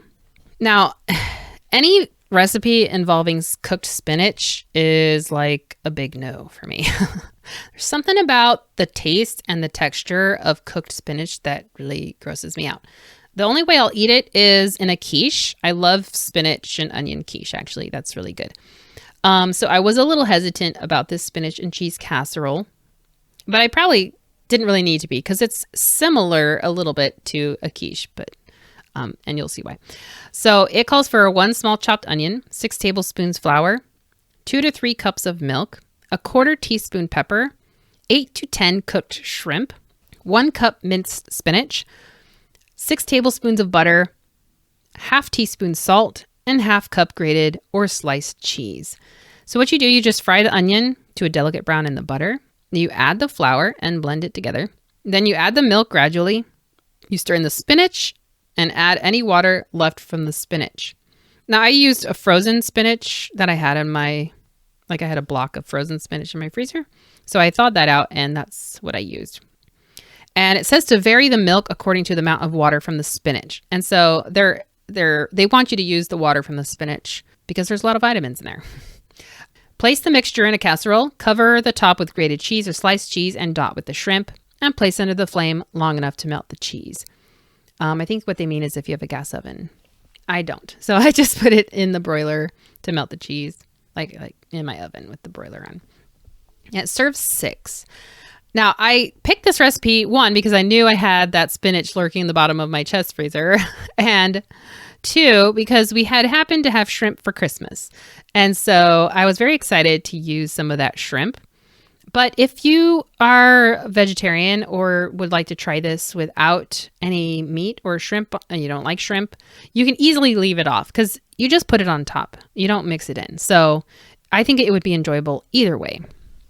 Now, this was really good, actually. All of us really enjoyed this. Well, except for my 4-year-old who can't have milk.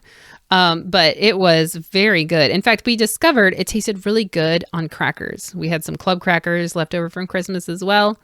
It tastes super good on there too. So it can be kind of versatile. You could probably have it on toast. Yeah, there's lots of ways to eat this. It's really good. And it's good with the shrimp too. But yeah, delicious. So highly recommend this one. But then, the other 2 recipes. Okay, what should we start with? Let's start with the simple one. This was for almond peach cream. This recipe has 5 ingredients. Super simple.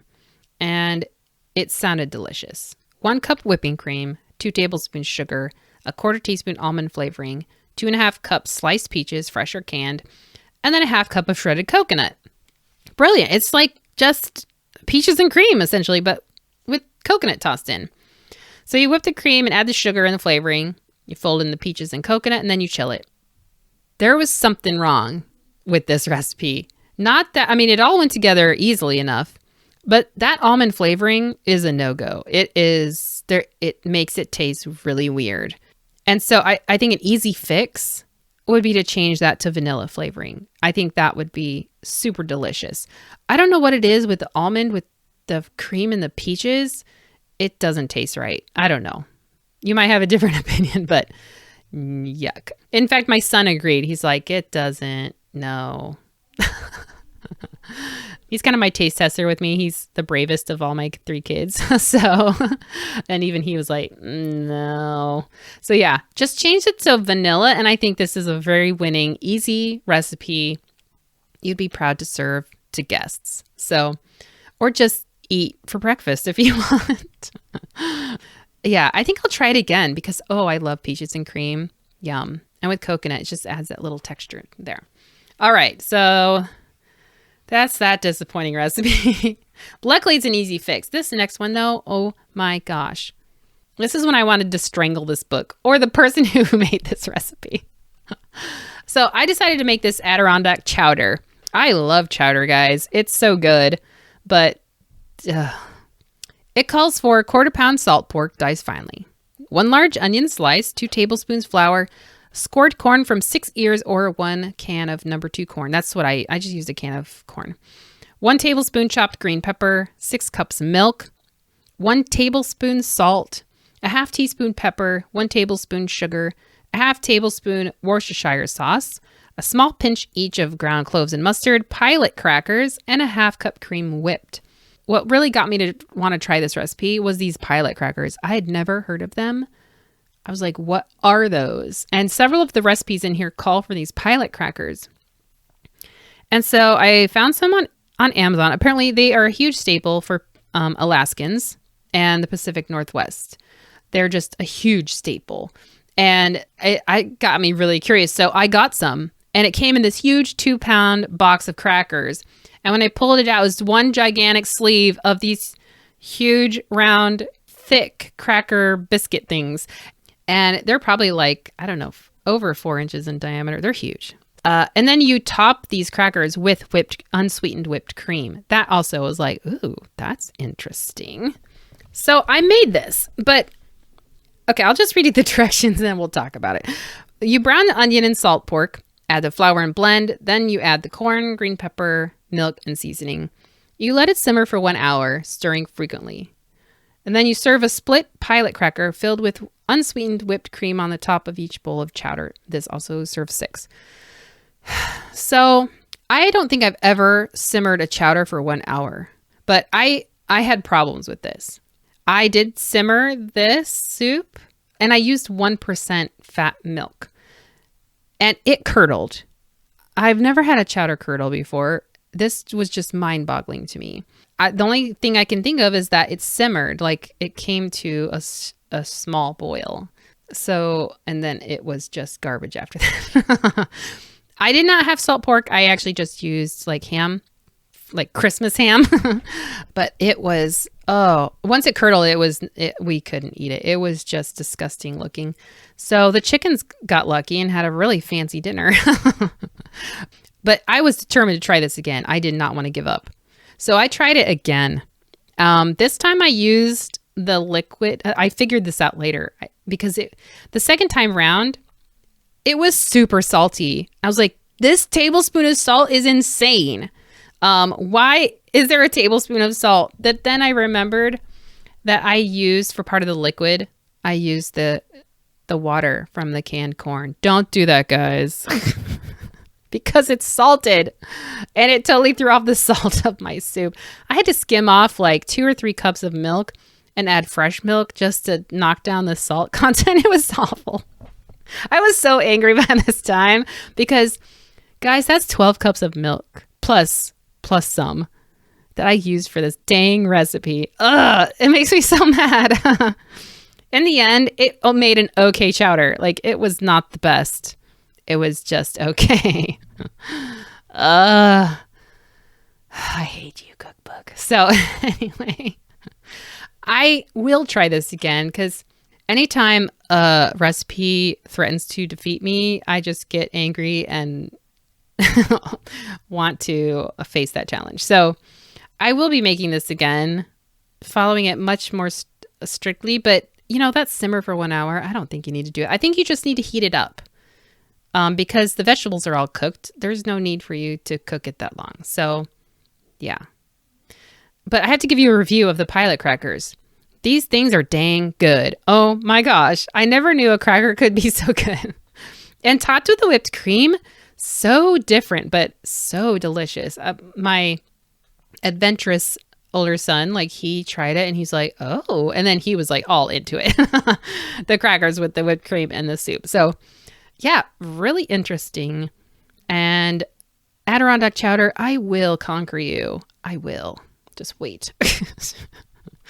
I will have these recipes on my blog for you to try out if you are so brave.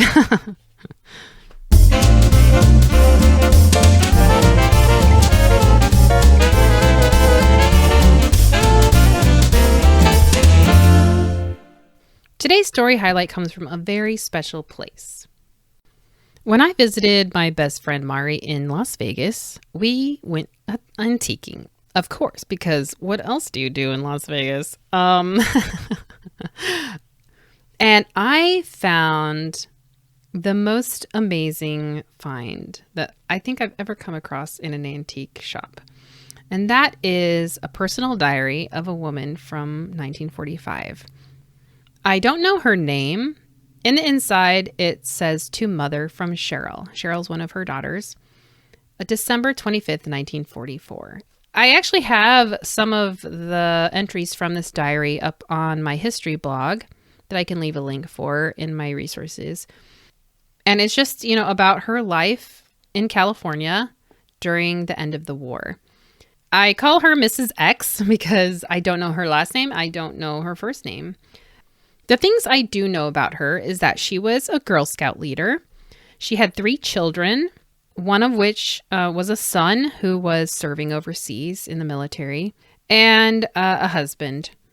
And she was a stay-at-home mom. She didn't work outside the home, but she was very involved in her daughter's Girl Scout troop. Now, the reason why I wanted to talk about her was because there's a very short time in the middle of the year where she talks about how she is going to start reducing. Thursday, April 19th, 1945, she makes a little note in the margin that she started to reduce. ? Weight 152. So that's April. And then June 16th of that year, she writes in the margin, weighed 137 this AM, lost 15 pounds. Hurrah! And I just love that. It was just a little part of, it was probably a big part of her life, but she just made a little note about it in the margin of her diary. And I just think that's so fantastic. Oh, I do want to make mention that she talks about when FDR dies, and she talks about the end of the war. It's really, really special that she writes, how she writes about the death of FDR and also when the Japanese surrender. So at the very, very end, at the end of the year, she says, "This has been a very exciting year in many ways. The end of the war was the outstanding event, of course. I haven't kept a good diary this year. Have been tearing around so fast I haven't done anything well. I'm very much ashamed of myself, and next year I hope to straighten myself out and really accomplish something." I love this. This is so endearing because, I think this encapsulates how we all kind of feel at the end of any year. But this year in particular has been a trying one. It's the closest that we can get to understanding maybe how they felt in wartime with restrictions and just everything in upheaval and different. And, how she's kind of ashamed of herself. I'm sure we all have kind of a few regrets from this past year that we didn't accomplish as much as we wanted to. And I love that she says she has hope to straighten herself out. Anyway, this diary is so special, and it's just a really lovely insight into just, a regular woman in California during wartime and just everyday life in war. And it's resources like this are so precious and few.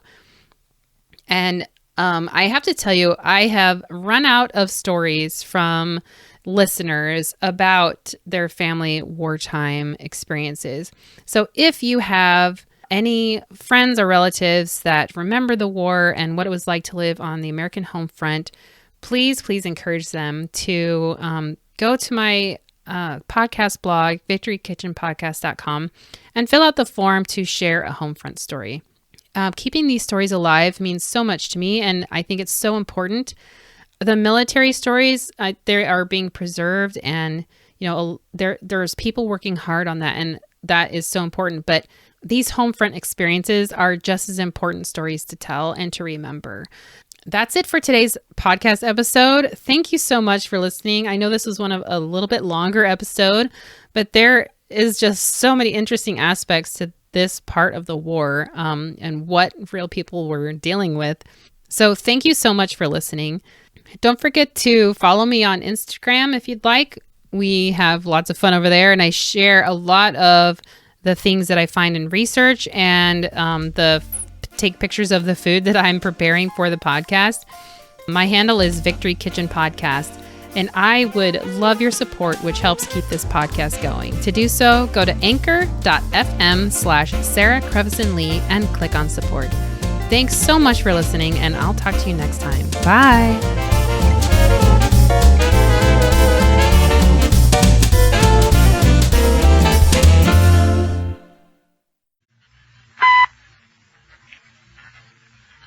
the Johnson Wax Program.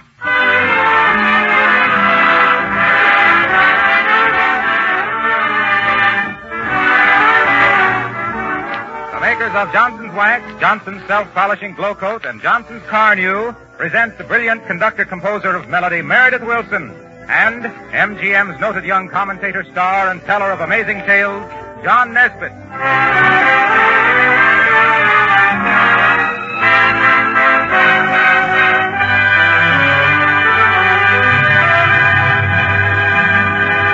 Ladies and gentlemen, this program, in the words of John Nesbitt and the music of Meredith Willson, with the songs of Connie Haynes and Bob Carroll, is sent to you by S.C. Johnson and Son, makers of Johnson's Wax Finishes for home and industry. And now, here are Meredith Willson and John Nesbitt.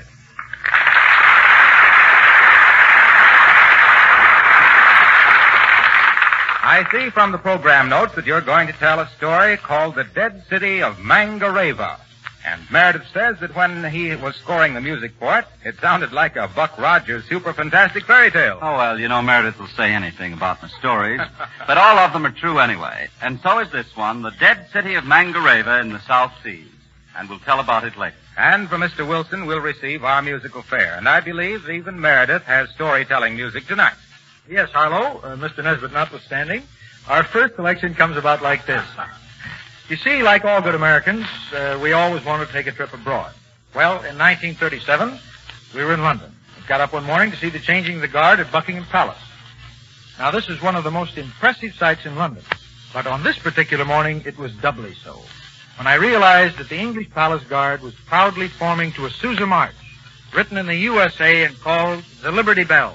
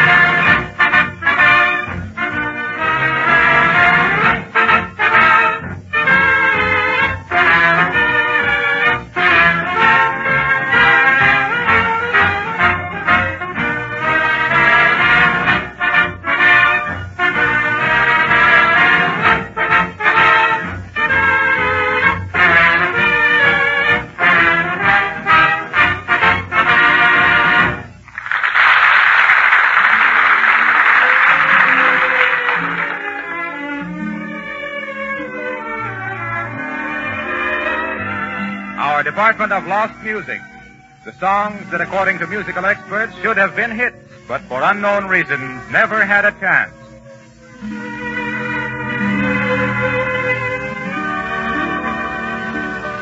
Tonight's number is in the Department of Lost Music for a rather unusual reason. It is called A Love Like Ours and was written by Man Hollander and Alberta Nichols, or in reality, man and wife. After composing many successes, they wrote this one some time ago just to amuse themselves, and they never intended that it should be published.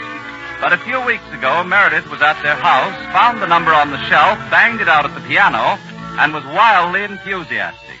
So it has now been published, but receives its first public playing tonight, with Connie Haynes singing the lyrics. The number breaks all the rules of popular songwriting. It's in 77 bars instead of 32.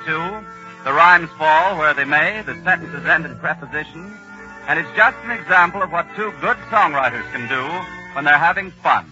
A Love Like Ours.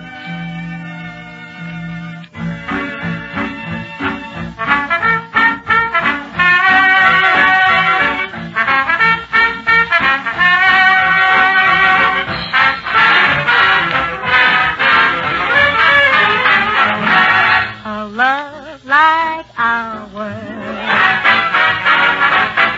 is something very precious. Don't abuse it or you will be sorry. It ain't wise to jeopardize a love like ours. A love like ours.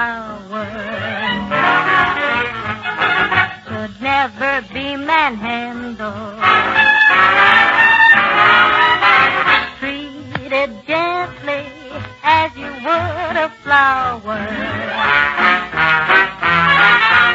It ain't sound to kick around a love like ours. Hold tight onto it. Don't let a foolish swim in danger. Sweet romance, don't take a chance. You'll only rue it when you're out on a limb. A hungry soul that's crying for a crumb.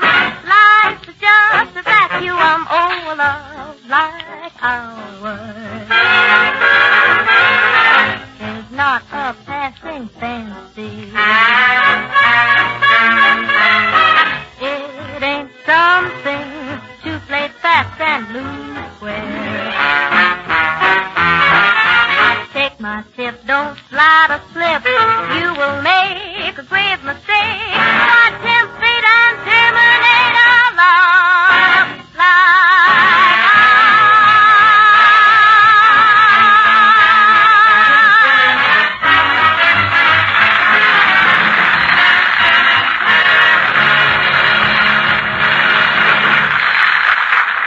So another song that might have been lost is launched before the public to see what it can do for itself. Harlow Wilcox comes before the public also for a few moments here with his business message. Not many of us can have the thrill of driving a new car now, but nearly everybody can have the fun of driving a new-looking car. Of course, I don't mean that Johnson's Car New will fix a smashed fender, but it certainly will restore the youthful beauty of a dingy, tired old finish. If you've forgotten how your paint job looked when it was new, just buy yourself a package of Johnson's Car New this week. Don't delay, because it's very important now to take extra good care of your car, no matter how little you're driving it. You'll discover when you use Car New that it does two jobs at once, both cleans and polishes in one application, in really short order. It's a remarkable time and labor saver, and it's very inexpensive. Now, when you've cleaned and polished the car with Car New, you can give the finish added protection and save on car washing by applying a coat of Johnson's Auto Wax or the regular Johnson's Wax. Ask your regular wax dealer, auto supply store, or service station for Johnson's Car New, spelled C-A-R-N-U.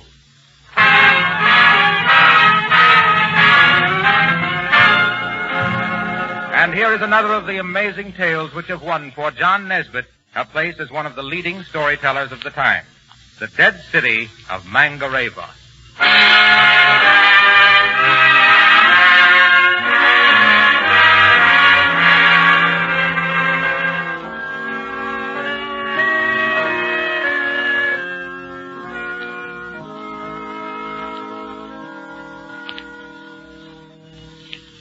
The South Seas are enchanted no more.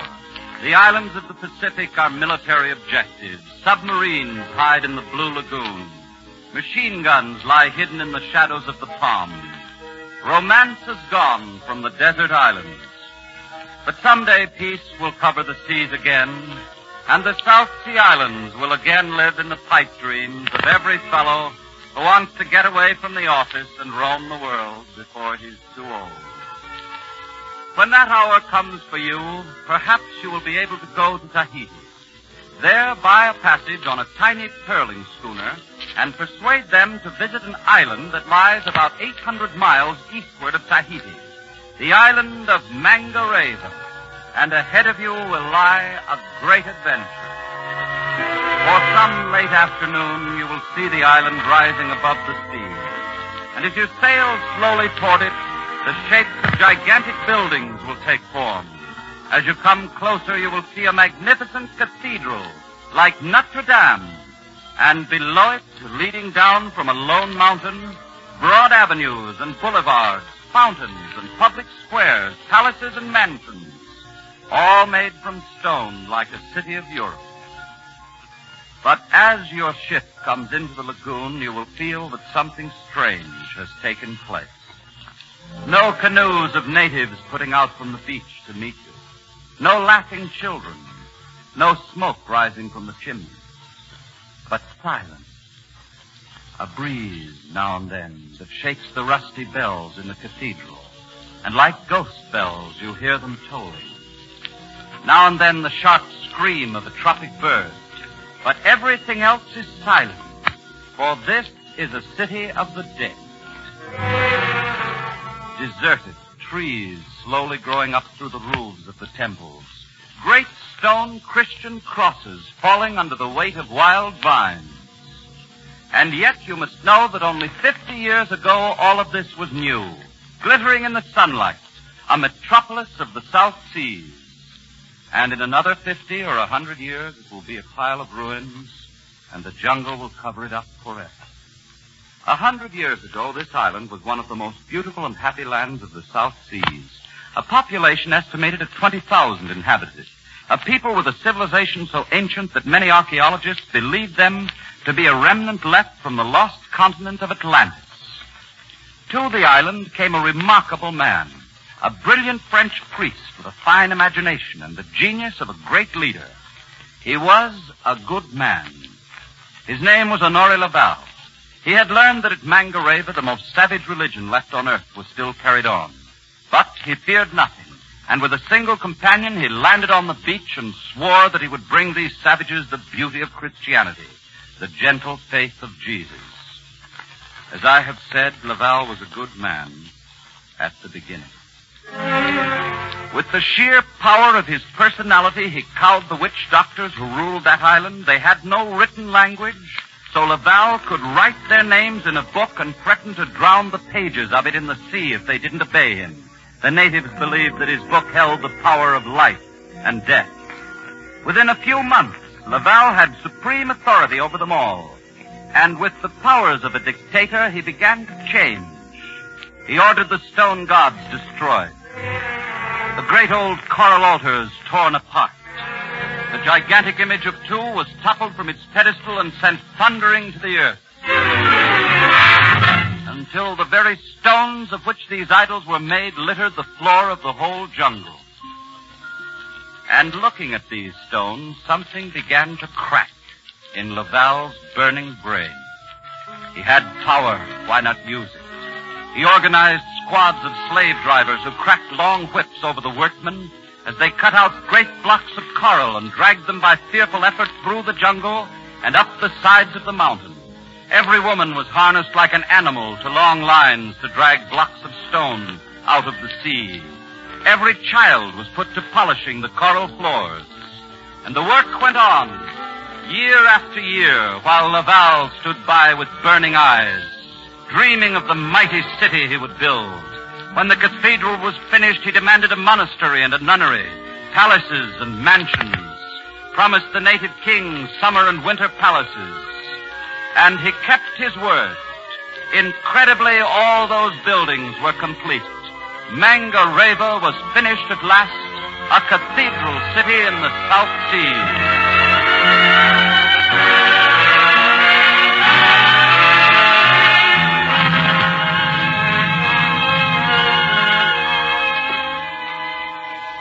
50 years ago, almost to the day, that work was ended.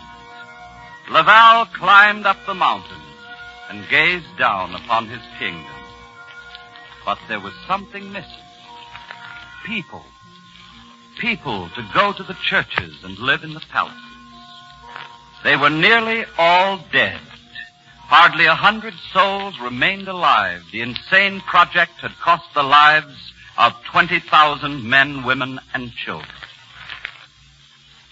The news drifted to Tahiti. A French warship sailed from Mangareva. Officers arrested Laval, took him back to court, and the records of this trial are still preserved at Tahiti. Accused of the killing of 20,000 people, Laval proudly pointed to the sky and said, "True, they're all dead, but they've gone to heaven so much more quickly."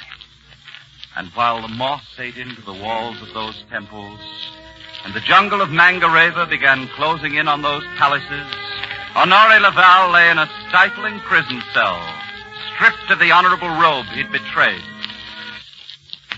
And there he died, to the very end indignant over being considered a doer of wrong. But that enchanted, terrible city stands today, a city of the dead. The French government has closed the island to white people for more than half a century now, and it may be that the tribes may build up again someday. But they are superstitious, And when the wind sets the bells ringing in the cathedral, the natives claim that the wild shadow of Laval can be seen there, the mad white priest of Mangareva.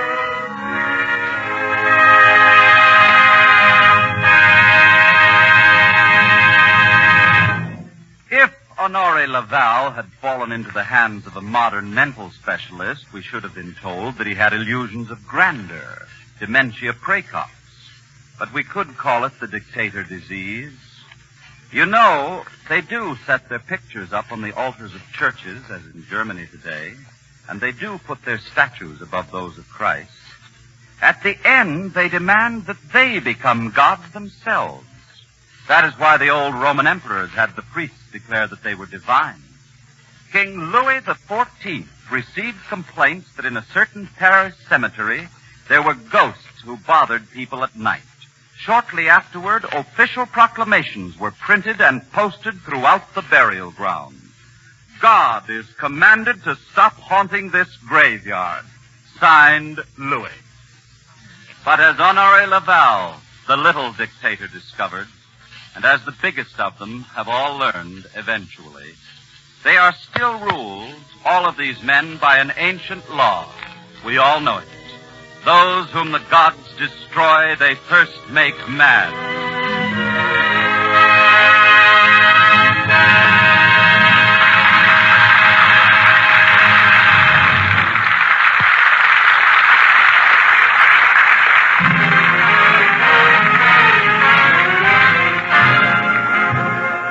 And here, for contrast, are some of the melodies which Meredith insists are real music regardless of where they came from.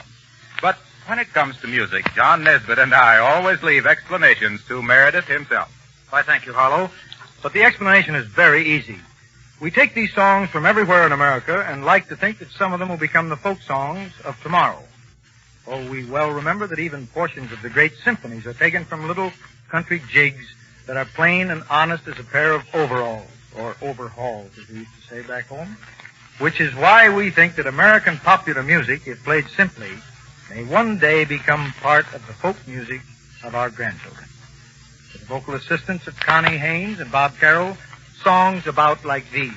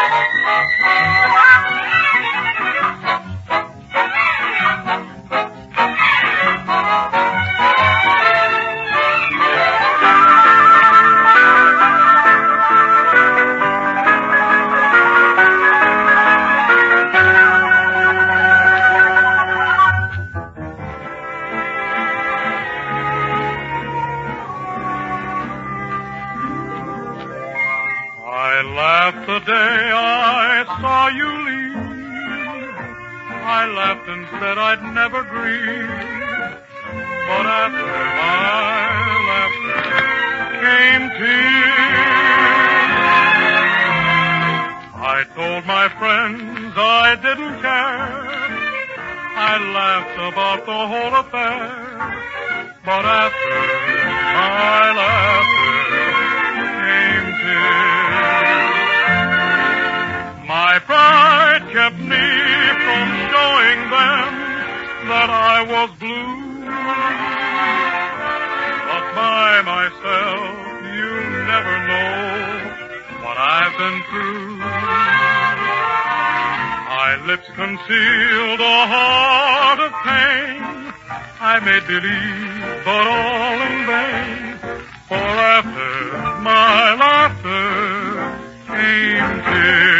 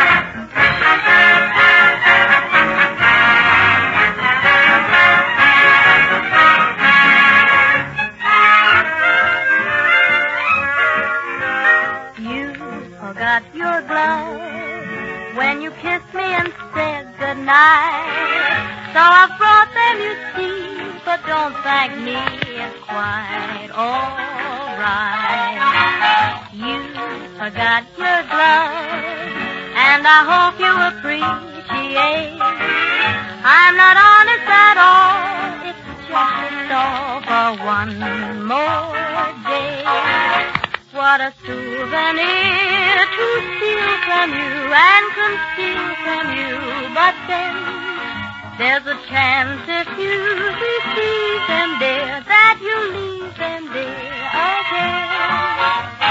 Now forget your heart.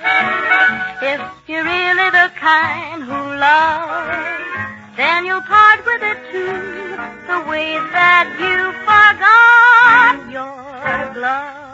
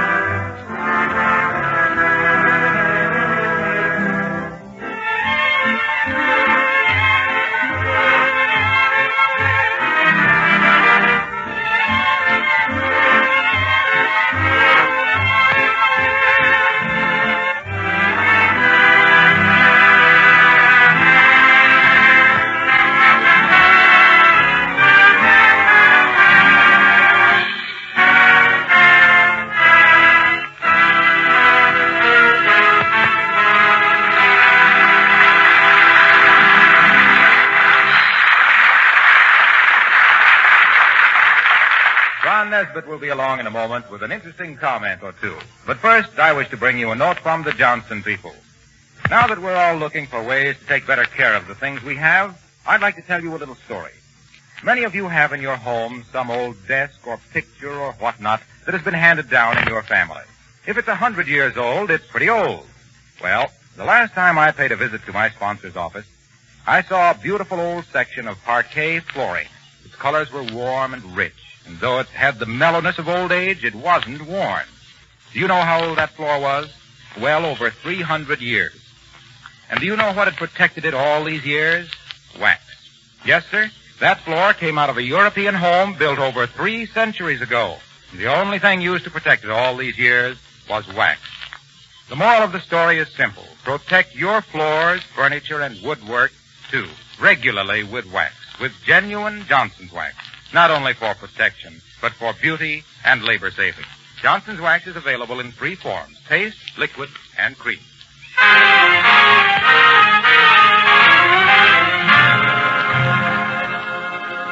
Ladies and gentlemen, what do you think about all of these announcements about buying war bonds that you hear every time you switch on your radio? Are they beginning to get you down? Are you getting bored with them? If that is so, we're in danger. For the reason we keep at you so much is because millions of Americans have been putting off the arrangements for placing 10% of their income in war bonds. They intend to, but they keep letting it slide. That's what really happened, you know, at Pearl Harbor. They heard so much about the Japanese menace for so long that finally they couldn't quite believe it could ever happen. And today we know that Pearl Harbor is a bar sinister across the emblem of the United States. So please do it tonight. Get out a pencil and paper and figure out a regular bond purchase plan and get it started tomorrow. This is perhaps the only way left to us to avoid inflation. And if the disaster inflation comes to America, it will make the disaster of Pearl Harbor seem like a minor military incident. But our time is up, so until with Meredith Wilson, Connie Haynes, Bob Carroll, and Harlow Wilcox, we join you again a week from tonight, John Nesbitt bidding a very good evening to you all.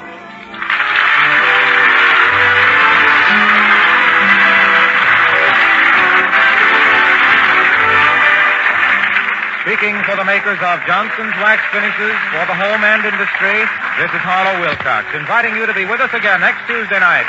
Good night. This program has reached you from Hollywood. This is the National Broadcasting Company.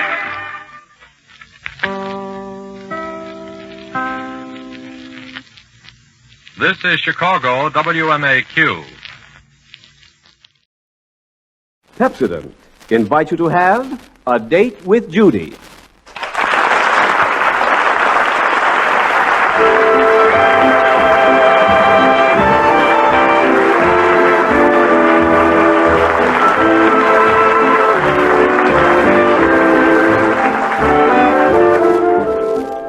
Well, let's see.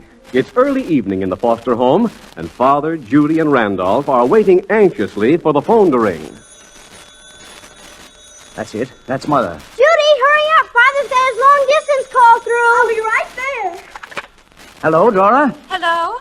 Melvin? Well, now, who else will be calling you long distance? What did you say, dear? I said who else will be calling you long distance?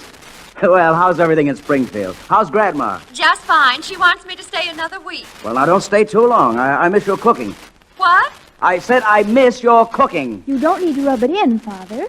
How's Judy and Randolph? Just a minute. I'll let you talk to them. Here, Judy. Talk to your mother. Hello, Mother. Hello, Judy. How are you, dear? Just fine, Mother. Just a minute. I'll let you talk to Randolph. Hello, Mother. Hello, Randolph. How are you, dear? Just fine. Just a minute. I'll let you talk to Father again.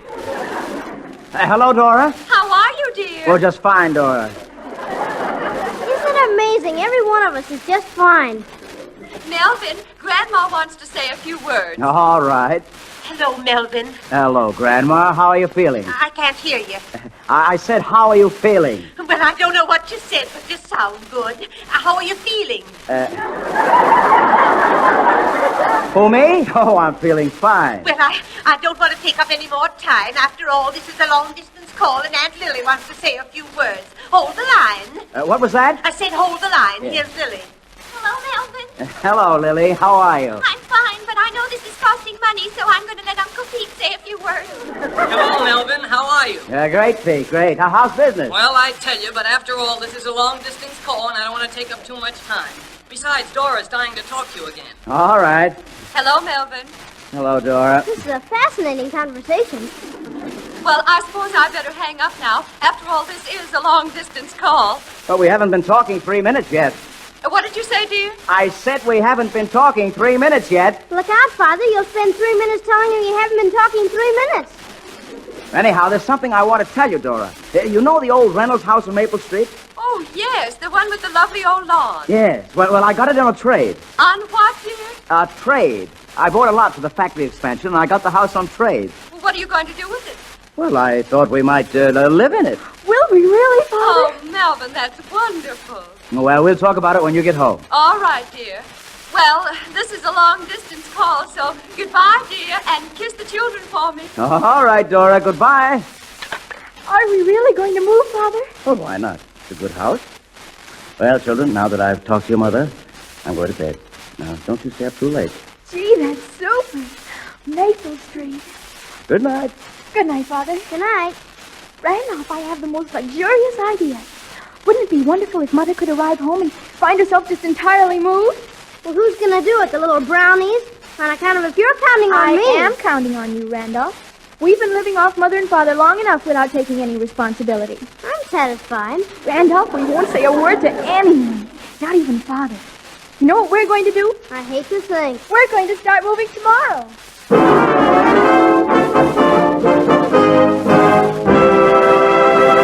Yes, things are beginning to move in tonight's date with Judy, chaperoned by Pepsodent, and we'll find out which way they're moving in a moment.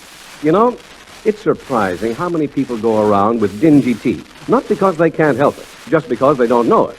If they'd only make the tongue test, they'd find out quick. Try it yourself right now.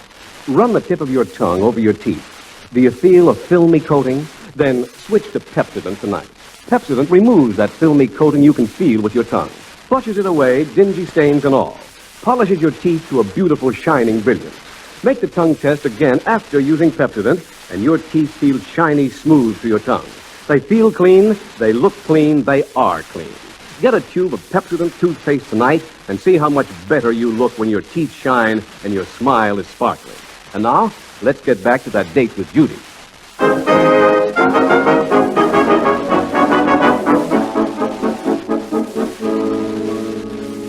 I guess this is the house, Randolph. It's empty. This big hunk of masonry? Isn't it luxurious? It's practically a mansion. Well, let's take down the for sale sign and go in. I'm positively panting to see the inside. Yikes, it's big. Foster found this and looked positively puny living in this big dump.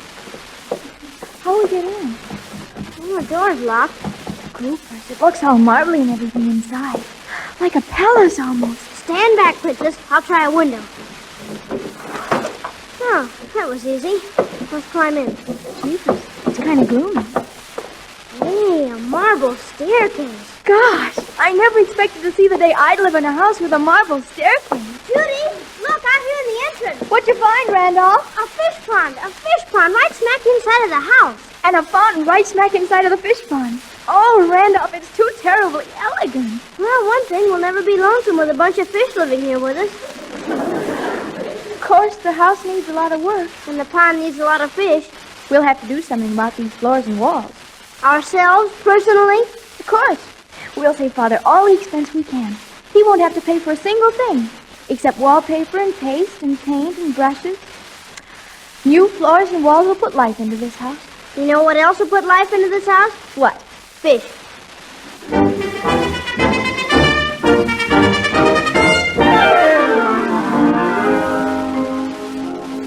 Young man, you've been looking at the goldfish for the last half hour. Have you made up your mind yet? Well, this is a difficult purchase. You know, it isn't every fish you can live with. How about goldfish? People have been living with them for years. No, I think you get kind of tired of goldfish in time. I had some once in a bowl, and I got tired of them the first time I had to change the water. Have you got any cleaner fish than goldfish? Well, the swordfish have nice habits. Well, they're rather large for a house. What about pollywogs? They're rather small. What do you think of speckled trout? Well, I think they're quite speckled. Well, I wish you'd make up your mind. You're the toughest customer I ever had. Hello, Randolph. Did you buy the fish yet? Why should he hurry? What else have I got to do today but wait on him? As a matter of fact, I'm torn between speckled trout and guppies. Oh, I think guppies are adorable. I think we ought to take them. Well, you know, on a pinch you can eat a trout. Oh, I wouldn't eat a fish on you personally. Well, okay, mister. I'll take 2 dozen guppies. Wrap them up. It'll be a pleasure. Well, that's over. Now all we have to do is hang the wallpaper and paint the floors. That shouldn't take us any time at all.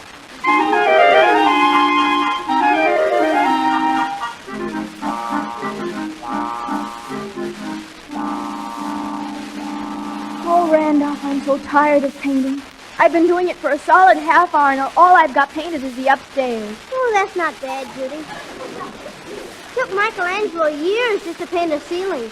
I think I'll stop painting for a while and wallpaper a bit. Knocking off a room or two every 10 minutes. Well, I don't poke around like you.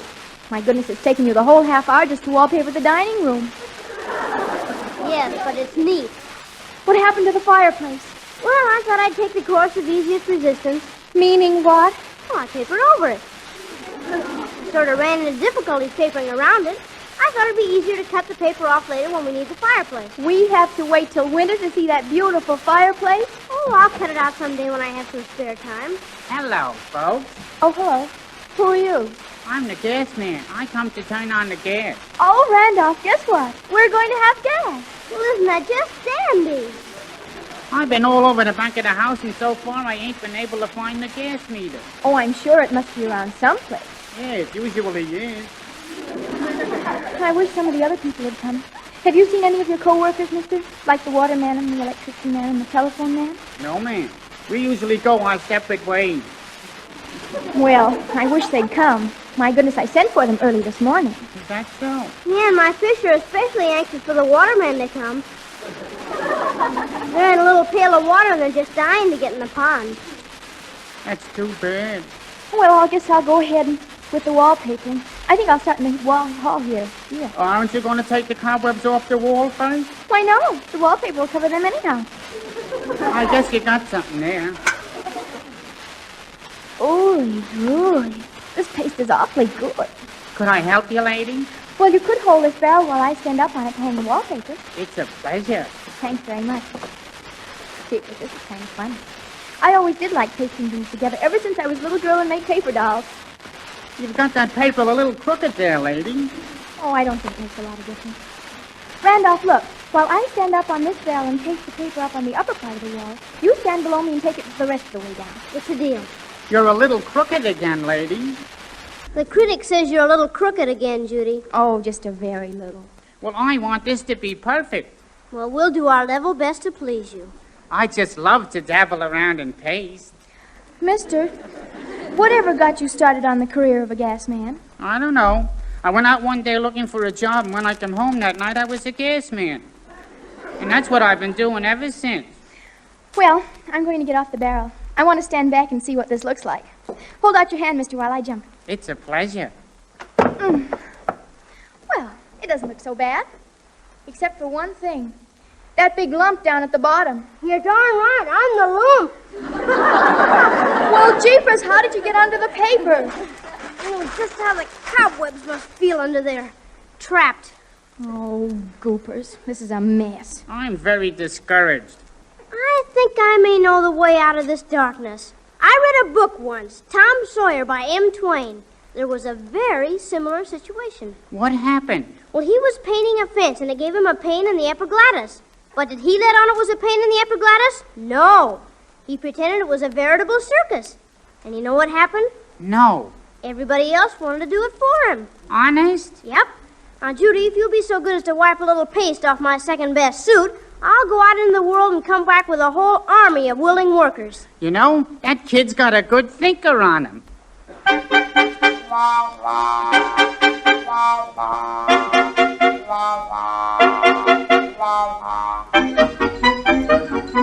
pastry here with the clothes closet. Look out, Curly. Don't come in here. The paint isn't dry. Kitchen's all papered, Randolph. Oh, fine, Hilbert. 1 kitchen paper. Check. And Mitzi wanted me to tell you that she's nearly finished painting the dining room floor. 1 dining room floor, slightly painted. Check. She can't get in to report personally. She's painted all around herself. Oh. She's marooned in the middle of the floor. Oh, hiya, Judy. This is darling of you kids. Isn't it wonderful of them, Randolph? Oh, think nothing of it.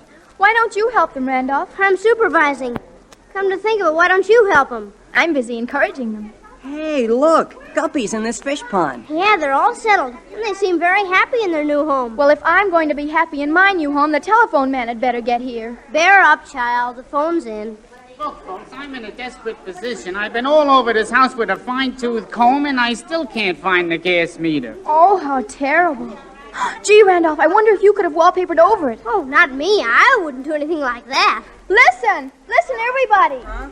Stop painting and papering. We've got to take time off and help the gas man find the gas meter. Oh, a treasure hunt? Hilbert, that's a wonderful idea. And whoever finds the gas meter wins a prize. What's the prize? Whoever finds it first gets to shellac the kitchen linoleum. Oh, well, don't worry. We'll find it if we have to tear the house apart. You're doing okay now. Hey, come on, you kids. Let's go, huh?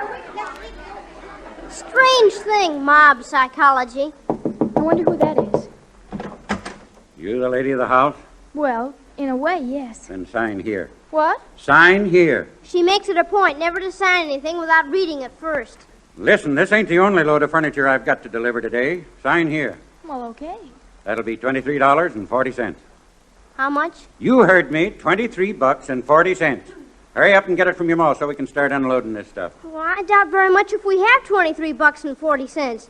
Can't you just charge it to Melvin Foster? Sorry, Bud. We do strictly a cash-on-the-line business. Oh, Randolph, I guess we'll have to call Father after all. Gene, I did want it to be a surprise about us moving. Oh, he'll still find a few things to be surprised about. Wait till he sees this house. Well, anyhow, this'll give me a chance to try out the new phone. Gee, where's all that money just for moving a little furniture? Silly. Mr. Foster's office. Hello, Miss Perkins. Is Father there? He's not in, Judy. He's at the railroad station. What's he doing there? Oh, I thought you knew. Your mother and grandmother are arriving on the 5:30 train. Oh, no, that can't be. He got a wire. Oh, Coopers. Goodbye. Good news, no doubt. Randolph, Mother's back. I don't believe it. She got in on the 5:30 train, and Grandma's coming with her. It's almost 5:30 now. You got my money? Well, no, my father's not in his office. No money, no furniture. Goodbye. Hey, where are you going? When you get the dough, let me know. Gee, there goes the furniture. What'll we do now? Do you think he'd take a down payment? Maybe. Well, I know where there's $5. Wonderful. Well, let's go back to the old house and get it. All right. Hey, whoa. On second thought, there's a slight complication. What? The moving company's already got my $5. It's in the top drawer of my dresser.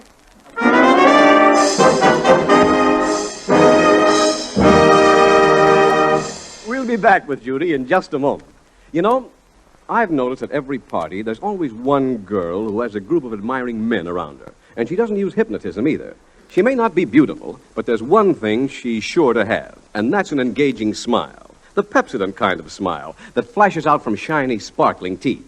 Everybody likes to look at teeth that sparkle and shine, but dingy teeth make people look the other way. You may have dingy teeth without realizing it, because you may not be getting the results you think you are getting from your toothpaste. Here's the way to find out. Run the tip of your tongue over your teeth. You feel that filmy coating? That film on teeth collects stains, so no wonder your teeth look dingy. Better rush to your nearest drug counter and get a tube of Pepsodent toothpaste. Pepsodent contains a super cleansing agent, Irium, that washes away the dingy coating from your teeth, makes them so clean they're shiny smooth to your tongue, brilliant and sparkling, and the cool, clean flavor of Pepsodent makes your mouth feel as fresh as a lake breeze. Tomorrow may be your big day, so go to your drug counter tonight for a tube of Pepsodent toothpaste, and remember to take an empty metal tube with you. And now, let's get back to the date with Judy.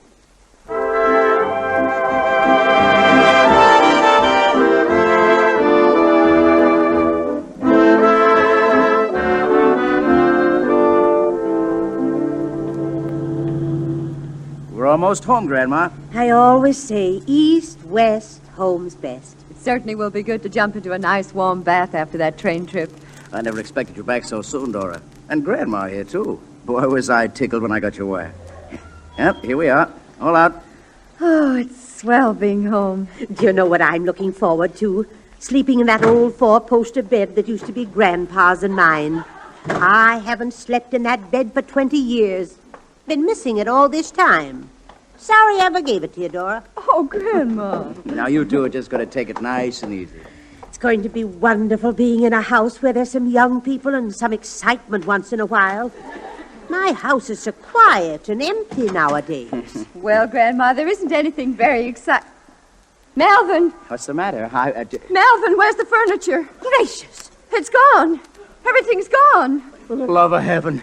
There's not a stick of furniture in the house. Well, everything was here this morning when I left. Melvin, did you move into the Reynolds house while we were gone? Move? With you away? Do you think I'm crazy? Grandma, Mother. Hi, Grandma. Welcome home, Mother. Judy, Randolph, come and kiss Grandma. Judy, Randolph, have you two got anything to do with the bare condition of this house? Well, yes, it's part of a surprise. Surprise is putting it kind of mildly. Father, we moved. Moved? Now, you don't need to worry about a thing. We've got the new house all fixed up. The floors are all up. Even the fish are in the fish pond. Now, wait a minute. Let it leak out gradually. I don't think I can take it all in one solid hunk. Now, don't worry, Father. We've taken care of just positively everything. The lights are on, and the telephone's in, and the water's turned on. There's only one small item that's bothering us. What's that? Well, the furniture. What's wrong with it? It isn't there. It isn't there? No. Well, if it isn't there and if it isn't here, where is it? Well, when last seen it was heading south on Maple Street. What? But you don't need to worry about it, Father. Yeah, I'm sure it'll turn up one of these days.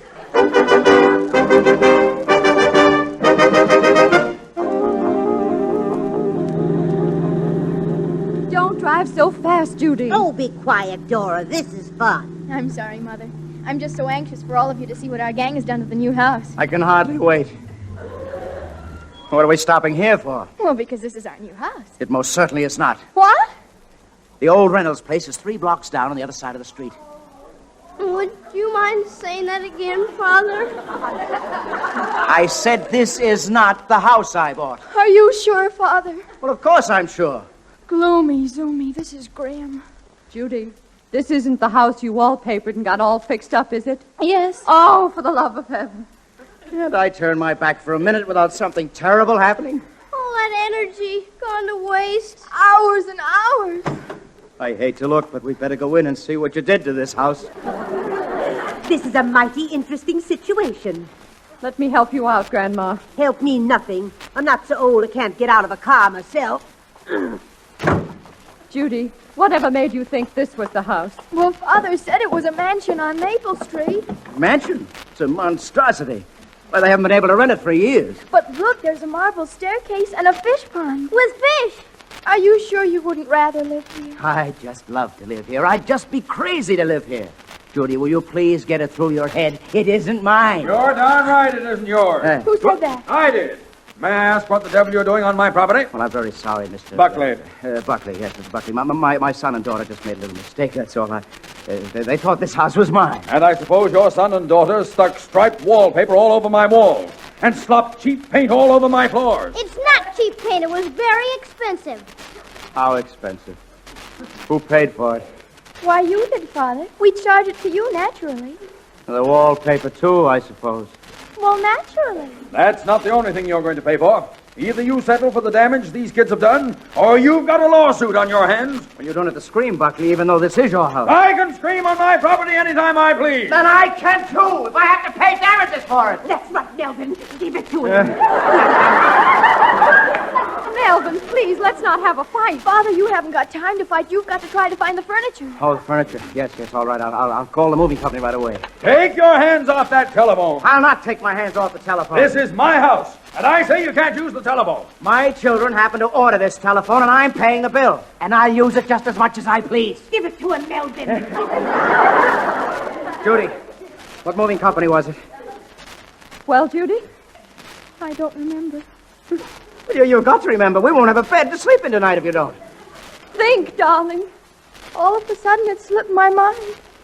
Randolph, do you remember? Judy called him, not me. Good grief, the things that happened to me. I hope you can't find your furniture. That's a fine thing to say.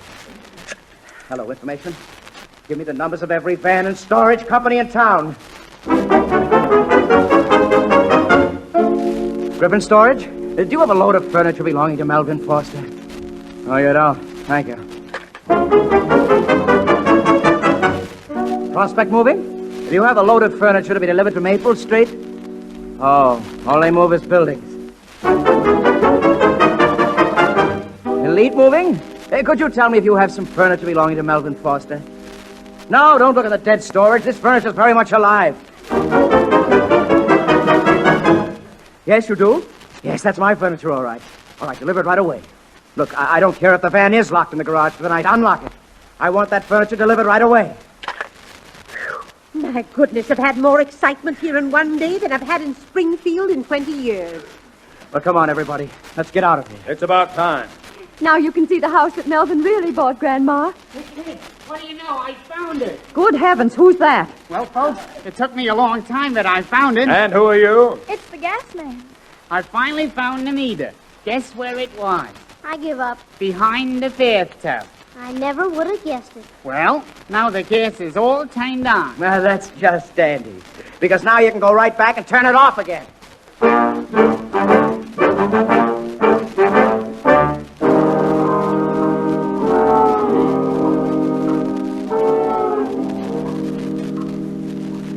Gee, this isn't much of a house, is it, Father? I'd like to know what's wrong with it. Well, it's not a mansion. There isn't even a marble staircase. Then where'll I keep my guppies? You know, I think this house will look very nice with furniture. Where in the name of heaven is that furniture? You think they were bringing it in from the Canadian border? Grandma, this is a fine welcome for you. I'm terribly sorry. The first night you're here, we have to sit around on a bare hardwood floor all evening waiting for the furniture to come. What time is it, Randolph? Wait a sec till I turn on my flashlight. It's almost midnight. Grandma, you shouldn't be up this late. Well, I haven't been for I don't know how long, but I like it. All I can think of about is how much this business is costing me. Surprise. Huh? Well, we were just trying to save you and Mother work. Will it be very expensive, Father? Expensive. Putting your telephone in, taking the telephone out. Turning the gas on, turning it off. Lights on, lights off. Our furniture going for a joyride all over the map. This will cost me $75 if it costs me a penny. And heaven knows what damages I'll have to pay Buckley. He'll probably... Oh, that must be the moving men. Oh, thank heaven. Look here, Foster. What are you up to anyway? Oh, it's you, Buckley. You're darn right it's me. And I want to know what's the idea of unloading a whole truckload of furniture into my house. For the love of heaven, did they deliver the furniture to your house? To the mansion? They did. And all I've got to say is, get that furniture out of my house before morning. How can I?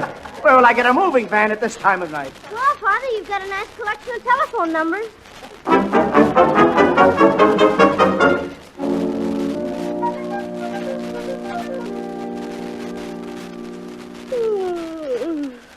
Thank goodness the furniture's in place. What time is it, somebody? When you hear the gong, it will be exactly 10 a.m. Imagine going to bed at 10 o'clock in the morning. Well, Grandma, you're all set. Good night now. Good night, children. My, this four-poster bed sure looks tempting. Good night, Grandma. Now go to bed, Randolph. Okay. Good morning. Melvin, I wonder what our new neighbors think of us, moving in at 6:30 in the morning. Oh, forget the neighbor's door. Oh, let's get some sleep. I was beginning to wonder if I'd ever see a bed again as long as I lived. Oh, sleep. Wonderful sleep. Who the devil is that? Okay, I'm coming. Who is it, Father? Imagine anybody ringing the doorbell at a time like this. 10 o'clock in the morning. Practically the middle of the night. Oh, Buckley, it's you again. Good morning, Miss Foster. Beautiful day, isn't it? Now, what do you want? We finally got our furniture out of your tub. Who's complaining? Guess what? All right, I'll guess. A man came round to my house first thing this morning, wants to buy it. The mansion? Yep. Says he sees possibilities in it, now that the floors are painted and the walls are papered. Of course, he'll have to do it over, but it gave him a good idea of what could be done with the place. Well, blow me down. Naturally, I feel I owe you something, so here's my check for $100 for all your trouble. Oh, it was no trouble at all. $100. And to think Randolph and I earned it all ourselves.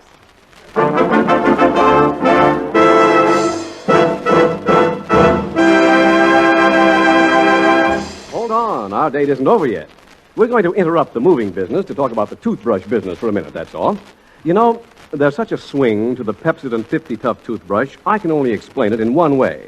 A lot of folks must have been dissatisfied with their toothbrushes and just waiting for a brush like Pepsodent's. It's so different, it's patented, you know. There's not a scratchy bristle in that Pepsodent brush, and not a flabby, soggy one either. For Pepsodent uses slender nylon bristles that are gentle and yet stay springy and alive. 50 tufts of gentle bristles united for super cleansing. It's a pleasure to brush your teeth with the Pepsodent brush. It's even a pleasure to buy it, because you get a bonus. When you open the package, out pops a cash certificate worth 10 cents extra spending money. Be good to your family. Protect their smiles. Get Pepsodent 50 Tough toothbrushes all around. You'll get a 10-cent cash certificate, a Pepsodent bonus with every brush. And now, back to Judy.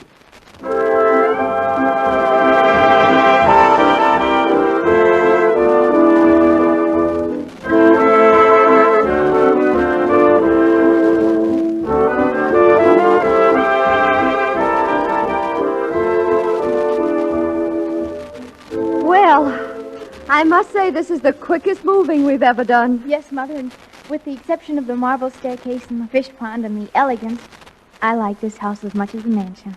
Gee, Mother, where did Grandma disappear to all of a sudden? Why, she just went up to take a nice hot bath. Dora! Dora! Dora, I'm scared to pieces. Why, Grandma, what's the matter? Dora, there are guppies in the bathtub.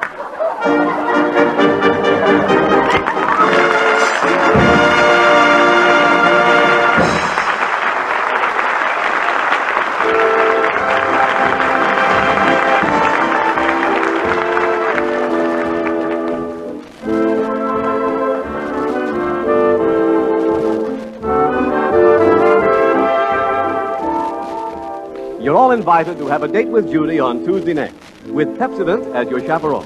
A Date with Judy with Deli Ellis and Dix Davis is written by Aline Leslie and Jerome Lawrence. Original music by Gordon Jenkins. Remember, for the safety of your smile, use Pepsodent twice a day. See your dentist twice a year. Larry Keating speaking. This program came to you from Hollywood. This is the National Broadcasting Company.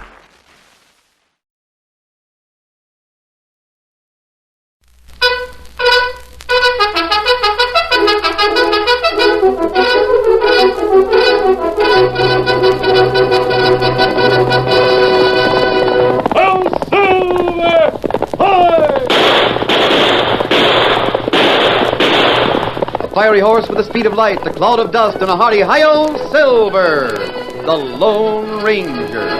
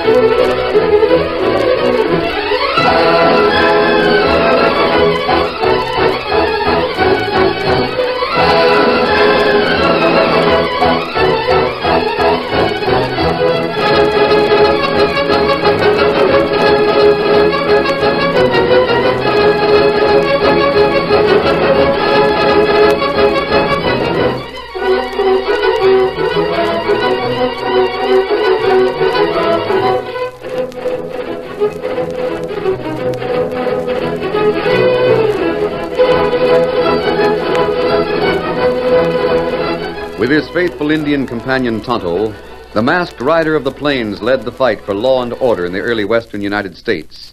The stories of his strength and courage, his daring and resourcefulness, have come down to us through the generations. And nowhere in the pages of history can one find a greater champion of justice. Return with us now to those thrilling days of yesteryear. From out of the past come the thundering hoofbeats of the great horse Silver. The Lone Ranger rides again. Come on, Silver! Let's trouble at Hornet Rock! Oh, Silver!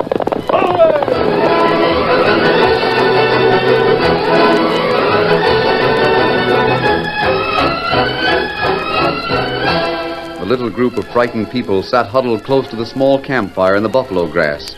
They had been asleep, but now they were awake. And in the dark night, all of them were turning toward the west, toward the narrow entrance between towering black cliffs which they knew were there, but which they could not see. I heard it. I heard it, I tell you. Shucks, it isn't anything, Abby. I heard it, Carrie. So did you. It woke us up. Well, I don't hear nothing now. We all heard it. Listen. There it is. Well, maybe it's a mountain lion. It's not a mountain lion, nor a coyote either. We know what it is. It's Haunted Rock, that's what. Carrie, let's get back to town. No, Abby. I don't care if your father does own land in that valley. I don't ever want to see it or even hear about it. But it's only... No. That sound. You know what it is, and so do I. Only we're afraid to admit it. Well, I'll admit it. It's a ghost, that's what. It's the ghost of... Wait. There it goes again. Carrie. Abby, sit down. No, I'm going. And you've got to come with me. Abby, wait. Listen to that. I got a hanger to make tracks myself, Carrie. That thing sends shivers down my spine. Steady, horse. Well, I can see I can't reason with you. All right, we'll go. We'll go, No, we won't come back. We'll never come back. Oh, get there. Get up there. Abby, wait. Dawn. Oh, come on, horse, get up. It isn't any use.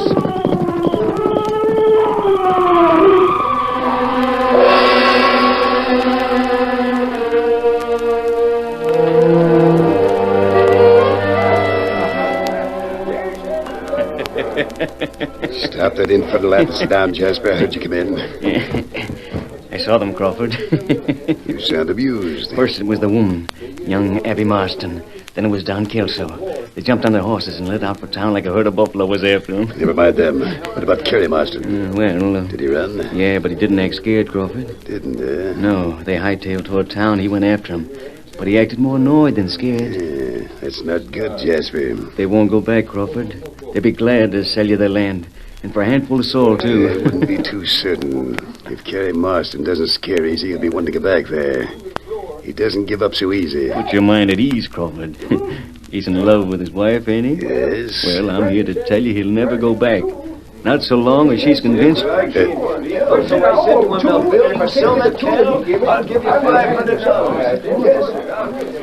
on, they're out of hearing. Well, Crawford, like we figured, I made sure Mrs. Marston heard all about the ghost of Haunted Rock. That it was where Indians massacred a party of pioneers camping there. And the voice? That was an Indian ghost putting his curse on the valley. That's the same old yarn. Why should it have so much effect on her? For two reasons, Crawford. First of all, she's an Easterner. This country kind of scares her anyhow. And second and most important... Come on. Seems she had a grandmother come out this way years ago, heading for the Northwest Territory. Jasper, if you don't stop that infernal laughing, I'll... All right, Crawford, all right. Just by pure coincidence, mind you, Mrs. Marston has somehow or other got the idea that her grandpa was in that party of pioneers. She was massacred along with the rest that time near Haunted Rock. Is that so? Yeah. Mighty fortunate, huh? Now, where could she have gotten that idea, Jasper? Oh, I happened to be talking to her. You're a mighty slick hombre, Jasper. You're not so dusty yourself, Crawford. I reckon we'll make a nice piece of change out of this, providing nothing goes wrong. May take a little more hinting, Mr. Crawford, but I'm willing to bet my best saddle that inside of a week, Kerry Marston will walk into your bank and offer to sell his land near Haunted Rock. Within a week, eh? It's worth waiting a year for. You know, I almost believe that story myself. What do you mean? Well, it ain't nothing special, but I was out there, like I told you. Near Haunted Rock? Yeah, watching them from a safe hiding place. It's a mighty shivery sound, Crawford. I don't care for it. Mm-hmm. Sort of dark out there, too. And then all of a sudden, I thought I heard a couple of horses right close by. You thought you heard? Couldn't you be sure? It was dark. There was a mist. The ground was soft. I looked around, and Well, Crawford, I almost imagined I saw an Injun ride past. An Injun riding a paint horse. And then he was gone. For a second, I figured maybe it was the ghost of Haunted Rock.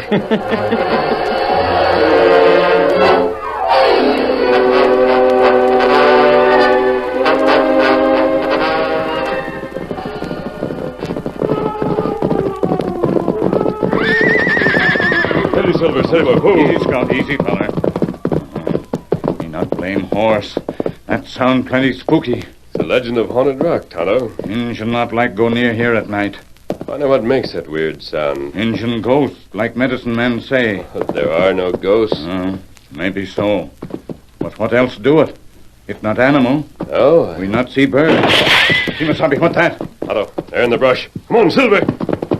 Not that gun. Look out, him got... Oh, my hand! My hands are numb! I hit the gun, not your hands. You're a mighty poor shot, mister. You were only 30 feet away. If you meant to ambush us, Shucks, I wasn't trying to hit you. I fired that shot, and then I aimed to jump out of the brush and ask you a few questions. But you and that white horse are two all fired fast. I didn't get a chance to open my mouth. Lucky for you, you're alive.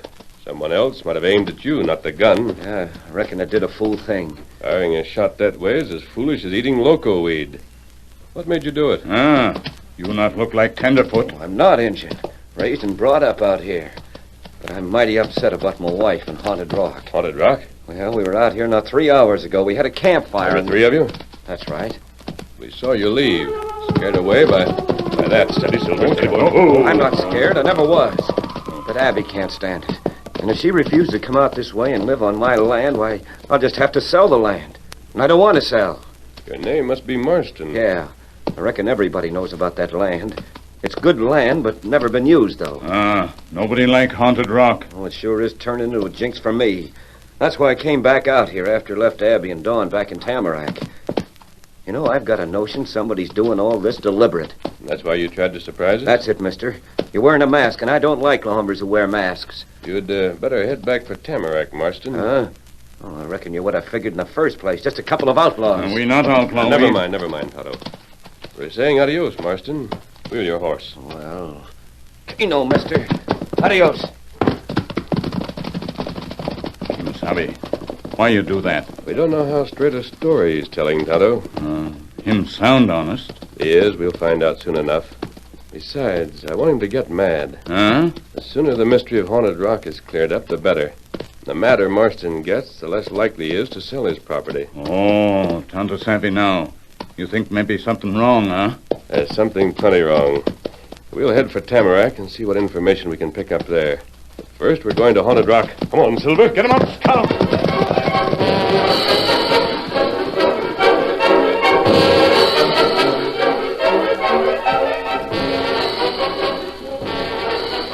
Yes, Miss Marston. As soon as I heard you hadn't gone out to your property, I headed right over to the hotel. Did you change your plans? We went out. I reckon I understand, ma'am. There's not many brave enough to head that direction in daylight, let alone after dark. Where's your husband? I don't see him in the lobby. He went out. Go on, Abby. Tell Mr. Crawford. He went back there. Back to Haunted Rock? Carries a stubborn mule sometimes. Mighty brave. You came to see about buying our land. You can have it for all of me. I won't live there. This country's rough and strange. Oh, now, Abby, you'll get used to it. You'll grow to love it after a while. No, Don. Perhaps any place else, but I couldn't abide Haunted Rock. I keep thinking about my grandmother and those Indians. Now, don't upset yourself, ma'am. Oh, why doesn't Carrie get back? Now, don't upset yourself, ma'am. Sure. It's a long ride. Why don't you go to bed, Abby? No, I couldn't sleep. I'll wait for Carrie. Well, I won't bother any more now, ma'am. I did come over to see about that land, but naturally I'd have to talk to Marston. Tell him I dropped by, will you? Adios. I will, Mr. Crawford. Good night. Jasper, where are you? Right here, Mr. Crawford. Did you make any progress? Where are the horses? Right here. Keno mount. Are we going someplace? Yes, we're heading for Haunted Rock. Not so loud, you fool. But great guns, Mr. Shut up, I Crawford. said. Marston's on the trail from Haunted Rock. It's dark, but we'll find him. He's never getting back, you understand? Come on, ride. Get up there. Get up there.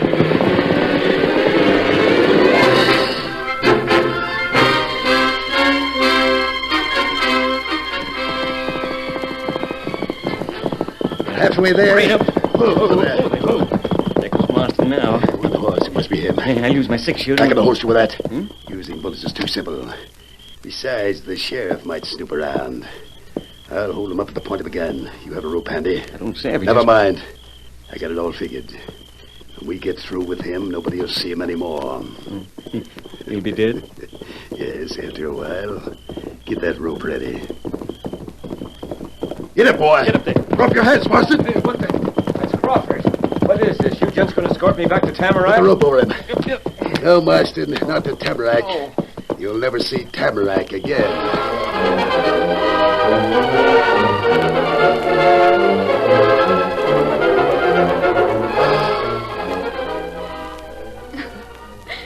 We searched all over, Miss Abby. Sun up this morning to sundown.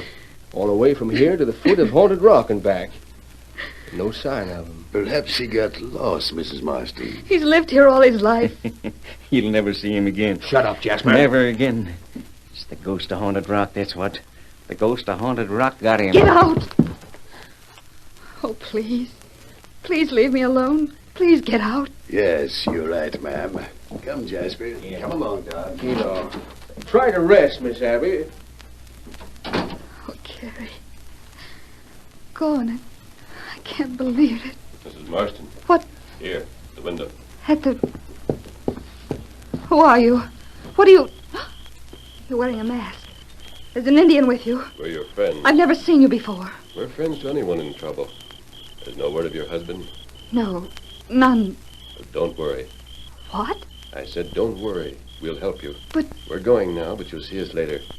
Here, keep this. Come along, Kimasabi. Steady, big fella. Why, this is a silver bullet. What does it mean? And what did he mean? He said, don't worry. Who is that masked man?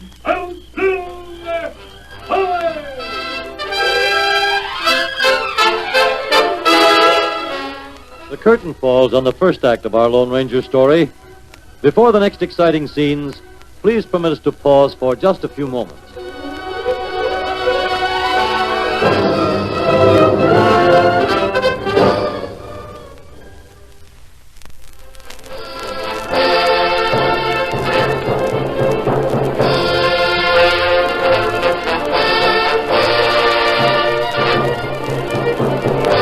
Now to continue our story.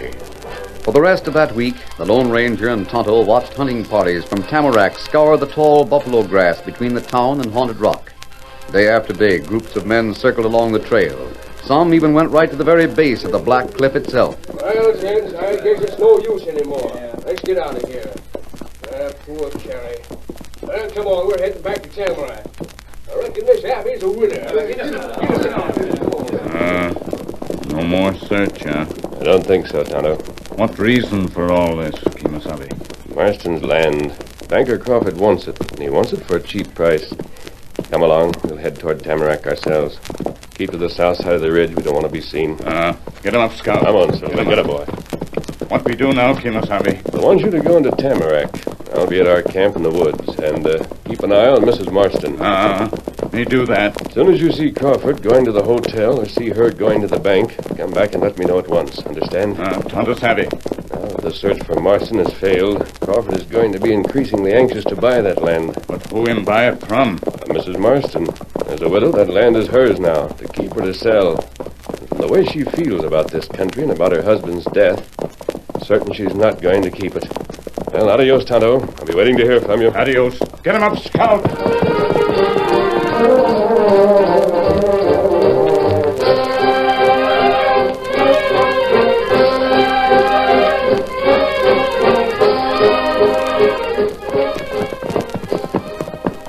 Steady, old fella. Steady, Silver. It's only been 2 days since Tonto headed for Tamarack. He'll be along soon. Funny is, Silver! Aye! Yeah, Silver, it's Tonto. Steady, big fella. Come on, Silver!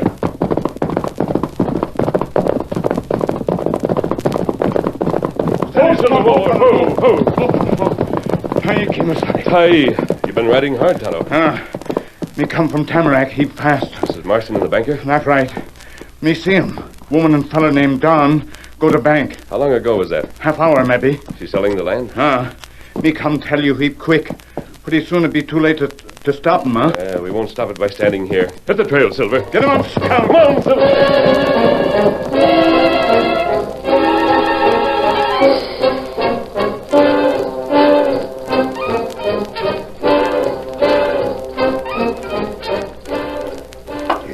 Mrs. Marston, pen and ink. Yes. And here's the money. All in good hard cash. Now, you just sign there and take your money, and I'll take the land off your hands. Yes, I want to go back east. Hey, here's some ink on the point. For you. Just 1 second. Let me read that bill of sale just once more. Don. Well, I'm a friend, ain't I? You've read that bill of sale a dozen times already. You're just trying to delay this, Don. It's no use, Don. I can't live out there. Certainly not with Carrie gone. I appreciate everything you're trying to do. Doggone it, Miss Abby. Don't sell. I've got to, Don. Then sell it to somebody else or wait for a better price. A better price from where? You, for example? I would if I could. You haven't got a dollar to your name. Mrs. Marston needs the money now. Please, Don. Ma'am, I hate to say this, but my patience has been tried beyond endurance.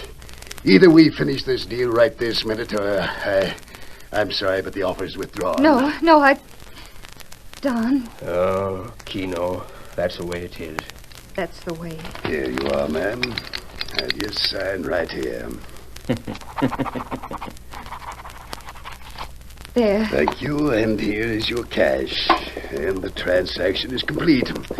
You're richer by $800, and I have the land. Hey, what's that? A masked man and an engine. A masked man and an engine? Well, they're coming in here. Gee, Horsefat, it couldn't be a holdup. Look out. Let's get on my desk. Don't shoot their friends. Nonsense, ma'am. A masked man, one side. We came here. Drop that. Oh! Hello, that man at the window. Me see him. I've got coffee. My hand. That's enough. Let's leave your guns where they are. We're here on a peaceable errand. Mister, you shoot like a gunfighter. Knock the guns right out of our hands. My fingers tingle like they was frostbite. I tried to tell you not to shoot. These men are not outlaws. She's right, Crawford. You're the outlaw. You and that smirking coyote beside you. What are you trying to tell her? Just what I said. Mister, I'll have you know that I'm the most respected banker in this territory. Now, hold on, Crawford. We'll agree you're a banker, but I don't figure there's many that respects you. Mrs. Marston, you're not selling that land. I'm not. No, you can't. You're mighty late, masked man. She's already sold it. Yes, Injun. Down here witnessed the transaction, didn't you? Well, don't deny it. That's true. Miss Abby signed the paper and took the cash. Yes. Here's her signature right here. That land belongs to me now. That's where you're wrong, Crawford. Don't laugh. It was never hers to sell. Not mine to sell. No, Mrs. Marston. You seem to have some ideas about the law, mister. What makes you think she can't sell it? She was the wife of Marston, wasn't she? Yes, Crawford. Well, then why Just stop right there. You needn't go any further. That land belongs to Carrie Marston. He's the only one who can sell it. Oh, stop that. My husband is dead. Is he? What's that? How about it, Crawford? I've had enough of this. Jasper, keep watching for the marshal. The street's getting filled up. When the marshal comes We along... won't wait for the marshal. You're going along with us now. You're plumb loco. Your horses are out the hitching rail. Start walking. Where's your horse, Don? Over at Thunder Hotel. Miss Abby's got a rig there, too. And get it and come along with us. All right, Crawford. You can't do the door's this. open. Move your legs. You go too, hombre. Sure, Injun. I'm not making any trouble. Masked man, where are we going? To the Haunted Rock. Haunted Rock? You'll never get me there. Oh! My collar, let go! Lock the door and on your horse, Crawford. We're going to Haunted Rock, all of us. Especially you.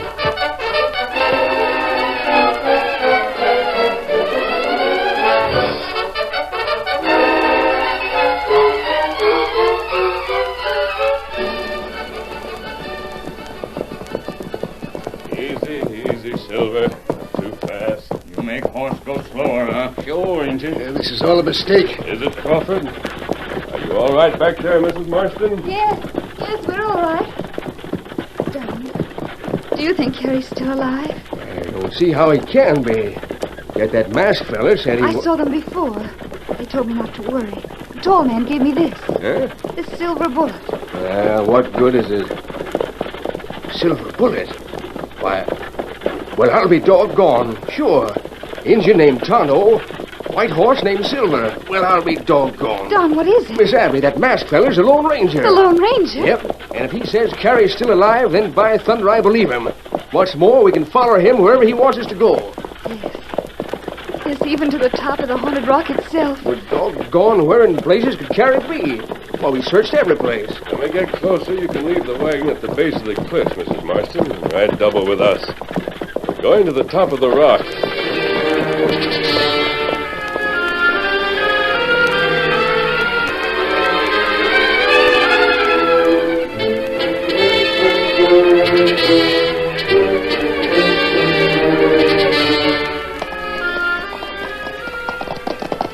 All right, here we are. Rain up. Right on top of Haunted Rock. You know, somehow I thought I'd be frightened when I got up here. But now it looks like any other rock. And the view of the setting sun is wonderful. That's how most things are, Mrs. Marston. They frighten you from a distance. But when you get up close, you find there's nothing alarming about them. I don't hear that awful sound either. That sound comes only after sundown. It's a trick of the air. You see, the cool currents in the valley sweep up these cliffs. Now, you'll notice the top of the peak over there is honeycombed with tunnels. Oh, yeah, that's so. Well, that's what makes that sound. The air current sweeping through those tunnels. It's like a giant organ.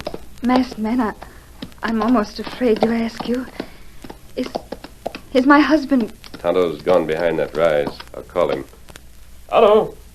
Aye! Bring him out now, Tonto. How's it going? Bring him. Miss Abby.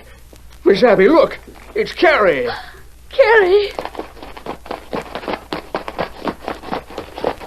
Carrie, darling. Hello, Abby. You were safe all the time. Yeah, honey, I was safe. Thanks to the masked man. But do you reckon we can live on my land now, or are you still afraid of Haunted Rock? You mean you were up here all the time? That's right, Mrs. Marston. Crawford and Jasper caught your husband on his way back to Tamarack. Crawford knew a body would be hard to conceal, so he tried So those skunks brought me here, tied me up, and left me to starve. You knew nobody'd ever come to the top of Haunted Rock, didn't you, Crawford? Hey, I have nothing to say. Sure you did. But you counted without the masked man. You trailed them, didn't you, masked man? Yes, Tonto and I found the trail. When it led to the top of this rock, well, we followed it. Carrie, you asked me a moment ago if I'd stay out here with you. I will, darling. I will, always. Oh, Abby. Kemosabe. Time we go, Yes, Tonto.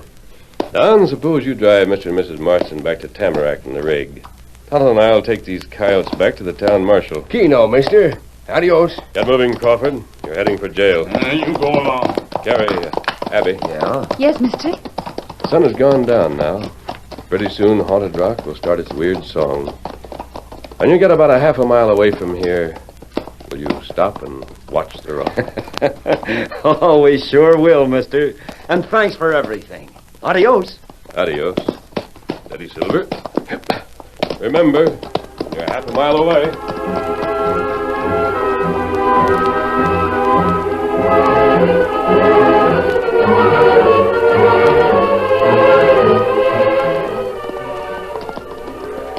Carrie, how long do we have to wait here?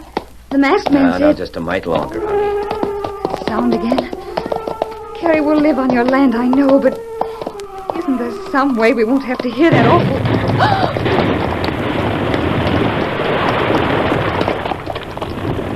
Horsefat. Did you see that? An explosion. It blew the top of the rock all to smithereens. Yeah, Don. Before we left, the Lone Ranger put a charge of blasting powder up there with a slow-burning fuse. Abby, from now on, will never hear that ghostly voice again. It's just busted to bits. I'm so glad. Haunted Rock. From now on, I reckon we better change the name. Maybe we better call it Honeymoon Rock.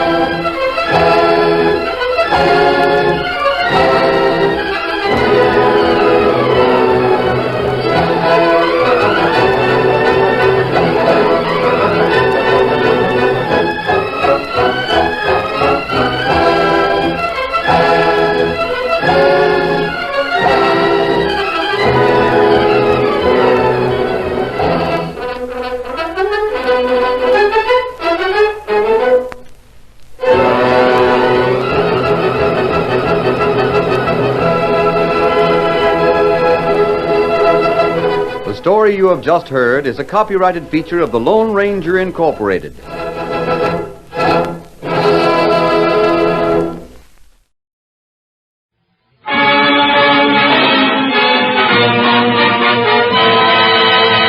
The Treasury Star Parade, starring Rudy Valley and his orchestra.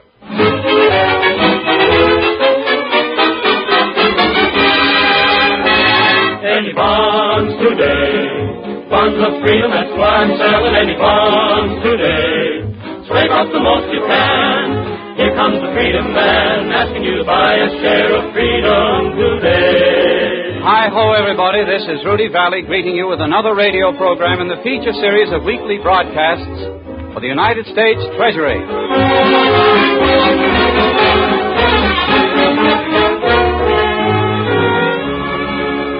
World War #1 gave birth to many wonderful war songs that will live forever. May we offer a medley of the war songs of 1917 and 1918.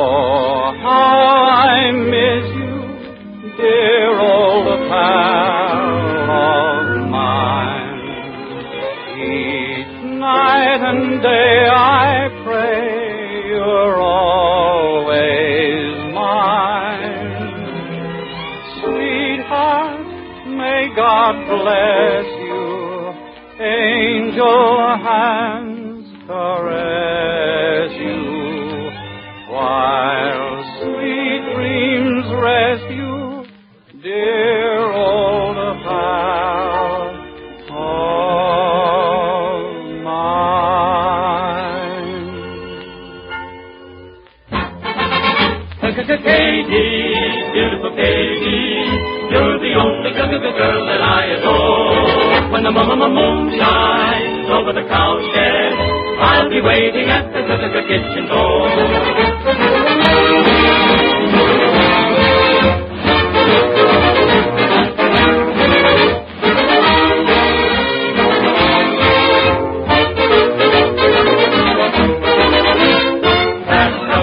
In your old kit bag and smile, smile, smile. While you the Lucifer to light your bag, smile, boys, that's the style. What's the use of worrying? It never was worthwhile. So pack up your troubles in your old kit bag and smile, smile, smile.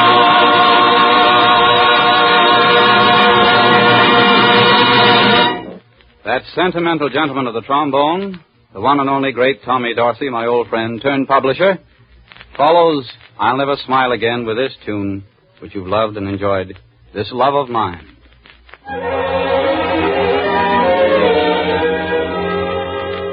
This love of mine goes on and on. Though life is empty since you have gone. You're always on my mind, though out of sight. It's lonesome through the day, but all the night I cry my heart out. It's bound to break, since nothing matters. Let it break. I ask the sun and the moon, the stars that shine, what's to become of it, this love of mine?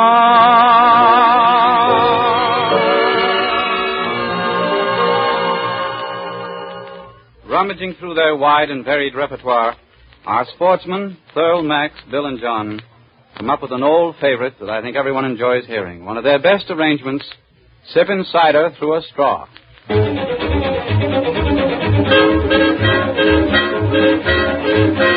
Sip, sip, sipping cider, sip, sip, sipping. Sip, sip, sipping cider, sip, sip, sipping.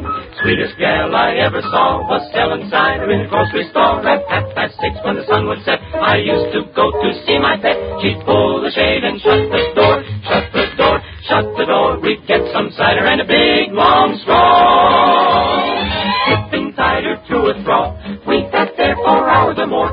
I tipped first and he tipped last, but he tipped the most because he tipped so fast. We tipped till our straw did slip, and I tipped cider from her lips. That's how I won my mother-in-law. Tip, tip, tipping cider. Tipping, tip, tip, tipping cider. Tipping. When first I saw her with a straw, said I to her, Hey, are you sipping, Papa? Yeah, I'm sipping cider. It's all the go. Tipping cider through a straw. We sat there for hours and hours. I tipped first and he tipped last. But she tipped them up because he tipped so fast. We tipped till our straw did slip, and then I tipped the cider from her lips. That's how I won my mother-in-law. Tip, tip, tip. Tip, tip, tip. Tip, tip, tip, tip. Tip, tip, tip, tip. Tipping up the cider through a big, long straw. Individually, Johnny Mercer and Harold Arlen have written some of America's outstanding popular song tunes and hits. It remained for them to collaborate on one of the most outstanding songs of its type to be written in a long time. Perhaps you know it as My Mama Done Told Me, from the picture of the same name, Blues in the Night.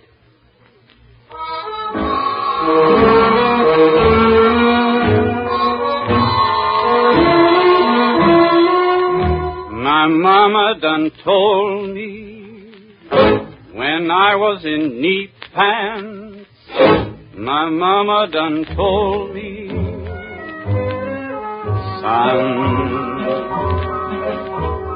a woman'll sweet talk. Yeah, and give you the big eye. But when the sweet talking's done, a woman's a two-faced, a wearisome thing who'll leave you to sing the blues in the night. Now the rains are falling, yeah, the train are calling, hoo-wee.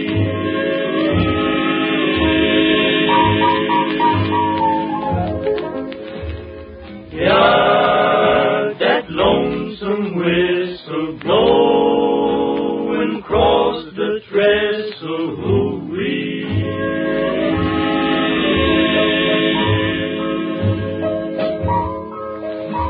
A-hooey, the hooey, oh, clickety-clacks are echoing back the blues.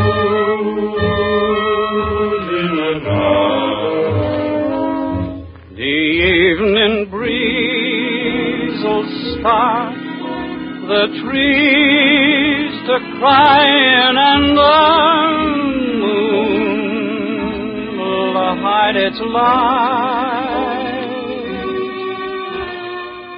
When you get the blues in the night,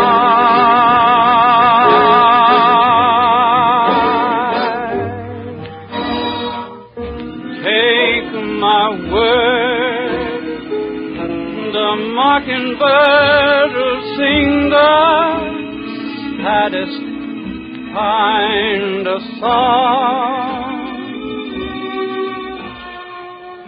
He knows things is wrong, and he's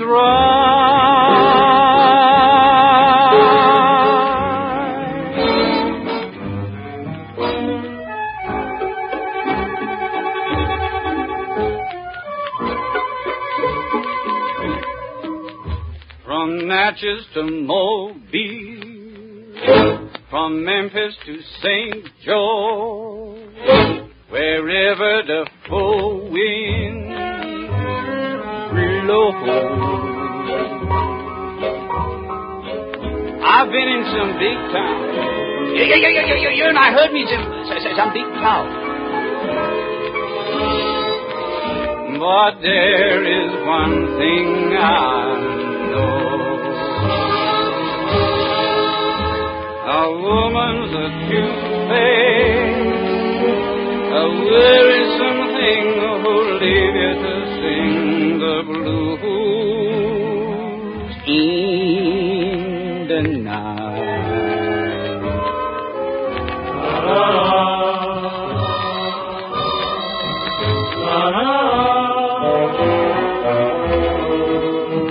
My mama was right, there's blues in the night.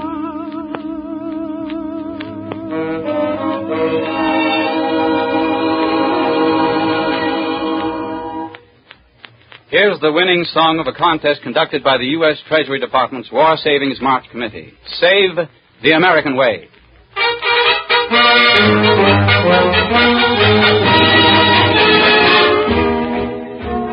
We've got the men and we've got the brains, but we need more guns and we need more flames. It's all for one and one for all. America's calling, so answer the call and save the American way. No price is too high to pay. Our men on every front are giving their all to save our way of living. Each one of us will do his share, whether we're here or there. So save tomorrow by saving today and save the American way.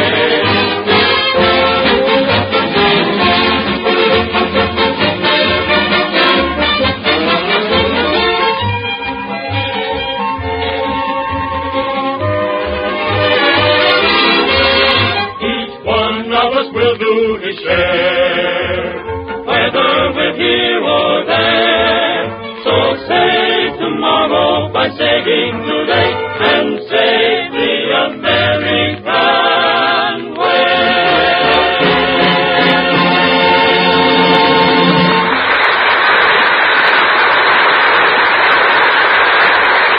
We can all help America win this war by investing at least 10% of our incomes in United States war savings bonds and stamps. Uncle Sam needs our dimes and dollars to build more planes, battleships, submarines, and tanks to defeat the Nazis and Japs. But don't wait until tomorrow. Do your share now. Join the War Bond 10% Club. Pledge at least $1 out of every 10 that you receive each week and every payday in war bonds and stamps. Ask your payroll savings officer or state administrator for the special 10% War Bond window sticker and button. You'll be proud to say, I am a member of America's War Bond 10% Club. Remember, we must fight, work, and save for victory.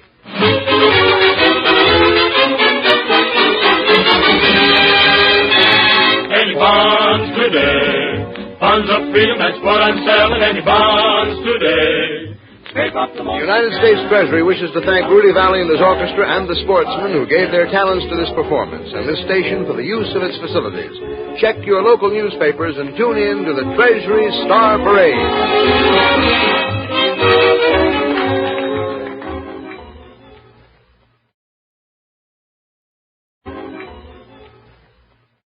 For the top tunes on your Red Hot and Blue Tune Parade, it's Sound Off.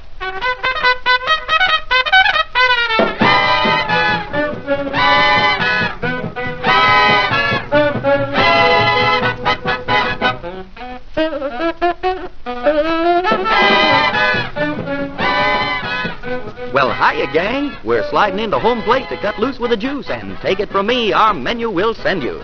This is Beanie Bill Smith, all set to win a bet and sound off with the 4 fine fandangos you boys and girls were kind enough to order. 2 pair doesn't beat a full house, but when they're all aces, yes, 2 pair of aces get out of town before you lay 'em down. Oh, yes, we got a pat hand of stuff, and we want to toss a tulip to the gang up in Alaska for ordering number 4 on your favorite foursome. It's blue and solid, too, so dig the heart twister Tessa's Torch Song with the Count of Basie's band backed up by the solid gold vocal of Sister Thelma Carpenter.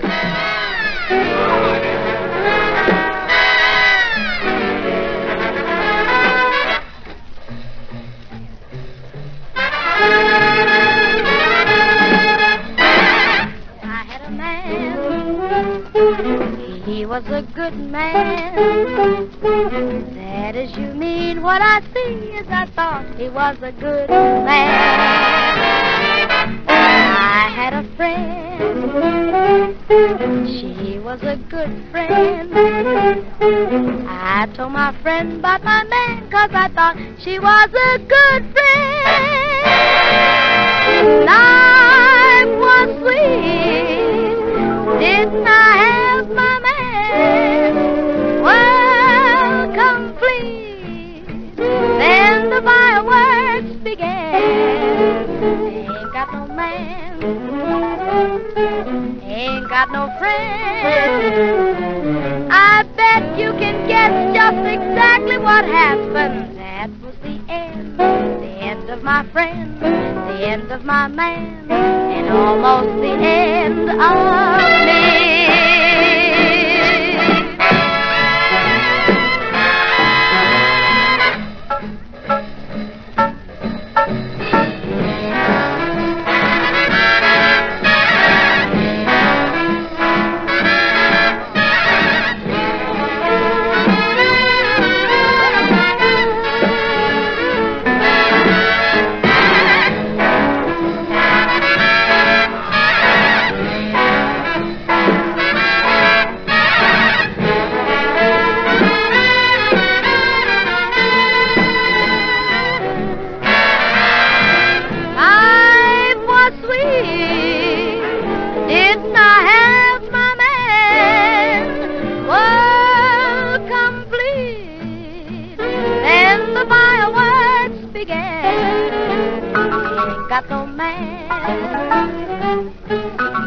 Got no friend.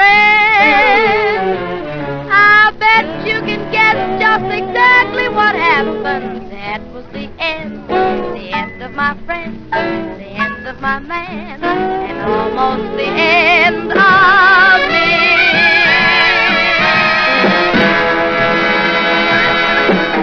Will you buy that one? Does it fill the bill? Then you're welcome, Jack. You're double welcome. Next on deck is the super duper that won the number 2 spot on your Red Hot and Blue Tune Parade. Seldom has a hunk of long hair hit such heights with a hip trade as the tune Holiday for Strings, and it was ordered up by the fellows in China. This time, dig the jug-handle Joe Reichman treatment. Number 2.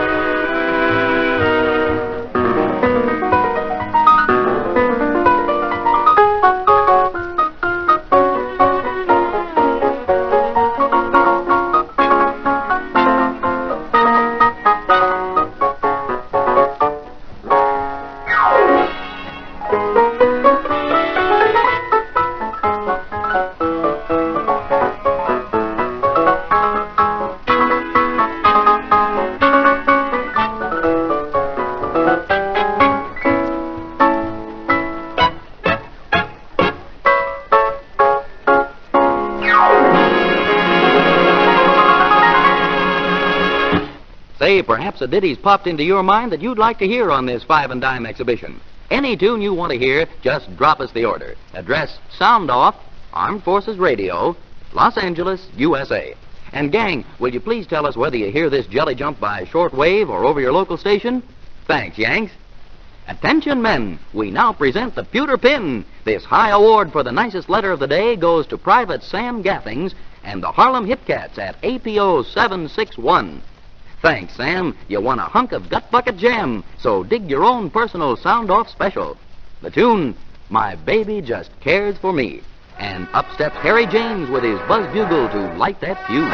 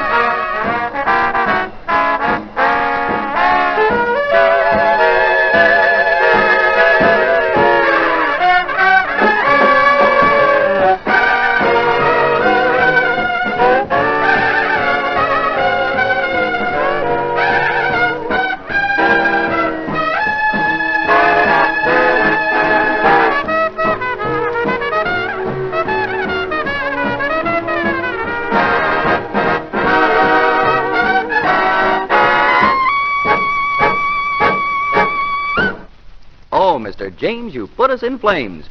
Now, snap out of that heavenly hangover and let's cut and divide the top tune of the day. The winner of this harmonious handicap got more orders than you can snap a twig to. Oh, that's good. Number 1 on your favorite 4. It won by a mile, so why keep score?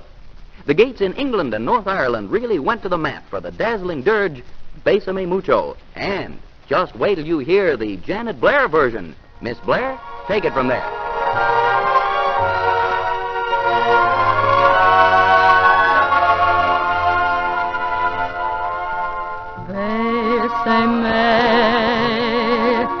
Bésame mucho. Each time I cling to your kiss, I hear music divine.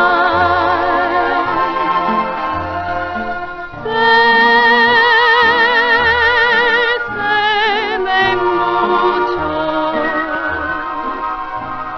Hold me, my darling, and say that you'll always be mine. This joy is something new, my arms enfolding you. Never knew this thrill before. Who'd ever thought I'd be holding you close to me, whispering it's you I adore. Dearest one, if you should leave me, each little dream would take wing and my life would be through.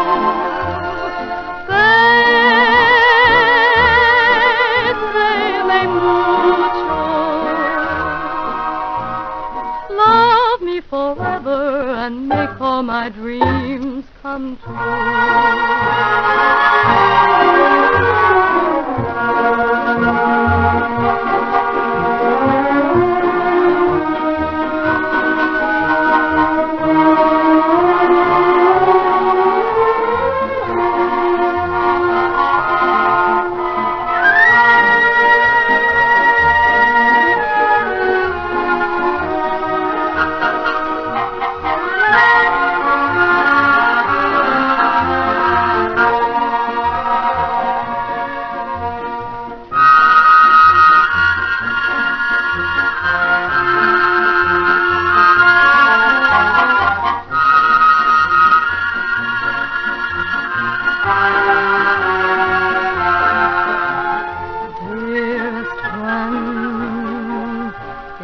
should leave me,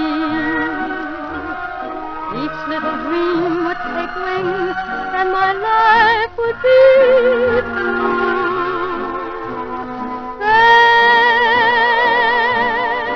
Bésame mucho, love me forever, and make all my dreams come true.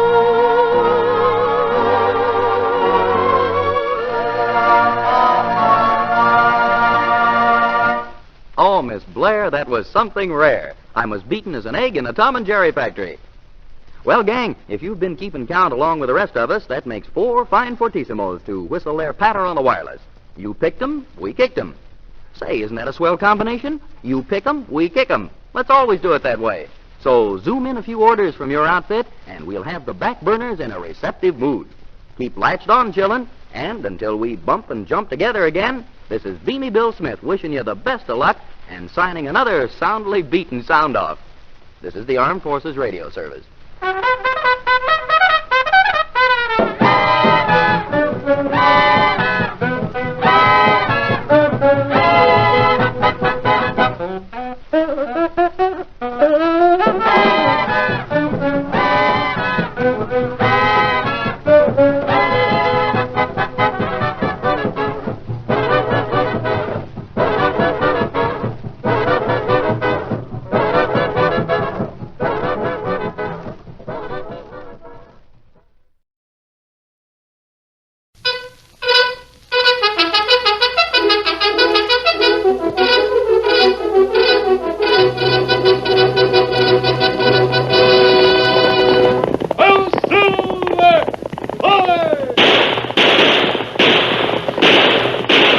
Fiery horse with the speed of light, a cloud of dust, and a hearty hi-yo, Silver, the Lone Ranger.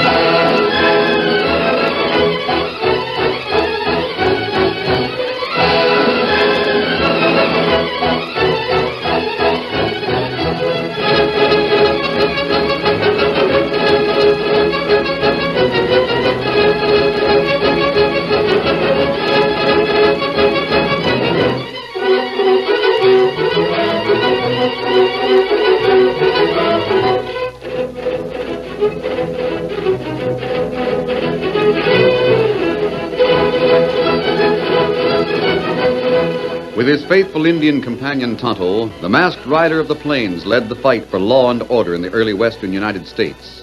The stories of his strength and courage, his daring and resourcefulness have come down to us through the generations, and nowhere in the pages of history can one find a greater champion of justice. Return with us now to those thrilling days of yesteryear, From out of the past come the thundering hoofbeats of the great horse Silver. The Lone Ranger rides again. Come on, Silver! There's trouble on the trail ahead! Well, Silver! Hooray!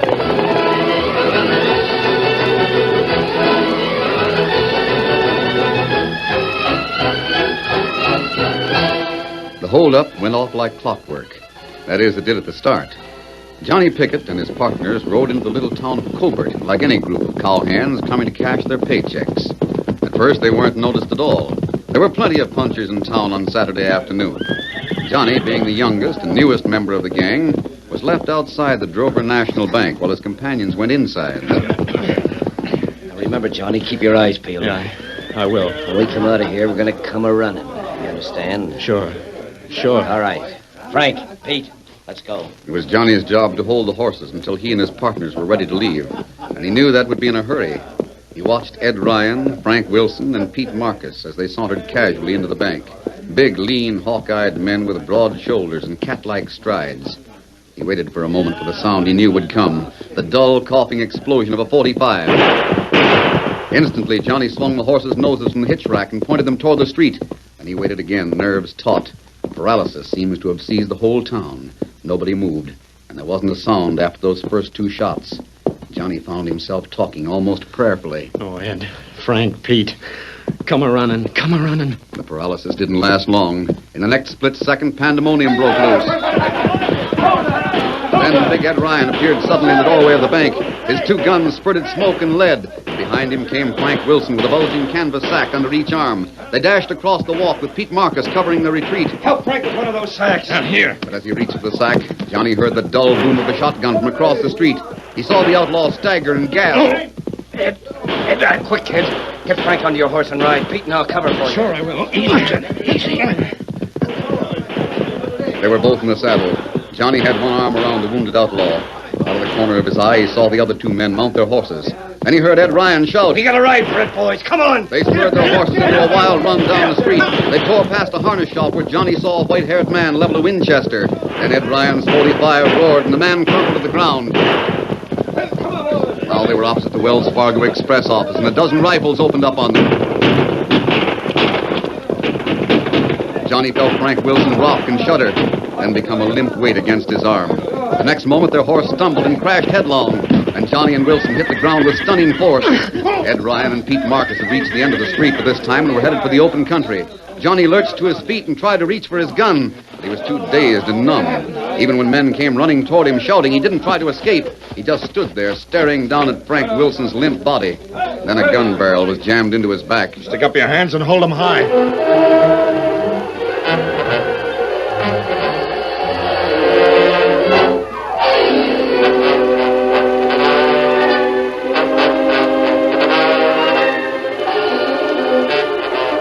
A few moments later, Johnny Pickett was facing the sheriff, who was leafing through a batch of man-wanted circulars.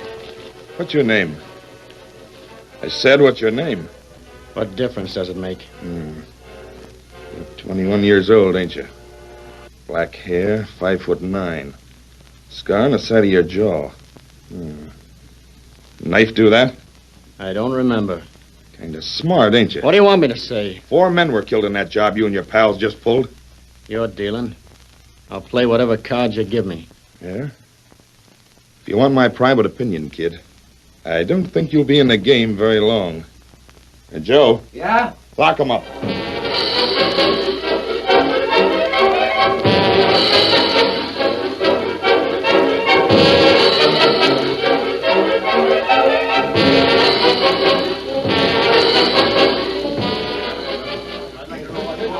The town of Colbert was in an uproar. All afternoon, groups of men gathered on the main street and exchanged heated, ominous talk. By sundown, they seemed to have reached an agreement. The sheriff was dry-lipped and nervous as he watched them from the window of his office. He was so preoccupied that he hardly noticed 2 horsemen who rode up to the hitch rack in front of the door. One of them dismounted from a large white stallion. He was tall and deeply tanned. The upper half of his face was covered by a mask. His companion was a stoical Indian. They crossed the walk quickly and opened the door without knocking. What do you... Oh. Hello, Sheriff. Lone Ranger. You look worried. This is one time when you came around too late. The Drover Bank was held up this afternoon. Yes, I know. Todd and I were on the bluff outside of town. We saw the whole thing. You were there? Then why didn't we trailed the two outlaws who got away. Yeah? But did you no, find they out? doubled back and threw us off. Somewhere in Onyx Canyon. How about the other two? One of them is dead. The other one's back there locked up. Is it the boy? Yeah. That's too bad. Yeah? Well, how about this? How am I going to transport him over the county seat? You mean the mob that's starting to form outside? Yeah. Not that I blame them very much for being mad. 4 men were killed. Sheriff, may I talk to your prisoner? Yes, you can if you want to. Thanks. Wait here for me, Tonto. Right through that back door. There's only one cell. You can't miss him.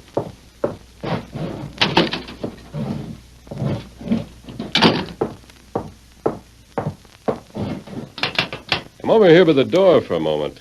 I want to talk to you. A masked man. Who are you? You're not afraid of me, are you? No. No, I guess you must be an outlaw, too, or you wouldn't be wearing that mask. What's your name? Why should I tell you? You don't have to tell me. Pickett. Johnny Pickett. Johnny, I saw the gunfight and the holdup. Yeah? So did a lot of other people. This was the first bank robbery you ever took part in, wasn't it? What's that to you? I saw everything that went on. You didn't fire a shot. All you did was hold the horses. How long have you been a bank robber? Why don't you go poke your nose in somebody else's business? I'm getting along all right. It's tough to get caught on your first job. Leave me alone. I've got nothing to say to you.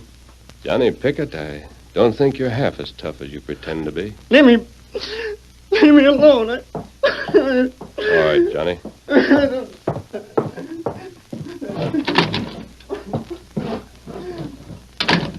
an ornery little coyote, ain't he? No, I think he's more scared than anything else. There's good reason for it. Where's my Indian friend? He went out. Said he'd be... Hello. Me hear men talk. They plenty man. Say Lynch, boy. I knew it. I knew there was Lynch talk brewing. Is there a mob, Tonto? Plenty big. What are you going to do, Sheriff? What can I do?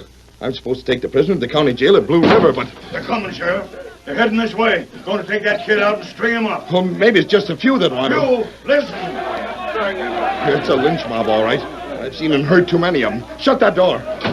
Bob, I thought you were going to circulate among the boys and kind of cool off this lynch talk. They won't listen. Bud Warren's at the head of it. His brother was the bank teller that was killed. Will you defend the jail, Sheriff? Defend it? Well, that's impossible. That mob will roll over us like a locomotive over a gopher. No, they won't. Here? I've got a lot of respect for you, Lone Ranger. But I can see you've never tackled a mob that's lynch crazy. You have the law on your side? Why put up a fight? More killing? Just trying to save a little coyote who'll hang anyway? He's entitled to a fair trial. Well, maybe he is.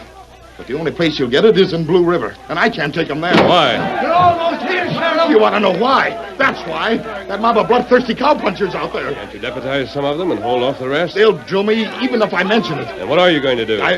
I'm going to quit. I've got a wife and 2 kids to think about. There's a badge and the gun and the key. Wait a minute. Before you leave, make me a deputy. I'll take the prisoner to the county jail at Blue River. The badge is there. You or anybody else can have it. Get out of here. Give me those keys, Tonto. Yeah.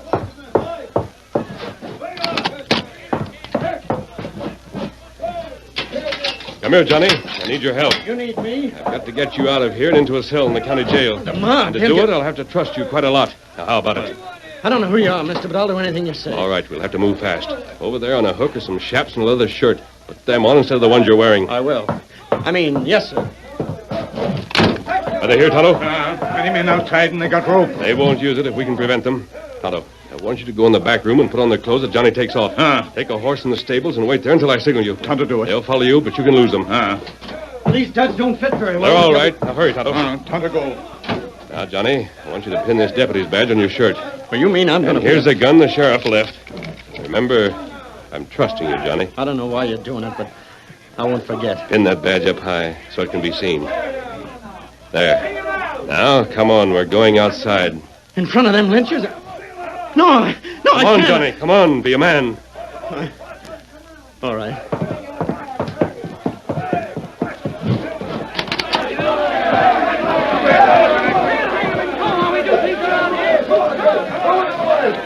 A masked man, an outlaw. He's wearing the sheriff's badge. Who's the other on me? Must be a deputy. Where's the sheriff? I'm the sheriff here for the time being. We want that murder you've got locked up inside. He's in the hands of the law. We're the law when it comes to coyotes like him. I think you're an outlaw, too.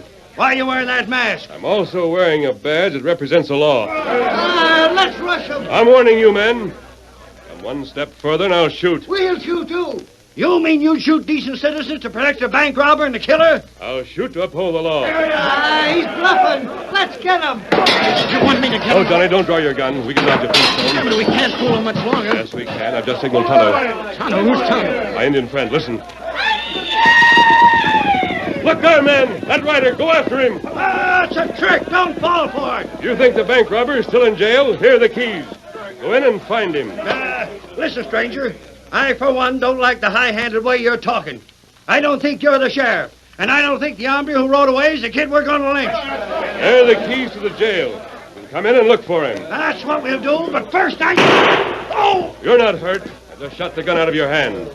Does anyone else want to throw some lead? Maybe he's right. Maybe that was the varmint who rode Well, either that's the South Trail. We can head him off the canyon. Then what are we waiting for? Come on, let's ride. They're really breaking up. Yes, so far so good. But it isn't far enough. Well, what See are we that white stallion, the paint tied to the hitch rack? Yeah? We'll walk over there and mount, but not fast enough to attract attention. Now, come on. What'll they do when they catch your Indian friend and find out it's not me? I don't think they'll ever catch him. Here we are. You take the paint. No, we're seen leaving town. Steady, big fella. Yes, Johnny. By that time, we'll have a head start. A good head start. Come on, Silver. Get on, boy. Come on. That masked man just rode off, and his deputy with him. Oh, Silver!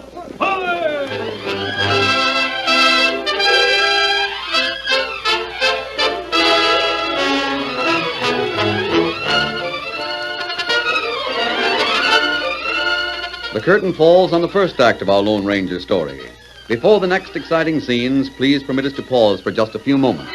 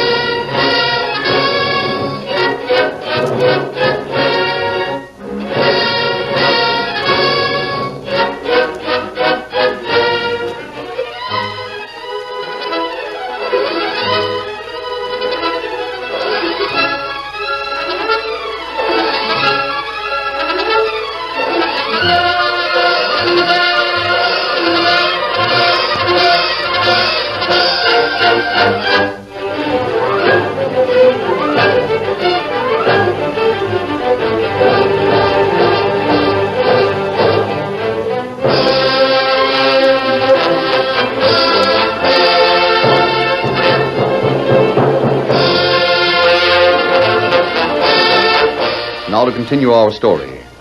When the Lone Ranger and his outlaw prisoner galloped out of Cobert, they knew it would be only a short time until they were followed.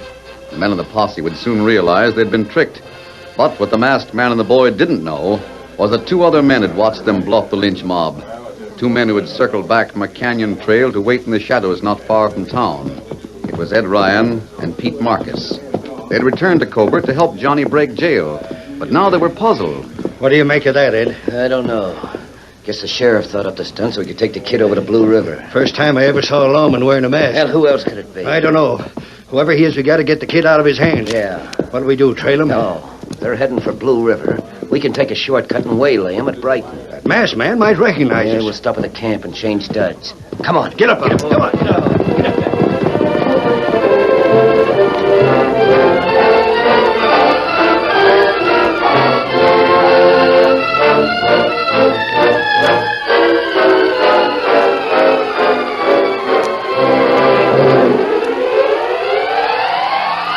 And in the meantime, the Lone Ranger and Johnny Pickett rode steadily southward.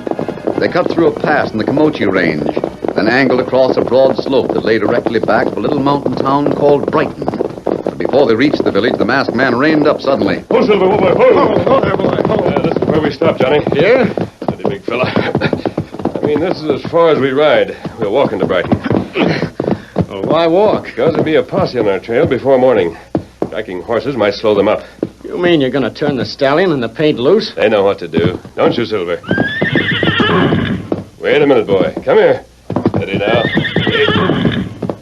I guess I ain't got any right to be curious, mister, but would you mind telling me why you're tying knots in that lasso? Not at all, Johnny. I'm writing a note to my Indian friend, Tonto. Writing?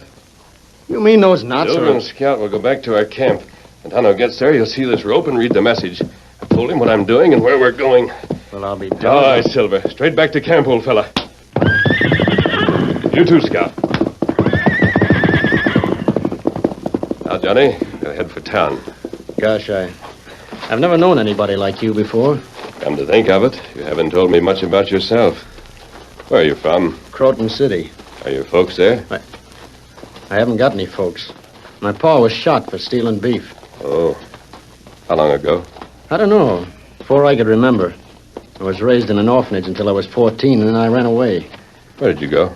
I got a job on a spread down south. It was a hideout for horse thieves. I didn't know that. Did you leave? Tried to. They used a whip on me and a knife. That's where this scar on my face came from. And what have you been doing since then? Riding the back trails. It's no wonder. Now listen, Johnny. Don't run away this time. When we get to Blue River, face this thing out and get a new start. Yeah, at the end of a rope. Well, if that's the verdict, face it. It's no worse than coughing your life out in the dust, like the outlaw who died this afternoon. Well, it's easy for you to say that. Once you're on the square, it'll be easy for you, too. Nobody would trust me. I did. And so will anyone else. You'll let them, will you? I'll go all the way with you, mister. Thanks, Johnny. Now, look, this is the road to Blue River. The stage will be along here any minute. I want you to hail it. Are we going to ride the stage? That's the last place the posse will look for us. Now, here it comes now. You hail it, and I'll be right behind you. This mask might give the driver the wrong impression. I never thought I'd be riding a jail in a stagecoach. Better than a lynch mob. And, Johnny, I think you better let me handle that gun. Sure. Here. Hey, wait!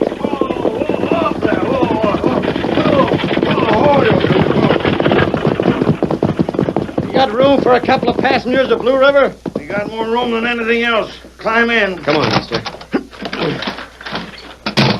Get along, you critters. Let's roll. Get up there. Get up.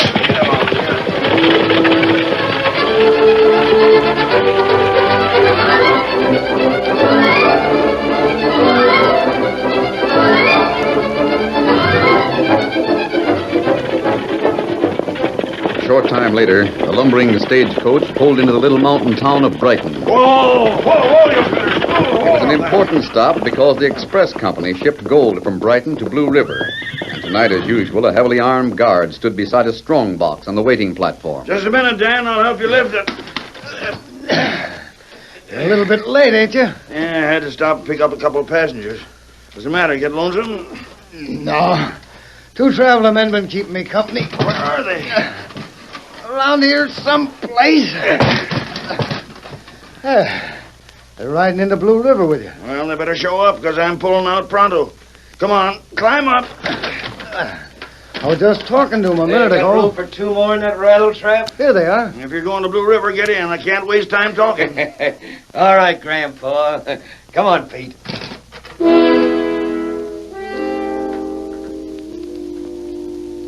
Johnny Pickett stared in amazement. The two men who were getting into the stagecoach wore dark broadcloth suits and stiff hats.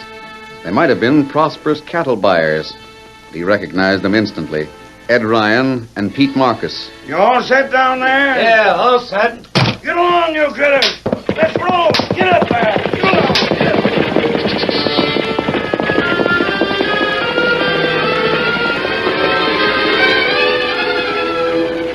As the stagecoach rumbled along the winding road into the valley, Johnny Pickett's mind was in a turmoil. Ed and Pete have discovered that this masked man is taking me to jail, he thought. They're running an awful big chance to help me. What'll I do?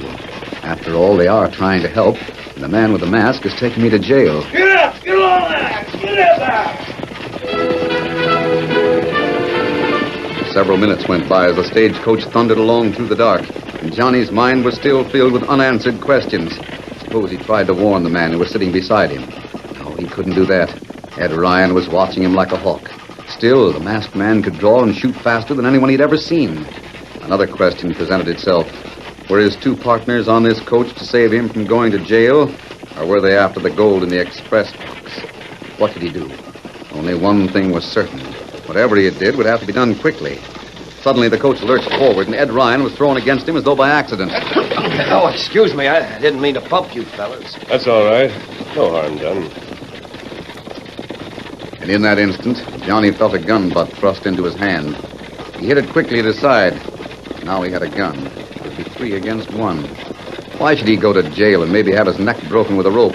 Still, the man with a mask trusted him, and he had saved his life from the lynch mob. But what was that when he had a chance for freedom?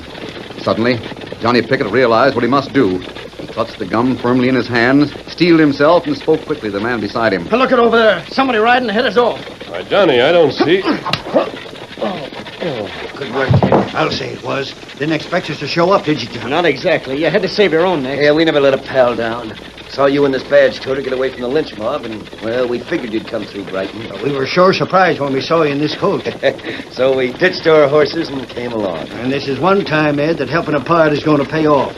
That money box the guard put aboard is loaded with gold. Yeah. Well, what do we do now? Well, we get Grandpa to stop this thing, and then we get the money. We can unharness the team and use them for a getaway. Well, how about him? Him? You mean the lawman with a mask? Well, he looks pretty comfortable where he is, there on the floor. That clip on the head really put him away. Yeah, it did, didn't it? Yeah. Hey, let's stop this thing, Pete. Sure. Hey, pull up, will you? Whoa, boys. What's wrong back there? My partner's sick. Can't stand this jolting rattle trap. Let's rest a minute. Ain't my fault, Bob. You either ride or walk. Make up your mind. But this man is sick. He's not able to ride. Are you, Ed? Well, I'm feeling mighty bad. Sorry, strangers, but I've got a schedule to keep, and I'm... The only thing you'll keep, Grandpa, is them flippers of yours. Up in the air. Dan, he's got a gun. It's a holdup. I see him now. Another one will knock him off his perch, Ed. Yeah. Still want to argue about it, Grandpa? Or just sit there and keep your paws pointed straight up. Johnny. Yeah. Climb up there and throw out that money box. I'll keep the old man covered. Pete, you better start unhitching that team. I'll have it done in a minute. What's the matter with you, kid? Climb up there. I'm going. As they climbed over the big wheel of the stagecoach and up to the seat where a frightened driver sat with his hands in the air, Johnny's mind was working rapidly. He couldn't use his gun because Ed Ryan was watching him intently, and Ryan was a dead shot. There was only one thing to do. Jump backwards and jump fast. What? I've got you covered, Ed. You make one move, I'll drill you. Hey, what's the matter? Have you gone plumb loco? Your gun, there on the ground. Kick it over this way. Oh, so this is the way you pay us back for keeping you from being hung. Why, you Kick little... the gun at or I'll shoot. That's better. Now I'll just... You'll grab a handful of sky, kid. Peter! Got him in the leg, Ed. Good enough. You should have killed the little coyote. We can take care of that later. Stand where you are, both of you. The masked man. Why not? Oh, my hand! You're not hurt. I will have just knocked your gun away. Mister, are you really all right? I'm all right, Johnny. It's you I'm worried about. Shucks, one slug in my leg ain't nothing. Can you walk? Pretty good. And we'll continue our trip to Blue River. 2 more prisoners. That is, if the driver's not hurt. I'm all right, stranger. Just a mite scared, that's all. Nothing more to be scared of. But maybe you don't understand it. It was me that clipped you on the head. Yes, I know, Johnny. I know why you did. Don't you remember? We're 2 men who trust each other. Oh, gosh, Listen. Now there's no doubt that we'll get to Blue River. Well, who is it? Tonto with Silver and Scout. Oh, Scout, hold on. Tonto! Tonto, come here, Charlie. What happened to the lynch mob from Covert? Me lose them fast. Go to camp. Silver there, get message. Me ride. That's good, Tonto. You got here just in time. You in trouble? Not now, Tonto. Johnny and I'll ride inside the stagecoach to keep an eye on these outlaws. You follow us with the horses. Open the door, Johnny, for 2 bank robbers. Yeah. Get in, you 2. All right, All right. The guard, he's hurt pretty bad, but I've got him back up in the box with me. Good. All right, driver. Come on, you critters. Let's roll. Get up now. Get up. Get up.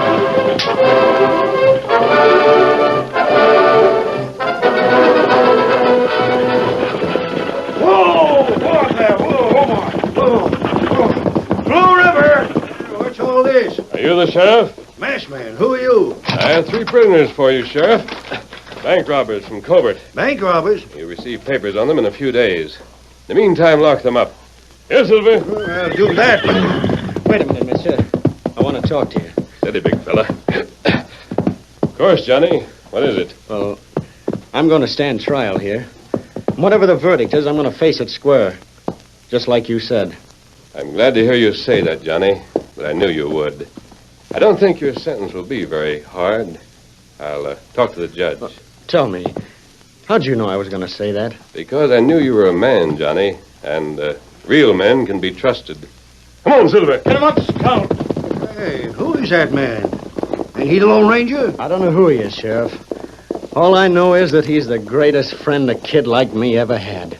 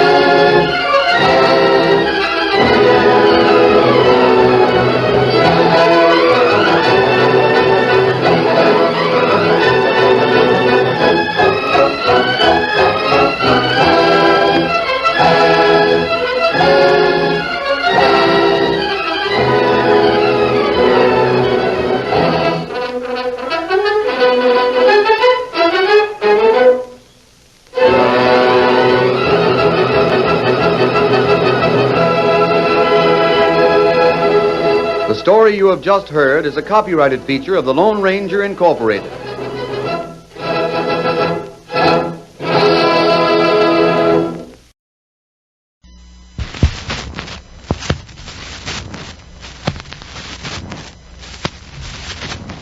Mum.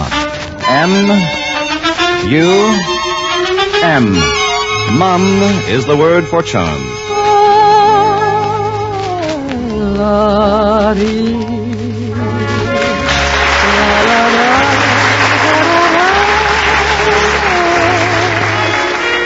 Yes, it's Dinah. Here's Dinah Shore, brought to you by Bristol Myers Company, with a suggestion that you make Mum your word for charm. Now, here she is, Dinah Shore.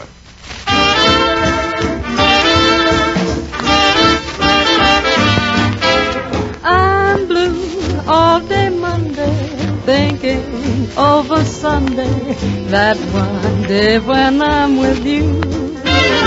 It seems that I sigh all day Tuesday, I cry all day Wednesday. Oh my, how I long for you. And then comes Thursday, gee, it's long, it never goes by.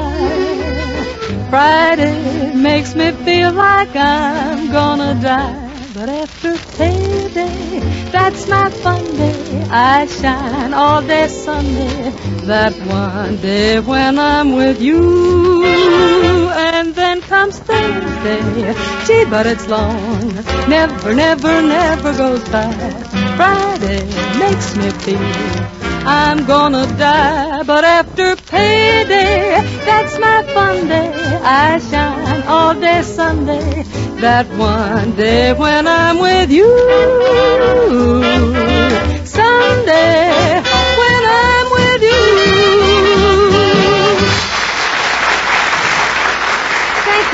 Thank you, ladies and gentlemen.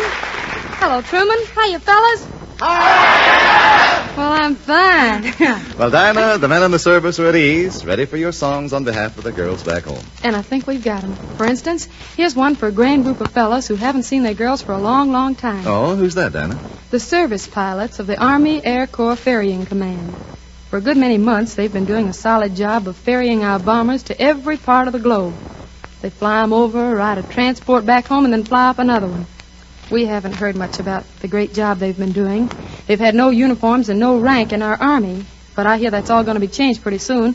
They're going to receive their commissions and their wings. Ah, that's great, Dinah. Boys, here's a song that might have been written especially for you. It's called He Wears a Pair of Silver Wings.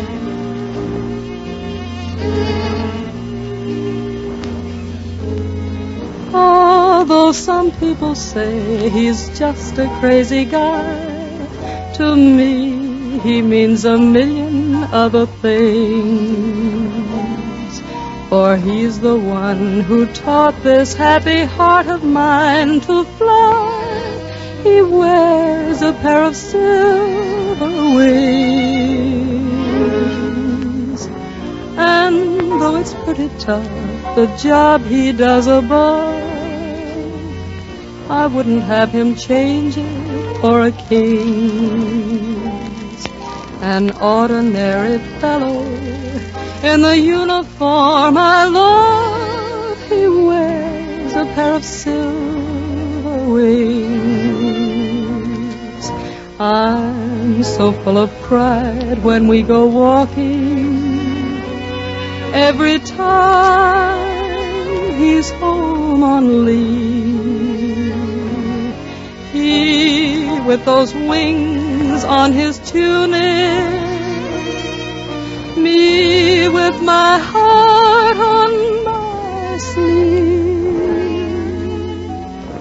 But when I'm left alone and we are far apart, I sometimes wonder what tomorrow brings. For I adore that crazy guy who taught my happy heart to wear a pair of silver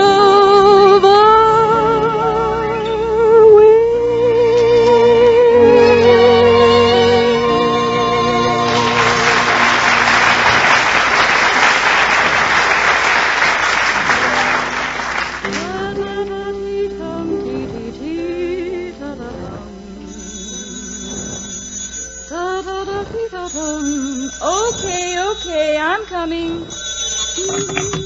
Hello? Miss Margaret Walsh, please. This is Margaret Walsh. Will you hold on, please? Long distance calling. One moment. Operator 24? Is Fort Brandon ready?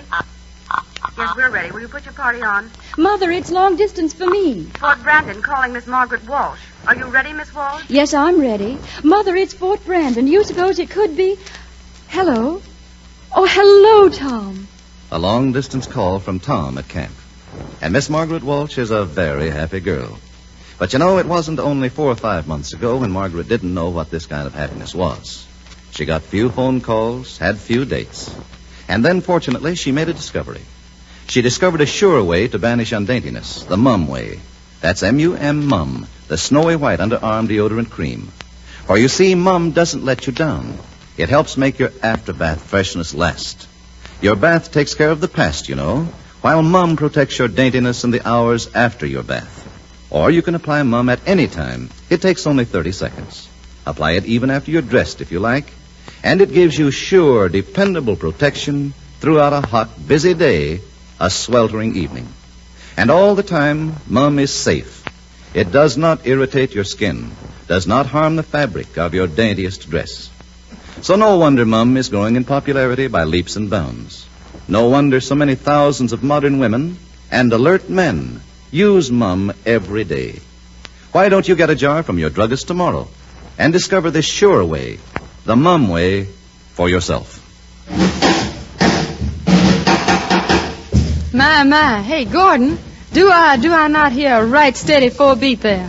I'm afraid you do, Dinah. My boy with the sticks gets restless this way every once in a while. Well, now, I was thinking if he could change that 4 to a solid 8-beat. There's nothing to it.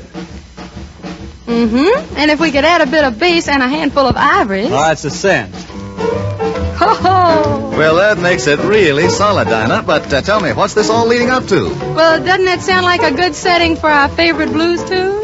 You don't mean mad, sad, and glad. I don't mean none other. I'm so mad about him, sad about him. How can I be glad without him blues? I went to bed last evening feeling blue as I could be. I couldn't sleep last evening for what was worrying me. All the tears I've wasted would surely fill the deep blue sea. I I've got those sigh about him, cry about him, Lordy, where am I without him blues? He keeps me walking on the floor, and like a fool I ask for more. Although I know he isn't good, I wouldn't leave him if I could. I know I'm not the first on his list. I'd never be missed. I wish I had a dime for every girl he's kissed. I swear I'd be a millionaire, and yet I wouldn't care as long as I could get my share. I've got those sad about him, glad about him. How can I be glad without him blues? He makes my dreams go up in smoke, and then he treats it like a joke. He's just an ornery sort of guy, and yet I love him till I die. Poor me. I've got those mad about him, sad about him. How can I be glad without him blue?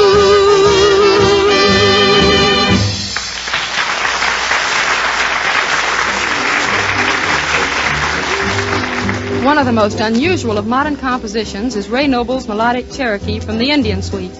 And now our maestro Gordon Jenkins makes it even more interesting with a typical Jenkins setting. All right, Gordon, we're all listening.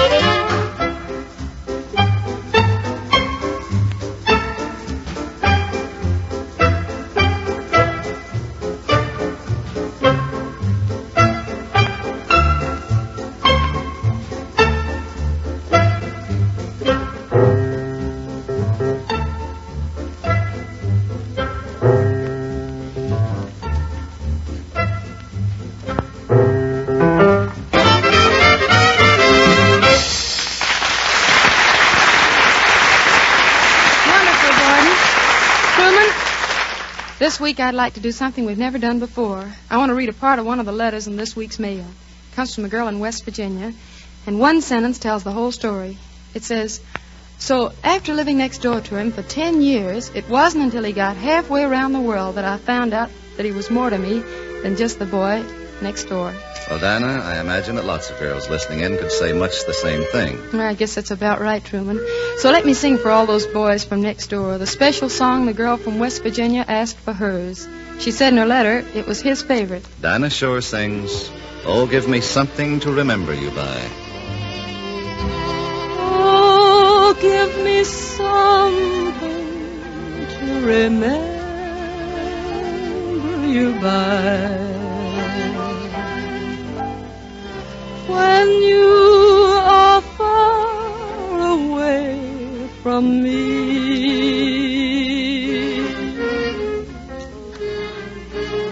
some little something to remember you by. No matter where you chance to be, though I'll pray for you night and day for you. It will see me through like a charm till you're returning. So give me something to remember you by. When you are far away from me.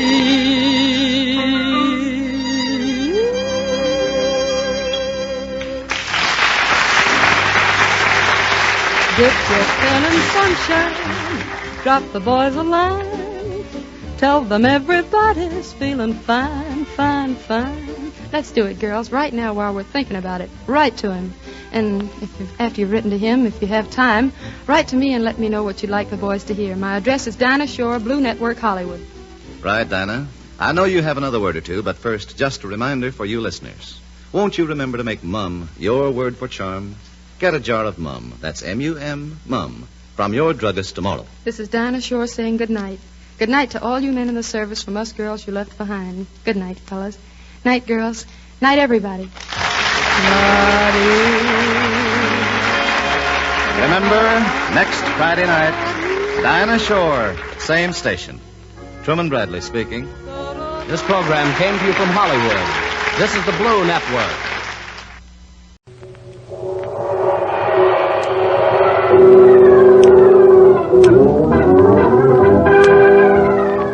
The Adventures of Jungle Jim.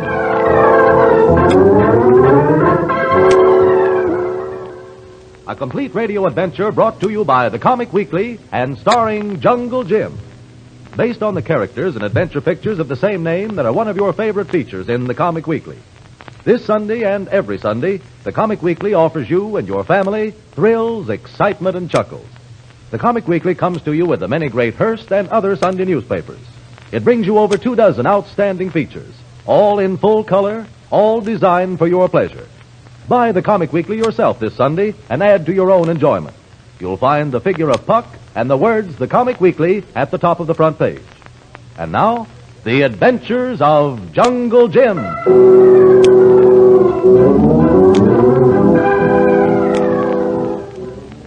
Though his plan is indefinite, Jim's object is to return to the Far East. Right now, he and Kolu are in Salt Lake City. Jim has an unofficial roving commission from Major Lane of the Intelligence Division. Major Lane has asked him to pay a certain visit in Salt Lake City. Jim and Kolu are on their way now. Hold it, Kolu. That must be the building across the street there, 82 and a half. No name on store window, Tuan. Oh, that's all right. It isn't a store. This fellow's some sort of retired chemistry professor. Funny business. He's doing research for our government. Must be pretty important, or he wouldn't be so scared. Him scared, Tuan? Major Lane says he is. He's been getting threatening letters in the mail. He's found his laboratory turned upside down a couple of times. Sound good. Take it easy, Kolu. Plenty of time for action when we see what the pitch is. Here's his office next to this wholesale drug firm. Come on, Kolu. Yes. What is it? I'm afraid you've made a mistake. We're not open to the public, you know. Yes, I know. I'm looking for Professor Hewlett. Hewlett? Yes, at 8201 half West Temple Street. That's this address, isn't it? Well, what about it? I'm Professor Hewlett. Oh. Well, I was told to tell you that Cousin Peter sent me. Who him? Cousin Peter? Yes. Does that mean anything to you? It depends. It all depends. Maybe this will help. I was told to ask you, is there a known solvent denominator for the butyl compound? Is there known? Thank heavens you got here. I've been as jumpy as a cat. What's your name, young man? Bradley, sir. Jim Bradley. And this is my friend Kolu. Kolu, glad we're here, too. Kolu? Yes, it's Malay. And a very proud name out there, too. You can trust us, Professor. I don't mean to seem suspicious, but things have happened lately. I'm as jumpy as a cat. You needn't be, Professor. Are we alone here? Yes, that's the latest thing that's happened. Just this morning. What was that? Well, I'd better tell you. I've been doing some unofficial experiments, you understand? Chemical experiments. Yes, Cousin Peter did send you, didn't he? Yes, Professor Hewlett. You can trust Kolu and me. Cousin Peter, otherwise known as Major Lane. Good. Can't be too careful, you know. Well, these experiments of mine, I've been trying to help find a solution to the synthetic rubber problem. Much good. I see, and you must have been making progress, or the other side wouldn't bother about you. That's it. I've hit on something about, must have been only a month ago, seems like years. I reported it, of course, but since then, I haven't drawn an easy breath. Things keep happening. You mean those threatening letters? Yes. Twice this laboratory has been ransacked during the night. It makes a man wonder, you know. Of course. What's this latest thing you said happened? This morning, yes. It only goes to show. I couldn't sleep last night, you see, nervous, jumpy as a cat. It was all I could do to get dressed. Yes, I noticed that you only have one cufflink. I only have... Oh, so I have. Well, I asked my assistant, a woman that's been with me over a year, to step next door to fetch me a bromide. Well? Oh, she did. But she seemed very excited. All of a sudden, very tense. Asked if she could go for the day. Hold on a minute, Professor. Naturally, this assistant of yours was someone you felt you could trust. Naturally, of course. Known her family for years. What's her name, Professor? Briggs, Lorna Briggs. Very pretty woman. You say you've known her for years, and yet when you asked her to fetch you a headache powder, she went all to pieces? Yes, she did. Her hand was shaking like a leaf when she put the headache powder on my desk. Asked if she could leave for the day, and hardly waited for my permission before she was out the door. Yes? And then what? Well, I naturally got suspicious. I analyzed the bromide she had brought. What did you find? Mr. Bradley, it was full of arsenic. Arsenic? Poison stuff. So you see, that's why I'm as jumpy as a cat. Oh, who wouldn't be? Where does Miss Briggs live, Professor? She has an apartment up on 3rd Avenue between A and B Street. But I don't like this, you know. Don't you worry, Professor. Will you be here all day? No, that is no. But we can meet later. Why don't you have dinner with me tonight? That's a good idea. Where shall we meet? Come out to my place at Cottonwood Canyon. I have an open-air grill that I've just put in, and we can talk better there. That's fair enough. Here, I'll write the directions out for you. Good. What time shall we say? Say about 6 o'clock, eh? 6 o'clock it'll be. That reminds me. I must buy some cooking things at the Western Sporting Goods today. Here, don't lose this paper. Don't worry, Professor. And I'll be at your place at 6 o'clock. I'll have everything we need, from charcoal to steaks. Fine. After you, Colo. See if you can find a taxi, Colo. I'm going to see if this wholesale drug company can help us.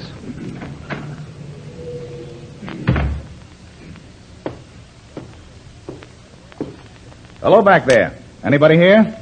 Just a minute, young fella. Ain't nobody here but me. Can I do something for you? I hope so, old-timer. I wonder if you could tell me what brand of bromide Professor Hewlett's assistant bought for him this morning. Professor Hewlett? Yes, you know. He shares this building with you. Yeah, I know him, all right. He's going to shake himself to pieces one of these days. He is awfully nervous, isn't he? But about the bromide. I'm just trying to think, son. Trying to think. I've been alone here all morning. Nope. Didn't sell no bromide to nobody. You didn't? Are you sure? Positive. Is there a regular drugstore near here? No, Main Street's nearest. It's quite a walk. Well, thanks, Dad. Just remember that when the others ask you. The others? What are you talking about? What others? I'm talking about the police.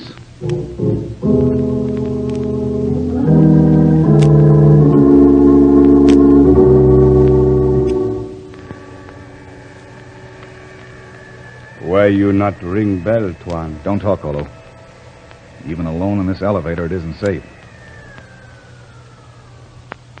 Here we are. We'll find Miss Briggs on this floor. Many doors here. Which one? 5L. Here's 5J. 5K over here. 5L. Well, I wish I could put off going in here. Kolu not understand, Tuan. You will. Wish I brought some gloves. Too hot. Handkerchief would be just as good. Wrap one around your hand, too, Colo. If we leave any fingerprints, it'll be too bad. You talk crazy. I know what I'm doing. Now, if one of these skeleton keys will just fit this... Door be unlocked. Something else I don't like the looks of. Come on, Colo. Which way? The bedroom first. Must be this door. Tuan Jim, on bed. Look. Yes. Poor thing was strangled in her sleep. Who do this? Don't go near her, Colo. There's nothing we can do to help her now. Too late. She never had a chance. Hello, what's this? What you find on floor, Tuan? Come on, Colo. We've got work to do. Where we go? First, we phone the police. Then we go to the professor's house.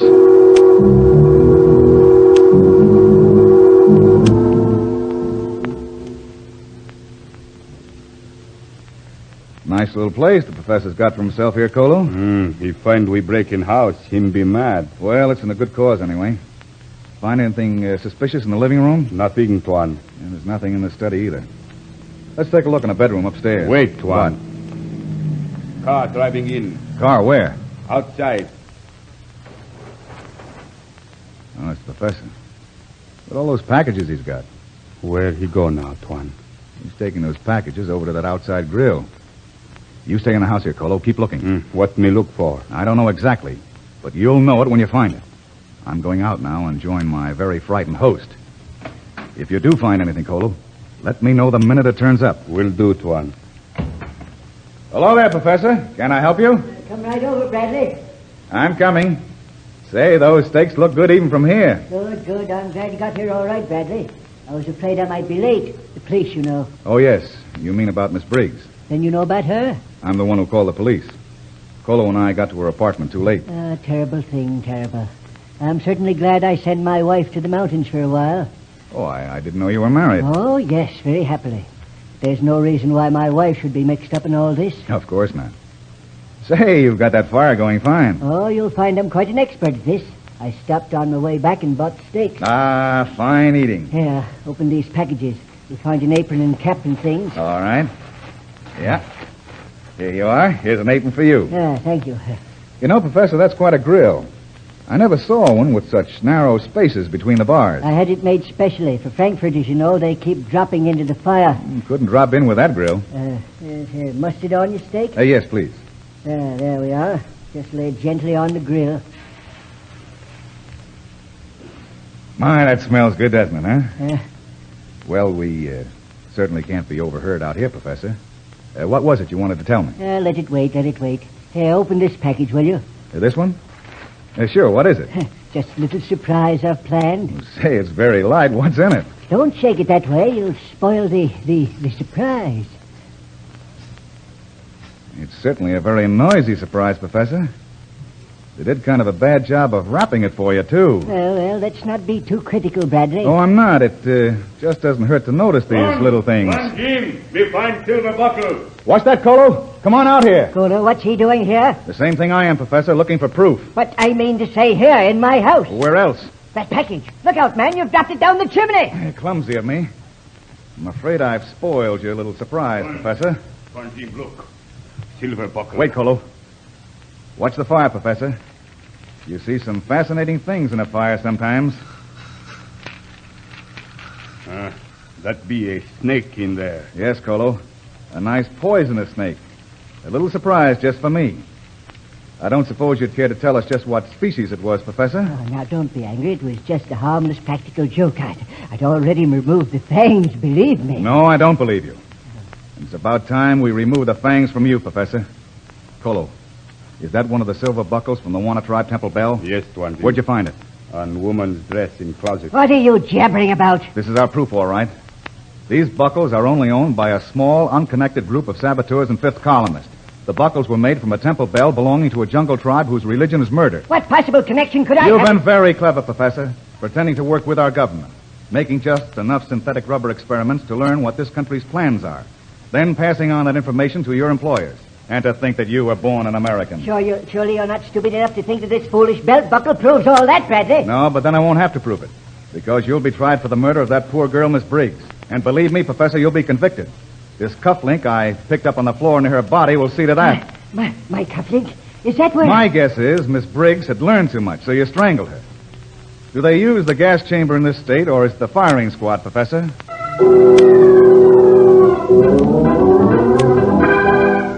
You'll find still other exploits starring Jungle Jim every Sunday in the Comic Weekly. Sunday morning is Adventure Time with the Comic Weekly. For all your favorites, over 24 of them are waiting to bring you thrills and excitement every Sunday in the Comic Weekly. The Comic Weekly is brought to you by the many great Hearst and other Sunday newspapers. Buy it this Sunday. For when you buy the Comic Weekly, you buy reading pleasure for the whole family.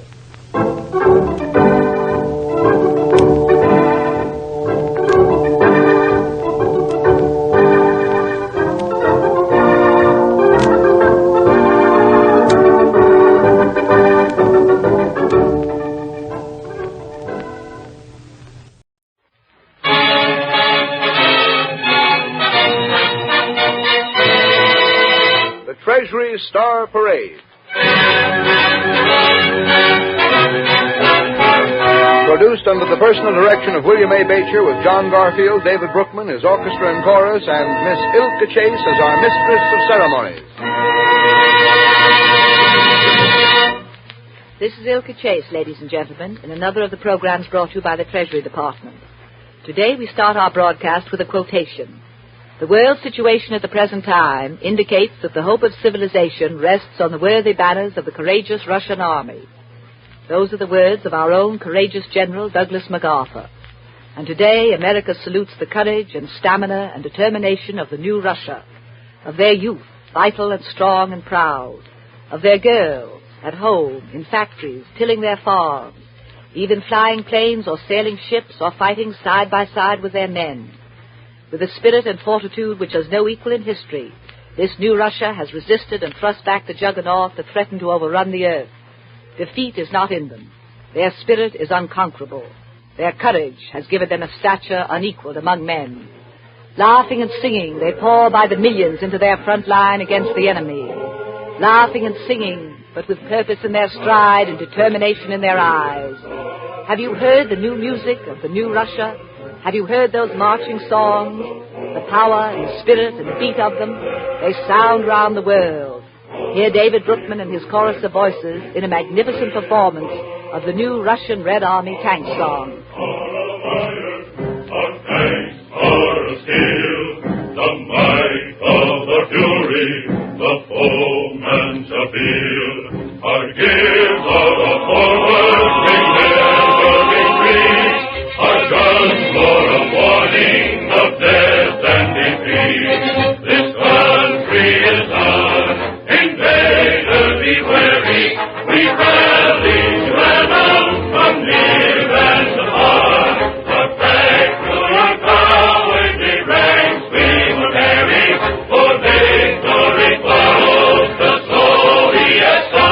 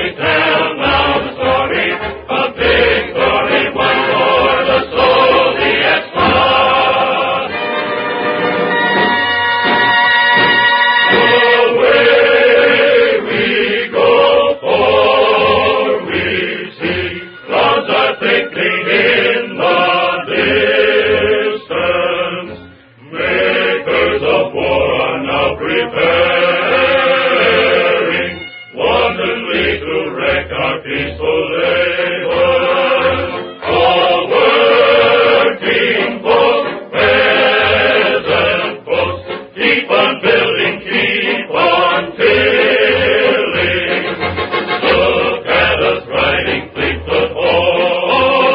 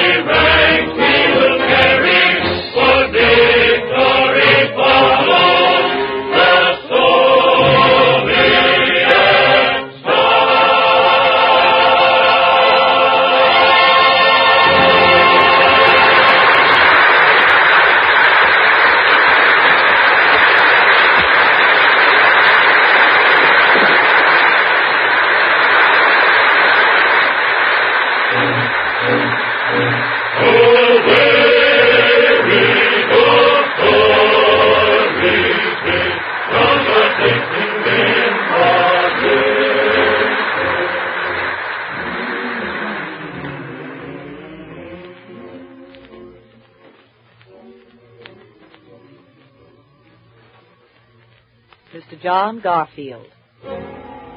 On the Russian front, complete with its army of men, its tank corps, artillery, kitchens, hospitals, and correspondents. How can they tell this story? A communique is a dull thing. There have been no changes on the Colonnine front. Or? Our troops succeeded in liberating the village of M in the S sector. Or? The guerrilla detachment O captured 2 enemy tanks and disabled 6 enemy trucks. Terse, brief, casual. But as these words from our Russian front are strung together, they form the steel ring which spells defeat for Hitler and freedom for the peoples of the world. There are other words, words written by the soldier on the field, not by the general staff. Here is a letter written by the Red Army man Boris Gorbatov to an American friend.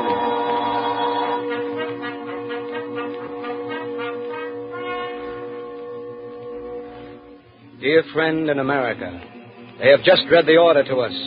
At dawn, we go into battle. Next to me is my rifle. It is American-made.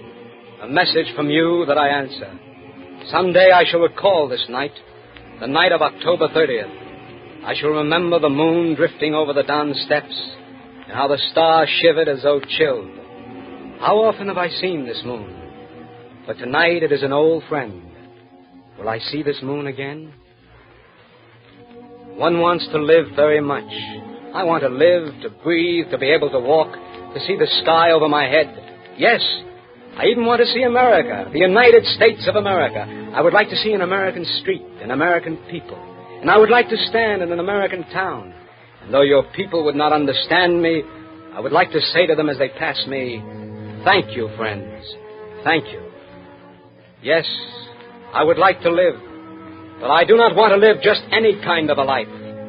Last night a man crawled into our trench from the other side. Escaped from the fascists. He came crawling on swollen legs, on skinned and bloody elbows. When he saw us, his own people, he began to cry. He kept shaking hands. He wanted to embrace everyone. We gave him some bread and butter and tobacco.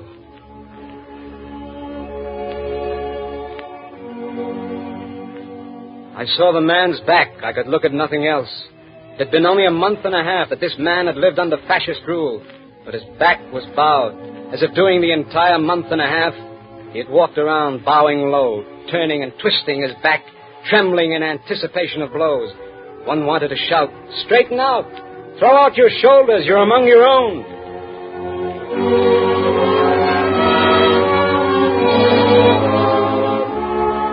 I said to myself, this is what the fascists have in store for me. For you, for all of us, a life with a broken back. I go into battle soon, not for the little grayish hillock in front of us, not to capture the pillbox. No, the fight is for bigger stakes, for the decision as to who is to be the master of my fate, Hitler or I. Until now, you and I, each one of us has been the master of his own destiny. Now the fascist wants to be the master. He will trample your today and he will steal your tomorrow. He will deprive you of your home and you will be driven back into the rain and the mud. He may let you live because he needs beasts of burden. He will trample on your dreams and spit on your hopes. Did you hope that your son would one day be a scientist? But the fascists have no use for scientists. They have herded their own in concentration camps. You have watched over and cherished your daughter. You are proud of your wife. But in slavery, women grow old and their backs are bent. Do you honor your parents? The fascists have no use for the old, so they must starve. Do you remember my old father?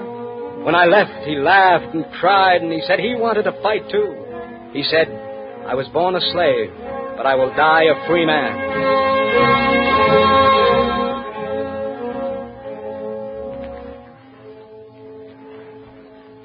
Dear friend, I look through the night with the eyes of a man who, because of the nearness of battle and possible death, can see far ahead through many nights and many days and many months. And over mountains of sorrow I see victory. The most terrible battle is on. Compromises are impossible now. There is no choice. to strangle, to destroy, to end once and for all the Hitler beast. And when the last fascist is in his grave, when the last volley from the howitzers is discharged, only then will the horrible nightmare be dispelled. A stillness, a great unbroken stillness of victory will then come, and we will hear the relieved sigh of all mankind. Then smoke will burst forth from the rebuilt factories, and the fields will be warm and bright. A truly great and precious life in a free world, a brotherhood of all people. For such a life, dying is not too much. It is not death, it is immortality.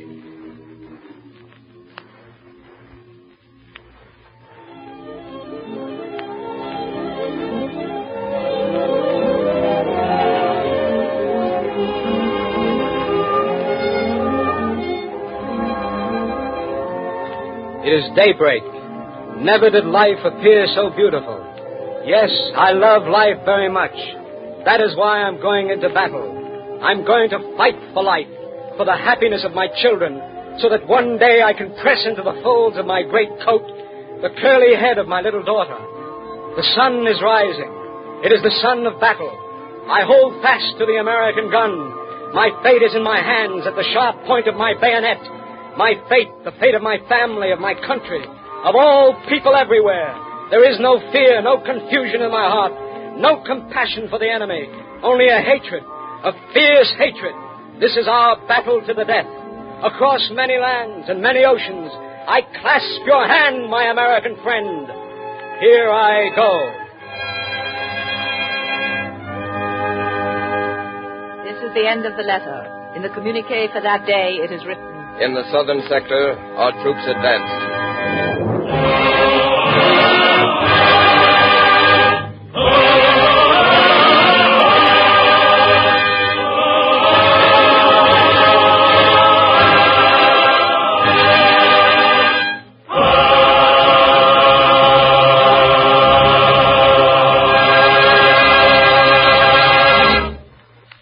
Our troops advanced.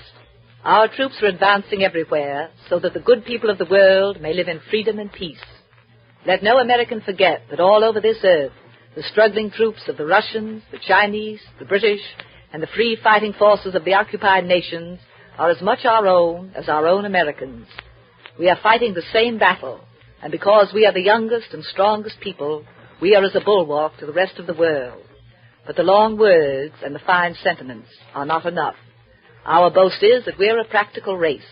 We can put our ideas into concrete reality. They cost money, and we have the money to spend. Every single American should contribute at least 10% of his income to our war effort through the purchase of war bonds. Don't forget, you give nothing. You do make a sound financial investment for your own future.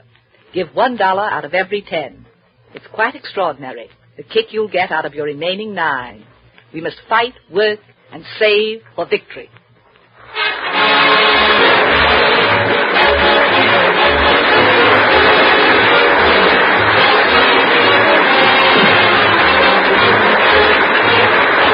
The United States Treasury Department wishes to thank Mr. H.S. Kraft for the material read by John Garfield, the distinguished artists who gave their talents to this performance, and the Hollywood Victory Committee for its courtesy in arranging for their appearance on this program, and this station for the use of its facilities.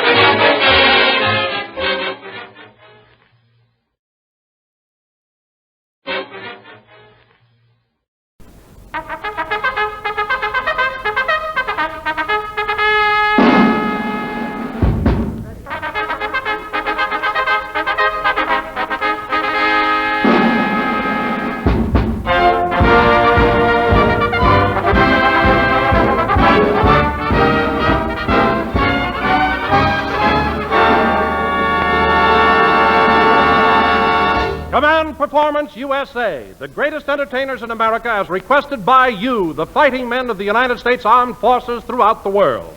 Command Performance, presented this week and every week till it's over there.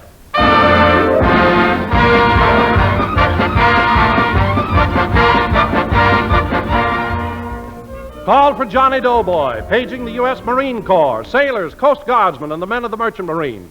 Greetings to all you guys in the AEF and to our fighting brothers in the Allied Nations. It's Command Performance time in the USA, and right now time's a-wasting. So let's get rolling and answer 1,000 or so of your letters by saying, your master of ceremonies tonight, Clark Gable.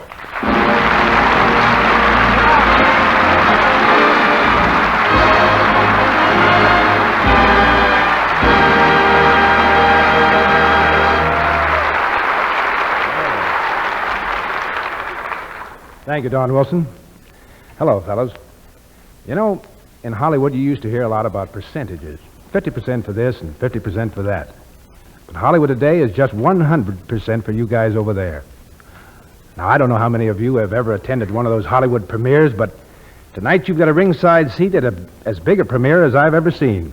For the stars are not only out tonight, they're all out to answer those swell letters you send in to Command Performance. First, for Sergeant FAH at APO 857. For Sergeant WM and the tank destroyers from Wisconsin.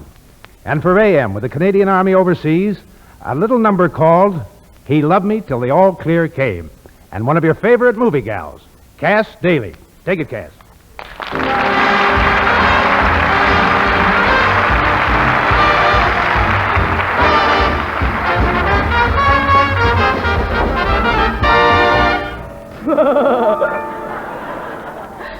I was strolling in the park just as it was getting dark when I heard the sirens moan. I ducked into a shelter, willy-nilly, helter-skelter, to find that I was not alone. There was someone next to me. And though neither one of us could see, we sensed each other close at hand. And there within the gloom of that little blackout room, love and I played a one-night stand. He loved me till the all clear came. He loved me till the all clear came. He had the strongest yen in the dark, and then suddenly the all clear came. He loved me till the lights went on. I looked around and he had gone. Our story seemed to go like the picture show. Suddenly there came the dawn. While I was brave as could be and trying to be merry there in the cozy dark, I don't know if it was he or an incendiary, but something found its mark. I didn't even get a scratch, and incidentally that's the catch. But still they've listed me as the casualty. Isn't that an awful shame? And to think I really loved him, I really, really loved him till the all clear came. He held me tenderly and drew close to me. Suddenly the all clear came. All through the raid he was a civilian inspector telling me what to do. But in the light he was a conscientious objector. I mean to pitch and woo. Of course I didn't come to harm. The air raid was a false alarm. And confidentially, lady, so was he. I found out his name was Fame. And to think he really loved me. He really, really loved me till the all clear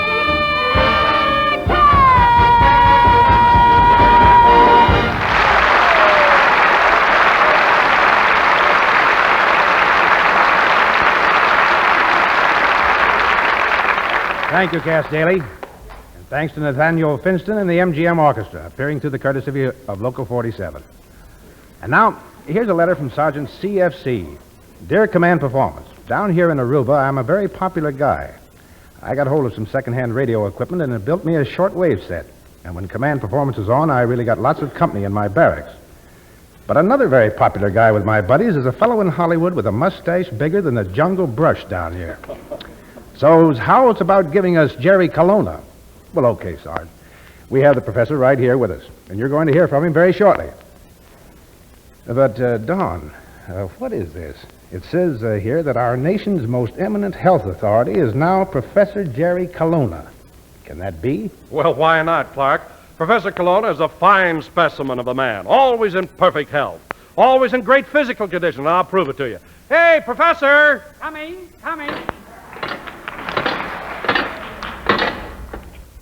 Iron in my blood.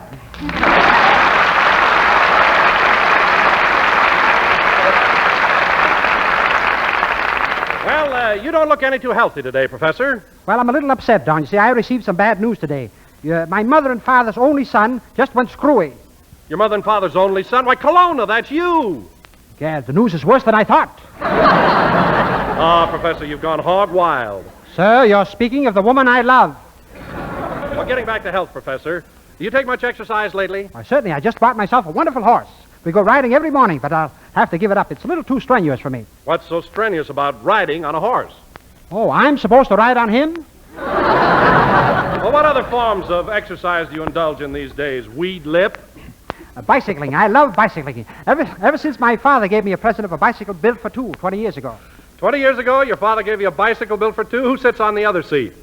Man from the finance company. Well, you know, Professor, for a health expert, you look pretty pale. Have you been staying inside the last 3 or 4 weeks? Yes, burlesque show. For 3 weeks? Why, Colonna, what could there possibly be in a burlesque show that would keep a man there for 3 whole weeks? Fresh popcorn. Oh. Colonna, I'm highly indignant. Glad to meet you, highly indignant. I know your brother, Haile Selassie. Colonna, now, you're nothing but a half-wit. Why, you're only 2 steps from an idiot. Well, I'll back away from you a little. Professor, I can't stomach you. Why not? There's room there for both of us. No use talking to you, Colonna. You're absolutely senseless. Oh, now, Don, you wouldn't say that if you knew that I was left on a doorstep here in Hollywood. Oh, now, Colonna, why didn't I know? Why, when was that? Last night. Got slapped, too. Colonna, you're positively preposterous. Positively preposterous. Thanks, and you must let me give you a shower bath sometime. Colonna, this is all too ridiculous. If you really are a health expert, now how about giving me some health exercises? Okay. Take a deep breath. Now take another deep breath. Now another deep breath. Don't I smell pretty? Now, really, Professor, you must have some legitimate breathing exercises. I have a very simple one. All you do is pick up a trombone and start playing it. But who knows how to play a trombone? Oh, nothing to it. You just pick up a trombone like this. Then a 4-bar introduction by our eminent pianist Arthur Shett. Raise it to your lips. Like this.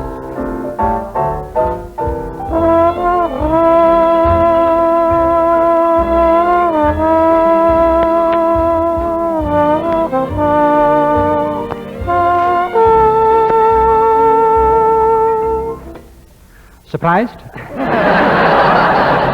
Me too.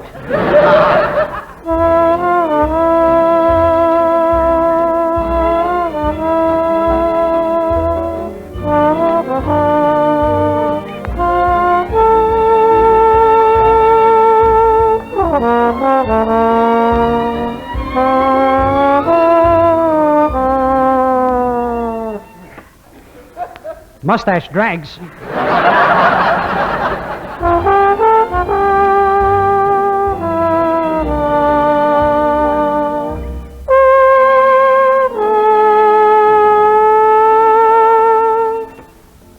Wheaties.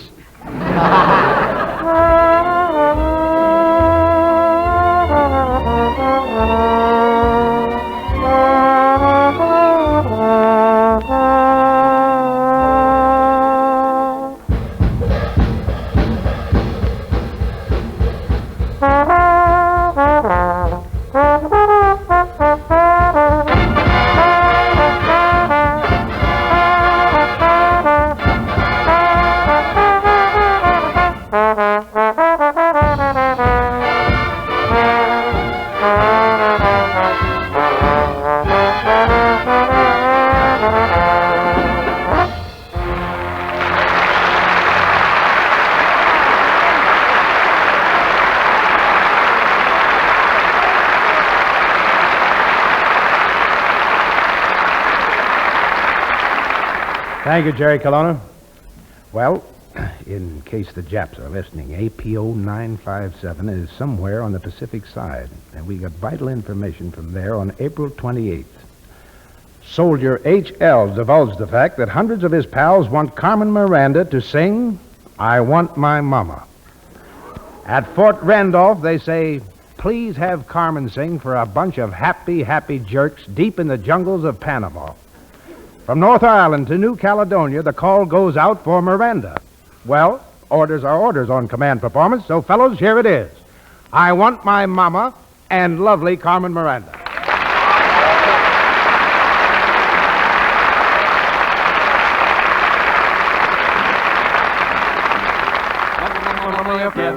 Mamãe, eu quero, mamãe, eu quero mamar.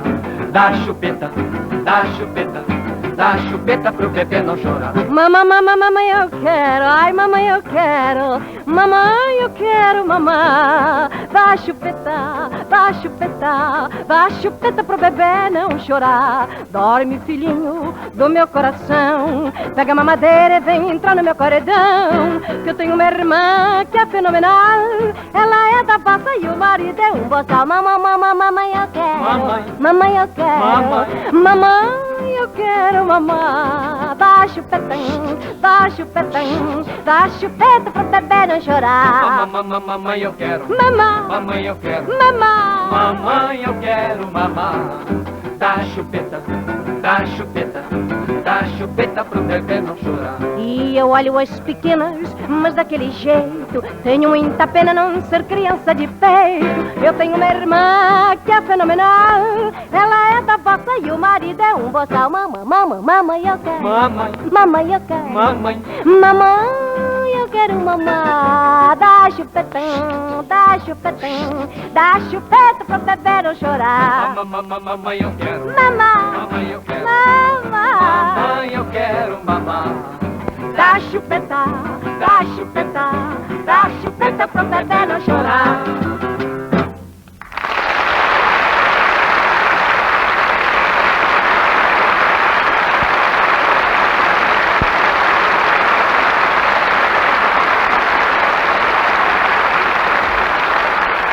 Thank you, Carmen Miranda. And now, in response to those hundreds of letters from all over the world, command performance moves into the jam department. By popular acclaim of the AEF, one of America's #1 bands playing the tune thousands of you asked for, it's Count Basie and the 1 o'clock jump.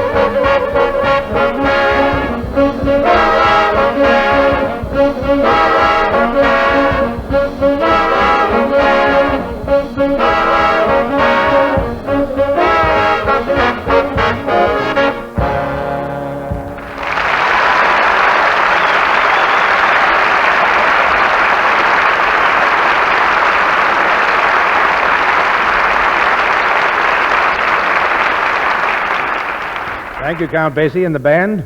Brothers, that was really solid. Now, fellas, command performance reaches into one certain mailbag that's been gaining weight these past few weeks. It's filled with your letters requesting Hollywood's charming and dynamic first lady of the screen. And it's our very special privilege to bring her to you now. Miss Betty Davis.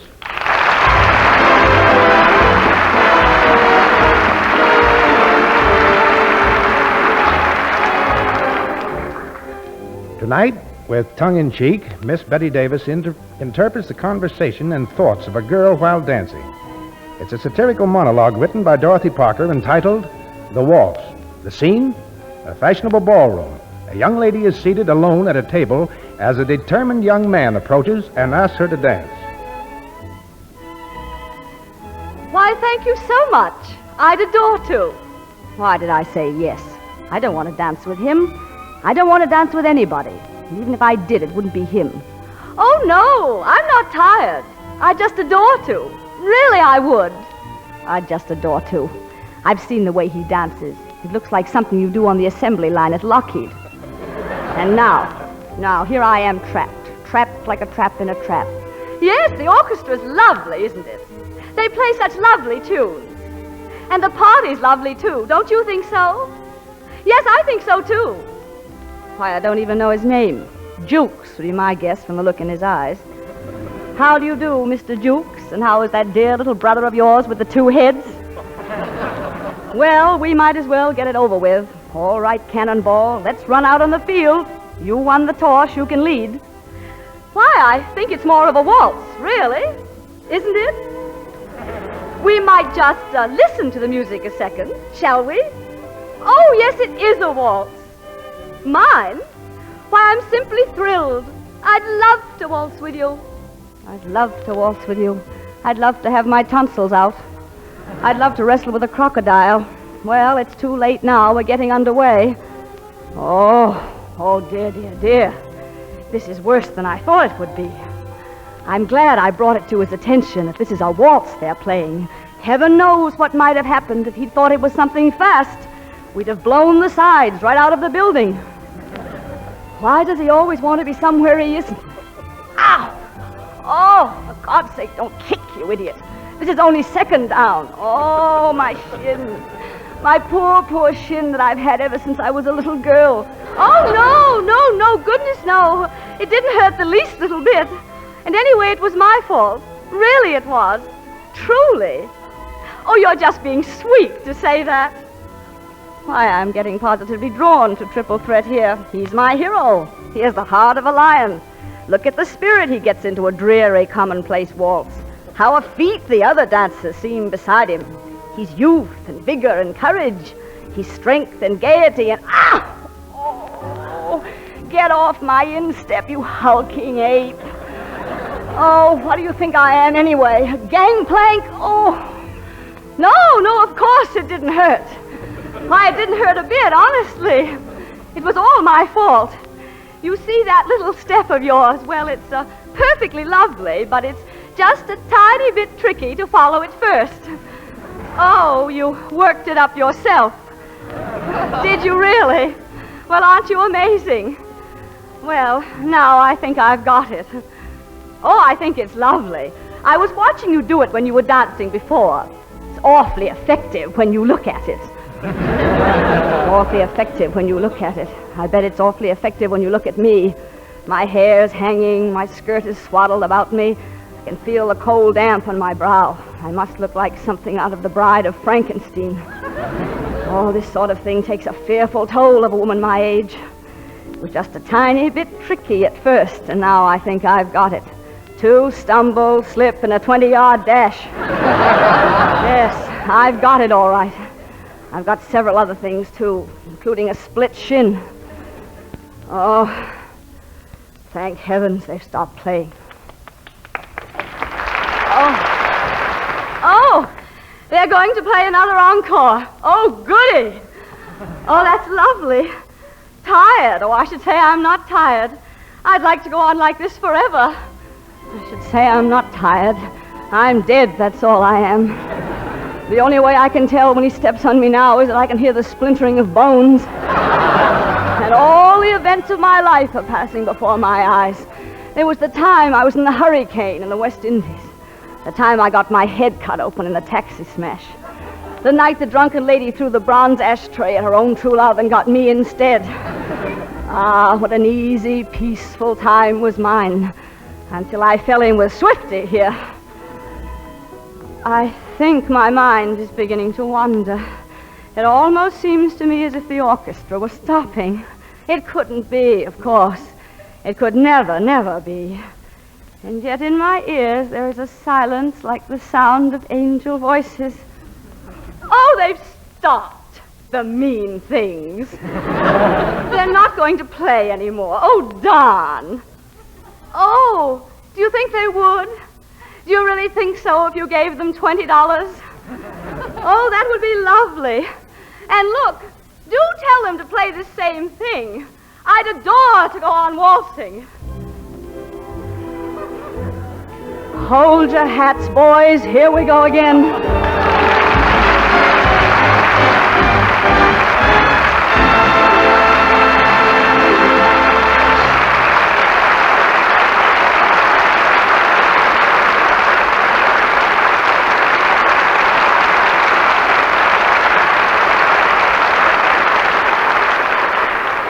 Thank you, Betty Davis. Next time, tell that guy what the boy in the mine planter said. I guess we better set this one out. Well, men, in 25 editions of Command Performance, there have been quite a few callbacks. And a certain little gal from Dixie should know plenty about that, because no blues singer in America tops her in callbacks to your big show. Fellows, here's Dinah Shore.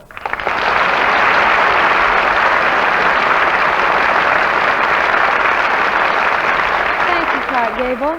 Hello to you Yanks at APO 887 and to RMH in Iceland.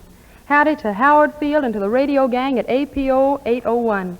And Corporal MFL, who said I wouldn't answer your April the 10th letter?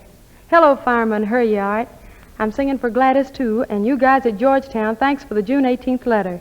And JHH, my best to you and your sweetheart back in Reading, Pennsylvania. Hello to APO 937, and stay away from those big bears. Hello, Augustine and all the mob. And, Gene, honey, thanks for the note written on the USS Sandpiper, and I'll write you real soon. Love to all of you everywhere, and I'd like to make a little down payment on my debt of gratitude for those wonderful letters. Here's the only way I can pay you.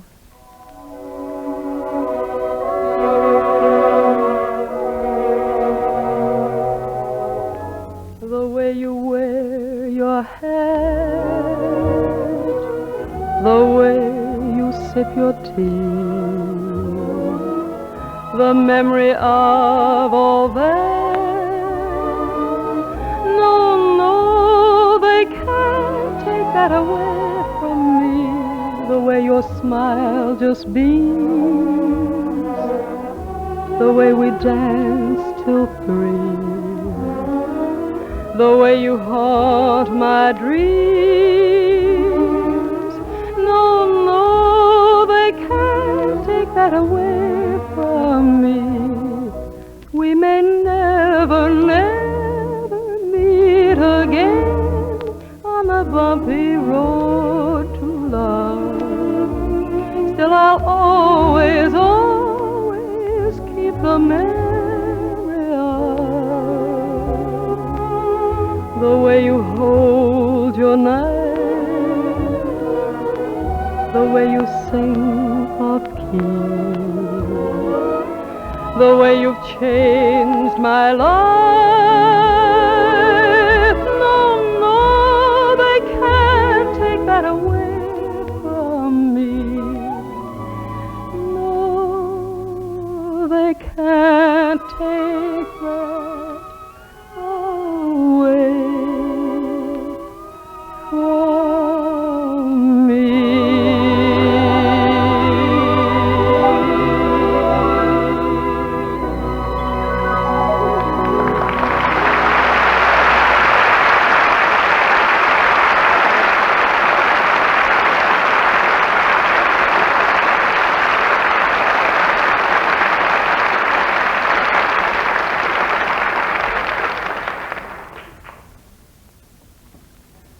Well, men, this is Clark Gable speaking from the USA. This is the land that not long ago had boundaries. An ocean on one side and an ocean on the other. Douglas firs and deep snow and good fishing to the north. Blue waters and lilacs and hot weather and cotton fields to the south. Yes, America had boundaries then. You lived and worked within those boundaries and thought it all would always be that way. You worked at the shoe store in Peoria, yet tonight you're over there in Australia, and you fly hell out of your bomber and go through God-made storms of rain and man-made storms of steel and fire, and you fight your way back. And then you write into this radio program and say, would you please ask Dinah Shore to sing? You can't take that away from me. You used to be the clerk in the local Safeway or Rexall store, the history teacher in Grand Rapids, the mechanic at the corner garage, yet tonight you're blacked out on a freighter, or lurking beneath the cold water far below the fog that hangs over the Aleutians.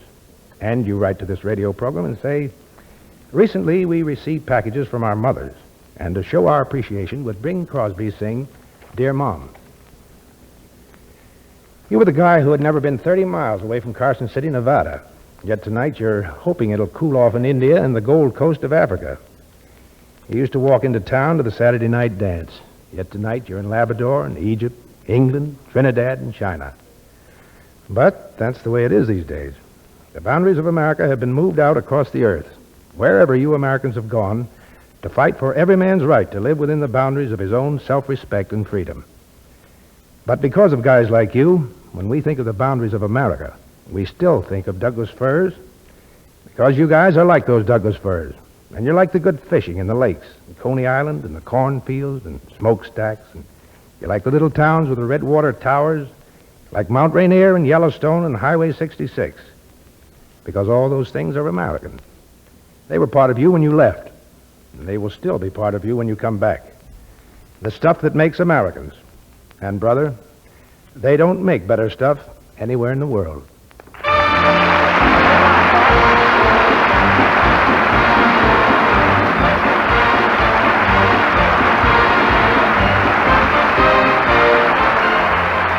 Command Performance USA, the American entertainment industry's salute to you fighting men of Uncle Sam's Armed Forces and your friends throughout the world. Send your requests to Command Performance in care of this station. This is Don Wilson wishing you the best of the best from the USA.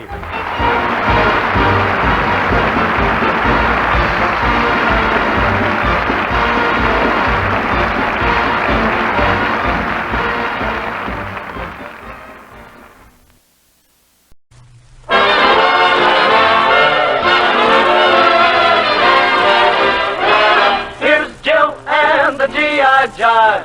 Hi, guys. This is Jill again, barging in as usual and inviting you all to join me in another short but swing and sweet session. Yeah, part of the time it's swing, part of the time it's sweet, but it's all good stuff, stuff you want to hear. So, let's hear it, huh? First off, it's the king himself, Benny Goodman.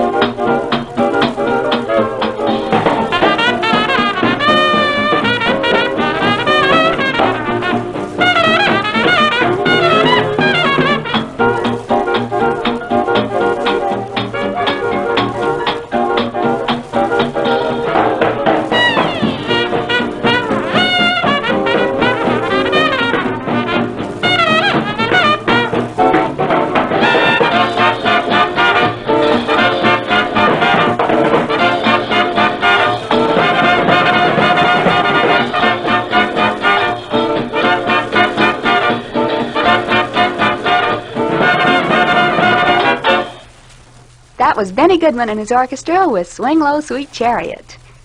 And if you ever wonder why I start so many sessions with BG, I don't know, just like him. I hope you do too. Well, let's see now. Next tune is a thing called A Fella with an Umbrella. If I'm not mistaken, and I usually am, I think this is from the picture Easter Parade. If I'm wrong, I'm sorry, but then who cares what it's from?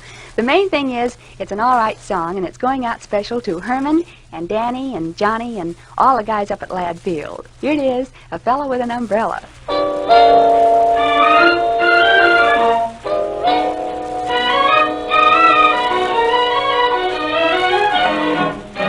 I'm just a fella with an umbrella, looking for a girl who saved her love for a rainy day. I'm just a fella with an umbrella, glad to see that skies of blue have turned into skies of gray. Raindrops have brought us together, and that's what I long to see. Maybe the break in the weather will prove to be a break for me, so I'll be the fella with an umbrella. If you'll be the girl who saved her love for a rainy day.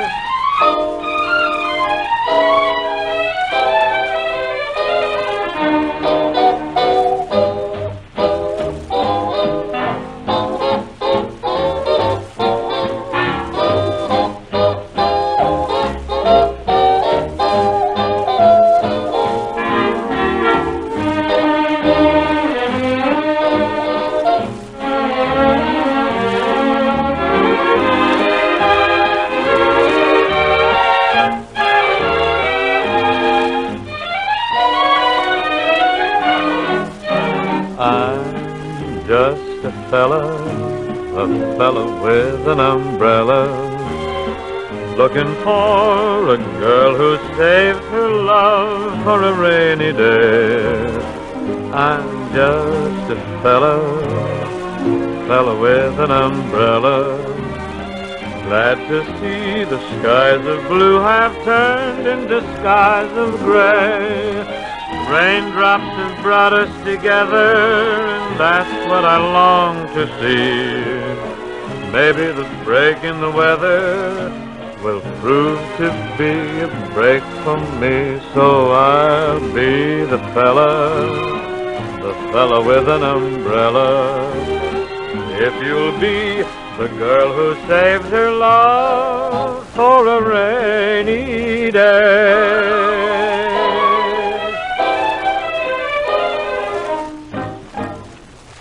A Fella with an Umbrella by Bing Crosby.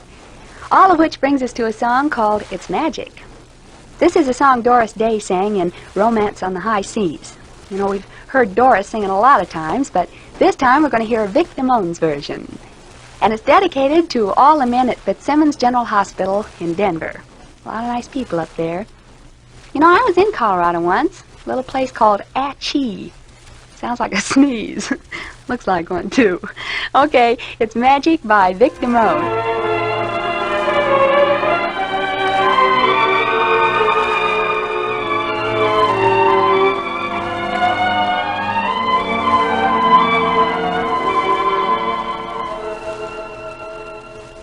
You sigh, the song begins, you speak, and I hear violins.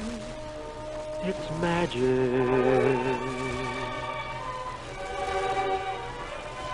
The stars desert the skies and rush to nestle in your eyes. It's magic.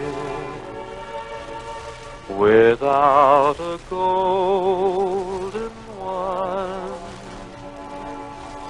or mystic charm, fantastic things begin when I am in your arms.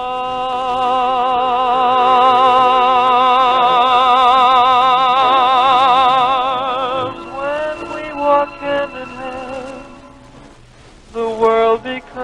wonderland. It's magic. How else can I explain those rainbows when there is no rain? It's magic. Why do I tell myself these things that happen are all really true? When in my heart I know the magic is my love for you.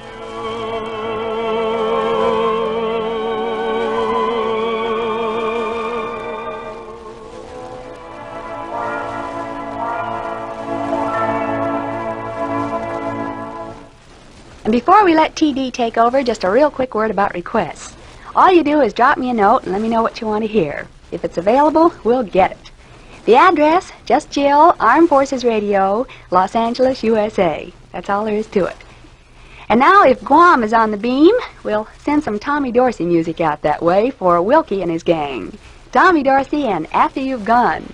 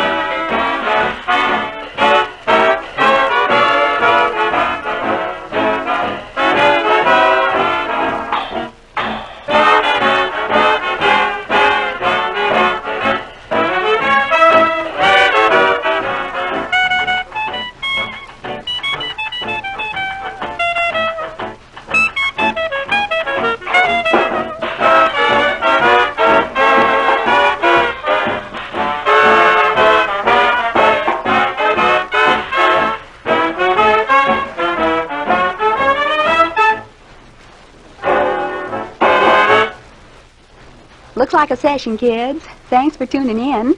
Hope I'll be seeing you next time.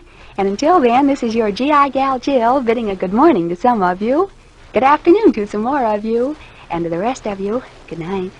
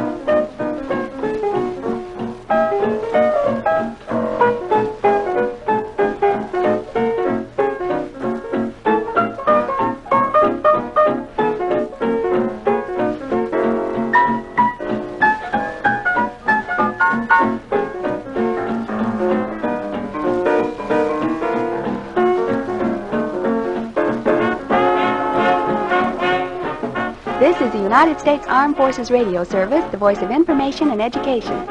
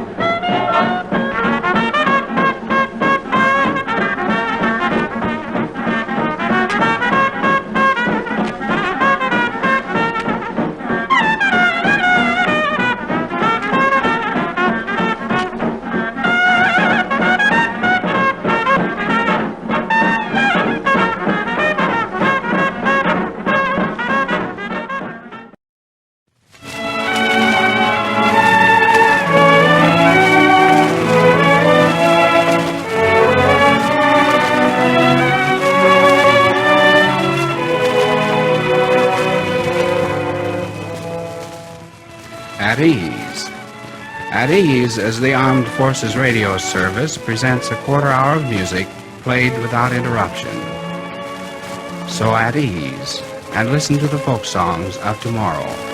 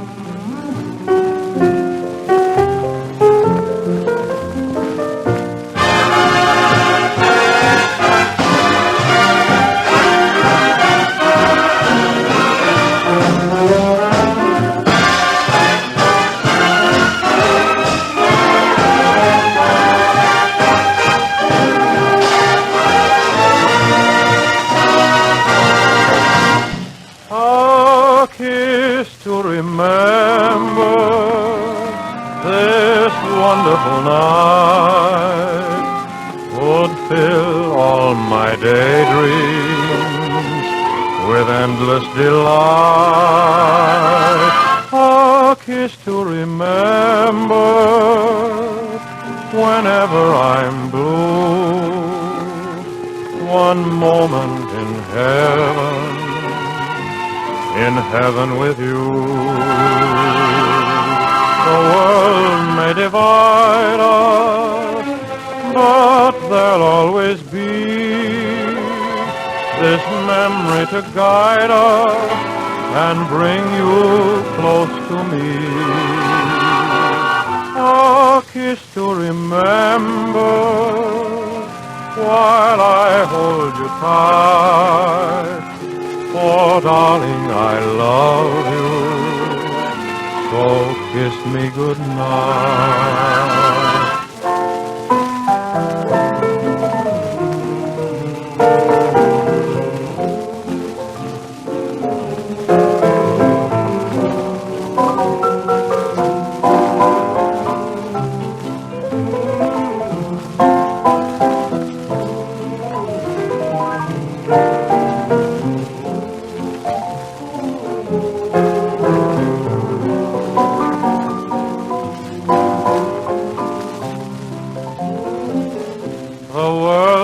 Divide us, but there'll always be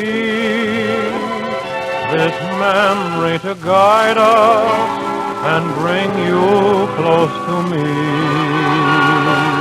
A kiss to remember while I hold you tight. For, darling, I love you. So kiss me goodnight. Won't you kiss me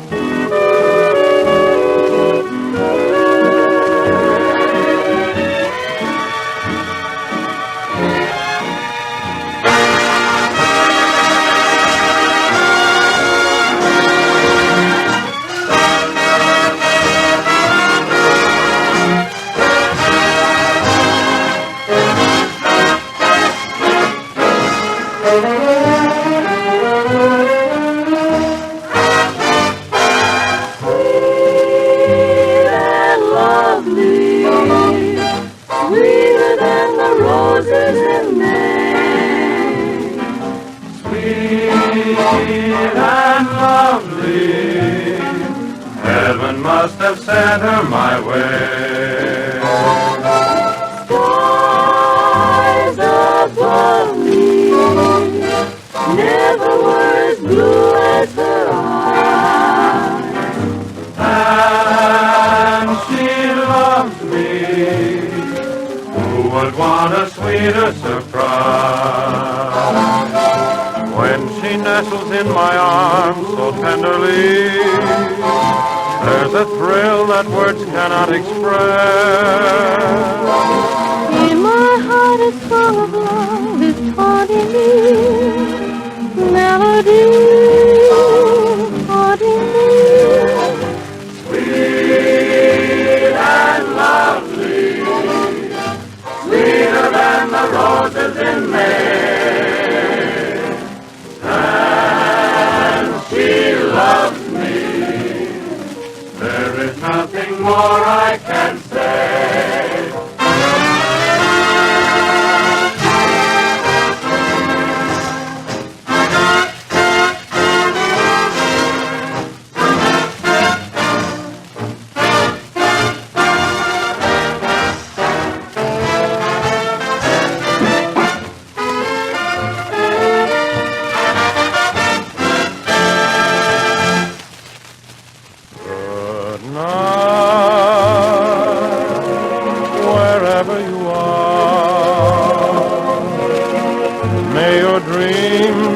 Pleasant dreams wherever you are. only one little wish that I wish comes true. I know that the angels will watch over you. Good night, wherever you are. I'll be with you, dear, no matter how near or far.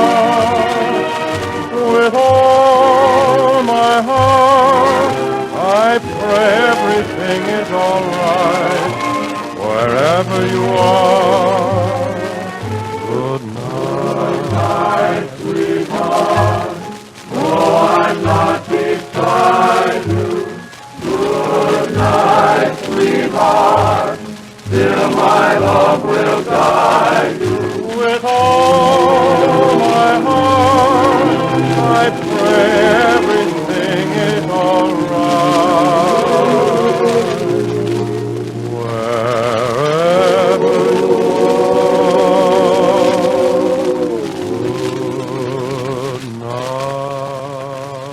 Good night, sweetheart. Good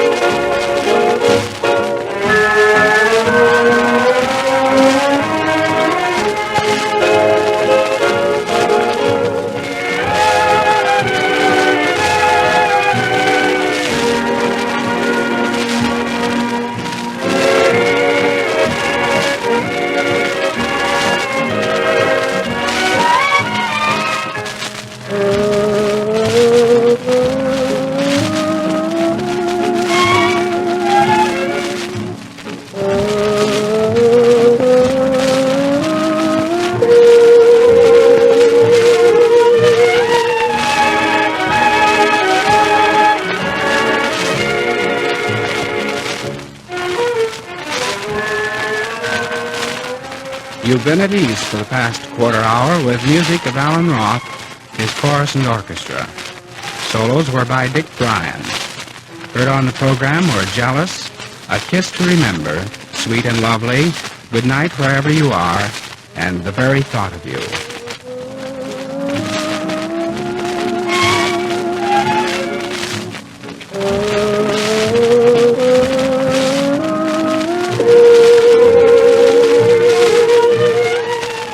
This is the Armed Forces Radio Service.